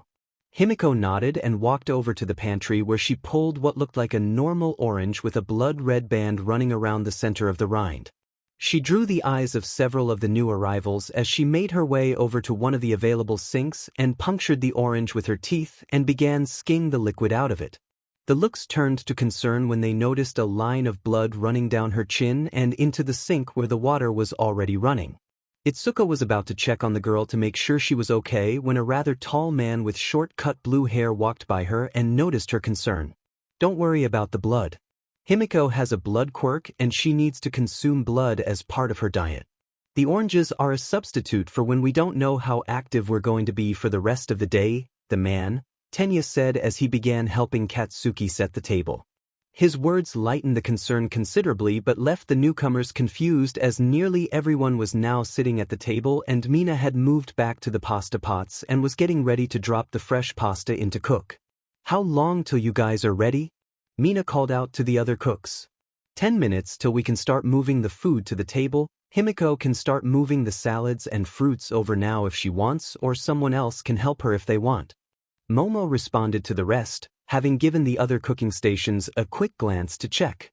Pasta going in, the cheerful girl called out and got a response from Achiko, who had finished prepping the sauce for the vegetarian pasta to confirm it was ready anytime. Fish is nearly done, came a dull response from Yui on the end next to Ochako. She was flipping several dozen salmon fillets for the final time and getting some help from Komori, who had a minute while she was waiting for the breadsticks and had finished helping Kyoka with cutting the various pasta shapes. Momo could be seen grabbing the pot of elbow pasta and draining it before pouring it into the cheese sauce she had finished. A quick mix and she poured the mac and cheese into several casserole dishes which were placed in the oven they had set aside for her to melt the cheese and brown the breadcrumbs she had grated on top of each dish.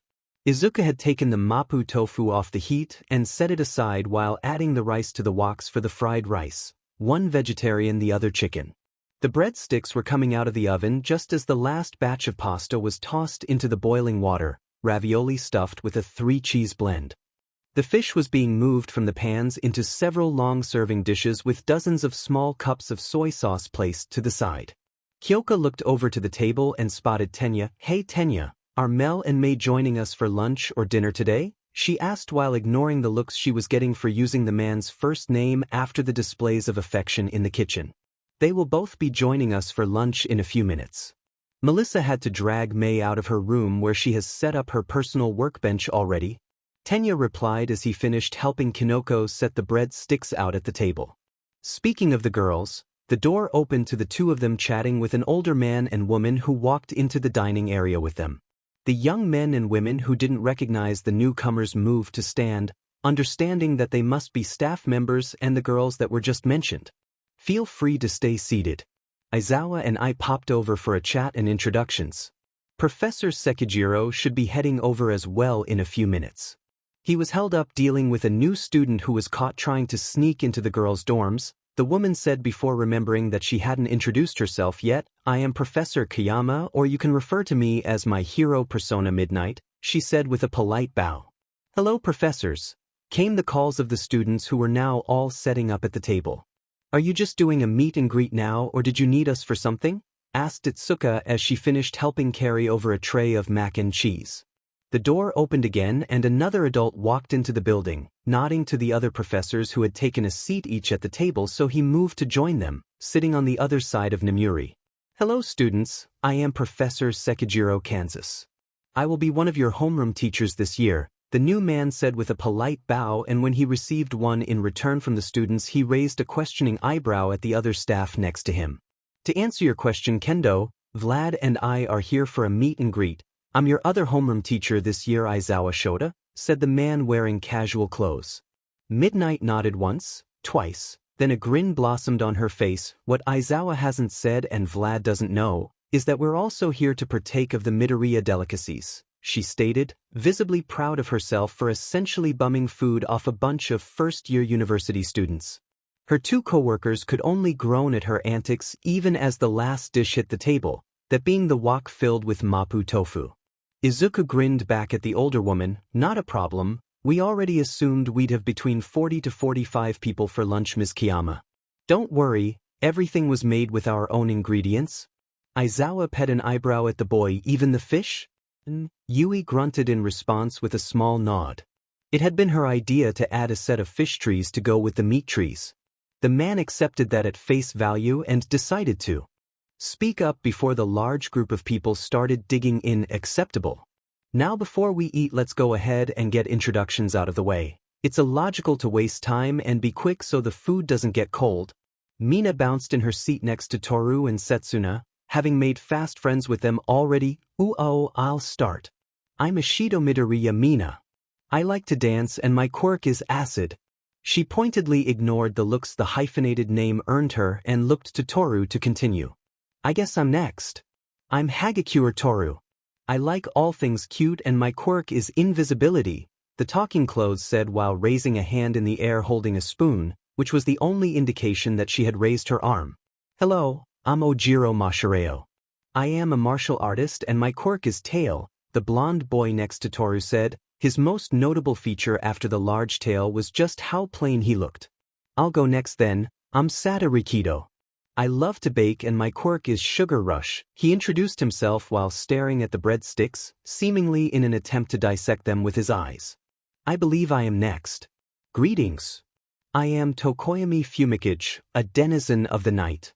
I enjoy gazing into the abyss and my quirk is Dark Shadow," the young man said in a deep and spooky-sounding voice as he pointed to the shadow creature that had popped out of his stomach and was reaching for an apple. "I'm Dark Shadow. I like to fight and I love apples.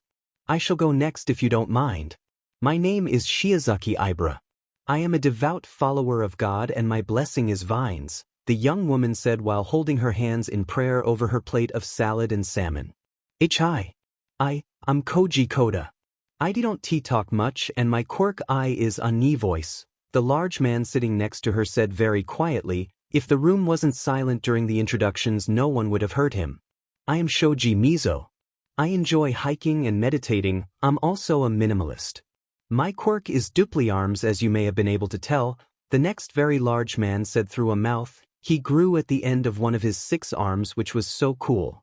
Kodai Midoriya Yui. I enjoy tokusatsu and my quirk is size, she said, also ignoring the even more confused looks she was getting at the name. Todoroki Shoto, it's nice to meet you. I enjoy cold soba and my quirk is half hot half cold.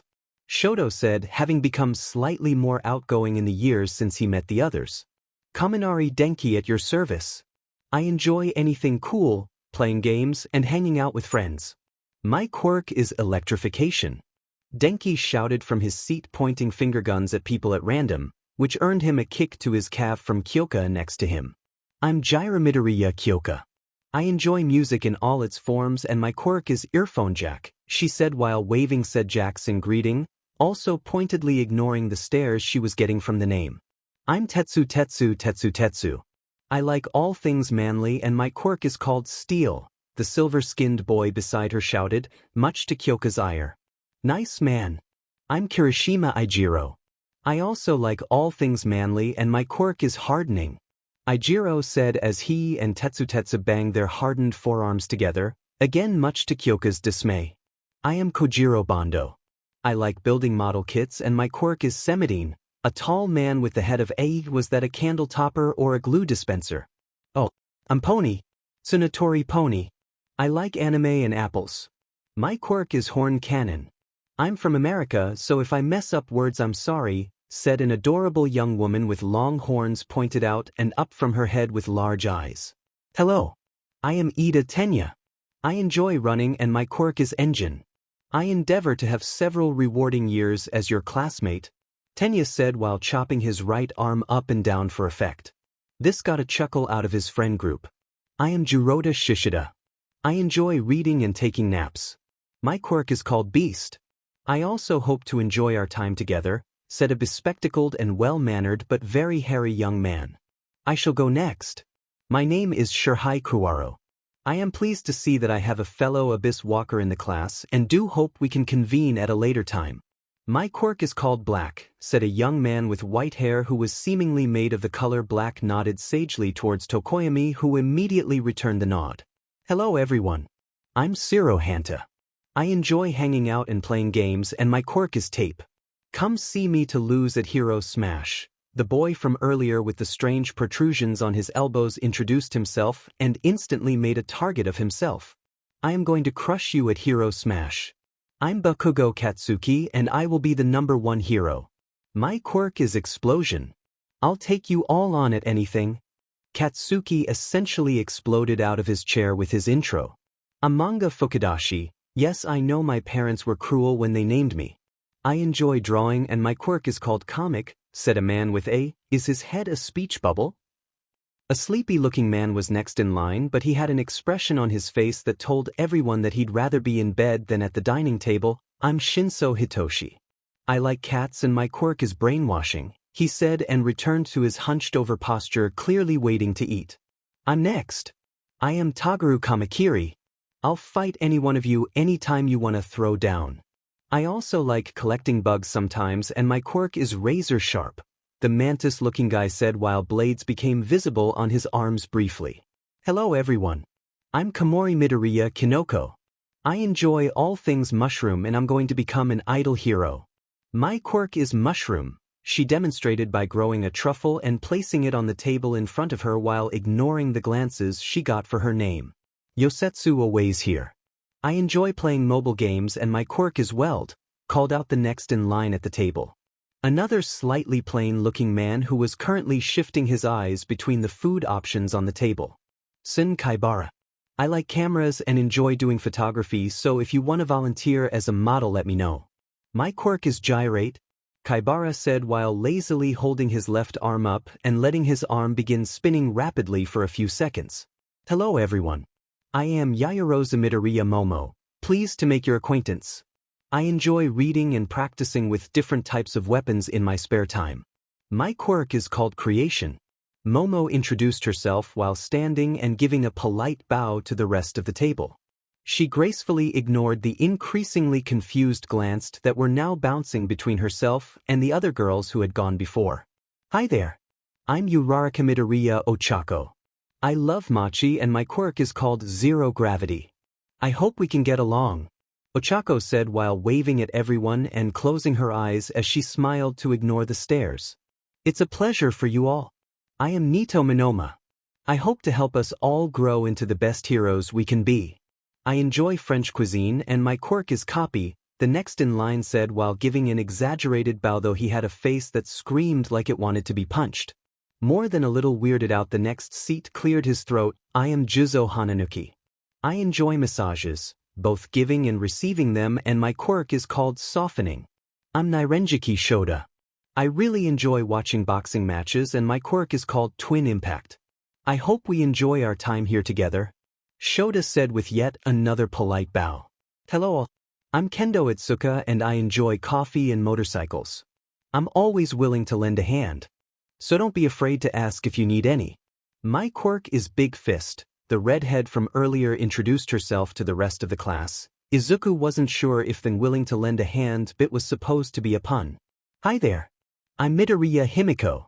I enjoy all things cute, especially plushies. My quirk is called Transform. I hope we can all have fun. If you want tips on knife fighting, I'm your girl, she said with a wide smile, fangs fully visible. She was clearly enjoying meeting so many new people and was eyeing Toru intently after hearing about another cuteness lover. She was also skillfully ignoring the looks she was getting for her name, the looks being more intense than the other girls due to not having a hyphenated name. Karo, hello everyone. I'm Azui Midoriya Tsuyu, but please call me Tsu. I enjoy rainy days and jelly. My quirk is called Frog. Tsu introduced herself while closely guarding a bowl of jelly Izuku had placed down as the introductions were going along. She didn't even bother to ignore the glances she got. She stared back at them without flinching. I am Cozy-eyed Tsuburaba. I enjoy superhero movies and various ball games.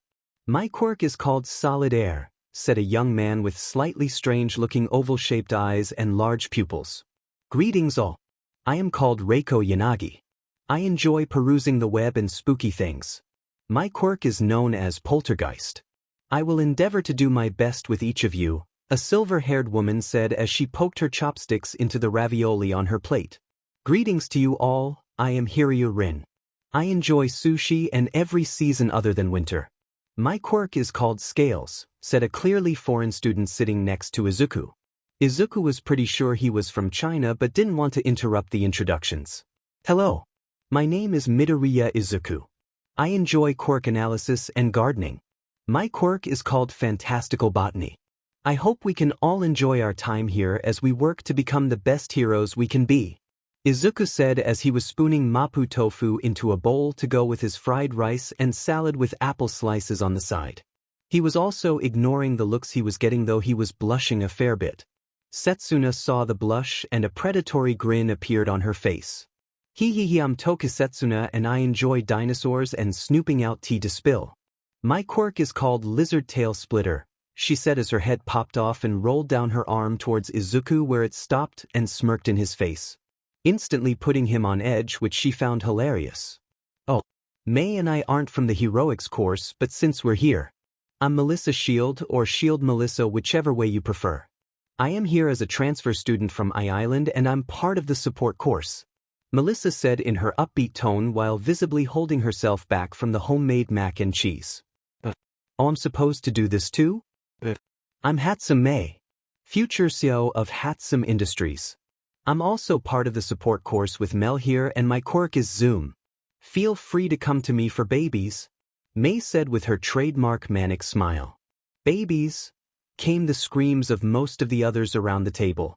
May means her inventions. Honestly, May, I know that you know how people see that phrase, at least try not to give people heart attacks. Melissa chided the pink-haired techie beside her.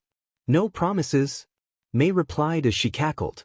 Aizawa sighed heavily while piling his plate up. Deciding that was the best he was going to get, he spoke up before the table devolved into a feeding frenzy. Now that introductions are out of the way, a quick word before we eat, he started, much to the dismay of everyone else at the table. He smirked internally. Tomorrow we're going to have a quirk apprehension test at 9 in the morning, so eat a light breakfast and stretch before you arrive in your gym clothes to the testing field. Aside from that, curfew is 10 p.m. and if you need anything, the numbers for your professors are by the key stand. Finally, if you haven't realized it, this whole combined class thing is new to us teachers this year due to uncommon circumstances. If you're having issues in classes, let us know because we're trying to see how this type of class does in comparison to our normal 2 classes of 20 students each. That's it from me, eat up. Vlad clearly wanted to say something, but Nemuri smacked his shoulder and glared at him until he picked up his spoon to try the mapo tofu. Izuku realized he hadn't mentioned the chili oil to anyone yet, so he spoke in between mouthfuls of fried rice. If you want chili oil, it's in the center of the table, but fair warning, use it sparingly unless you really enjoy hot food. I used a teaspoon in the wok with the mapo tofu, so just take that into consideration. Momo, being the most recent victim of the unexpected chili oil lips, spoke up in confirmation, please take the warning seriously. I haven't had it measured on the Scoville scale yet, but it's not something a normal human being would willingly eat. Even secondhand, it's excruciating. Secondhand, piped up Setsuna with a smirk that turned Momo's face scarlet. Set nearly busted a gut laughing. Lunch was a pleasant affair after that. Many of them trying Izuku's produce for the first time and greatly enjoying the experience.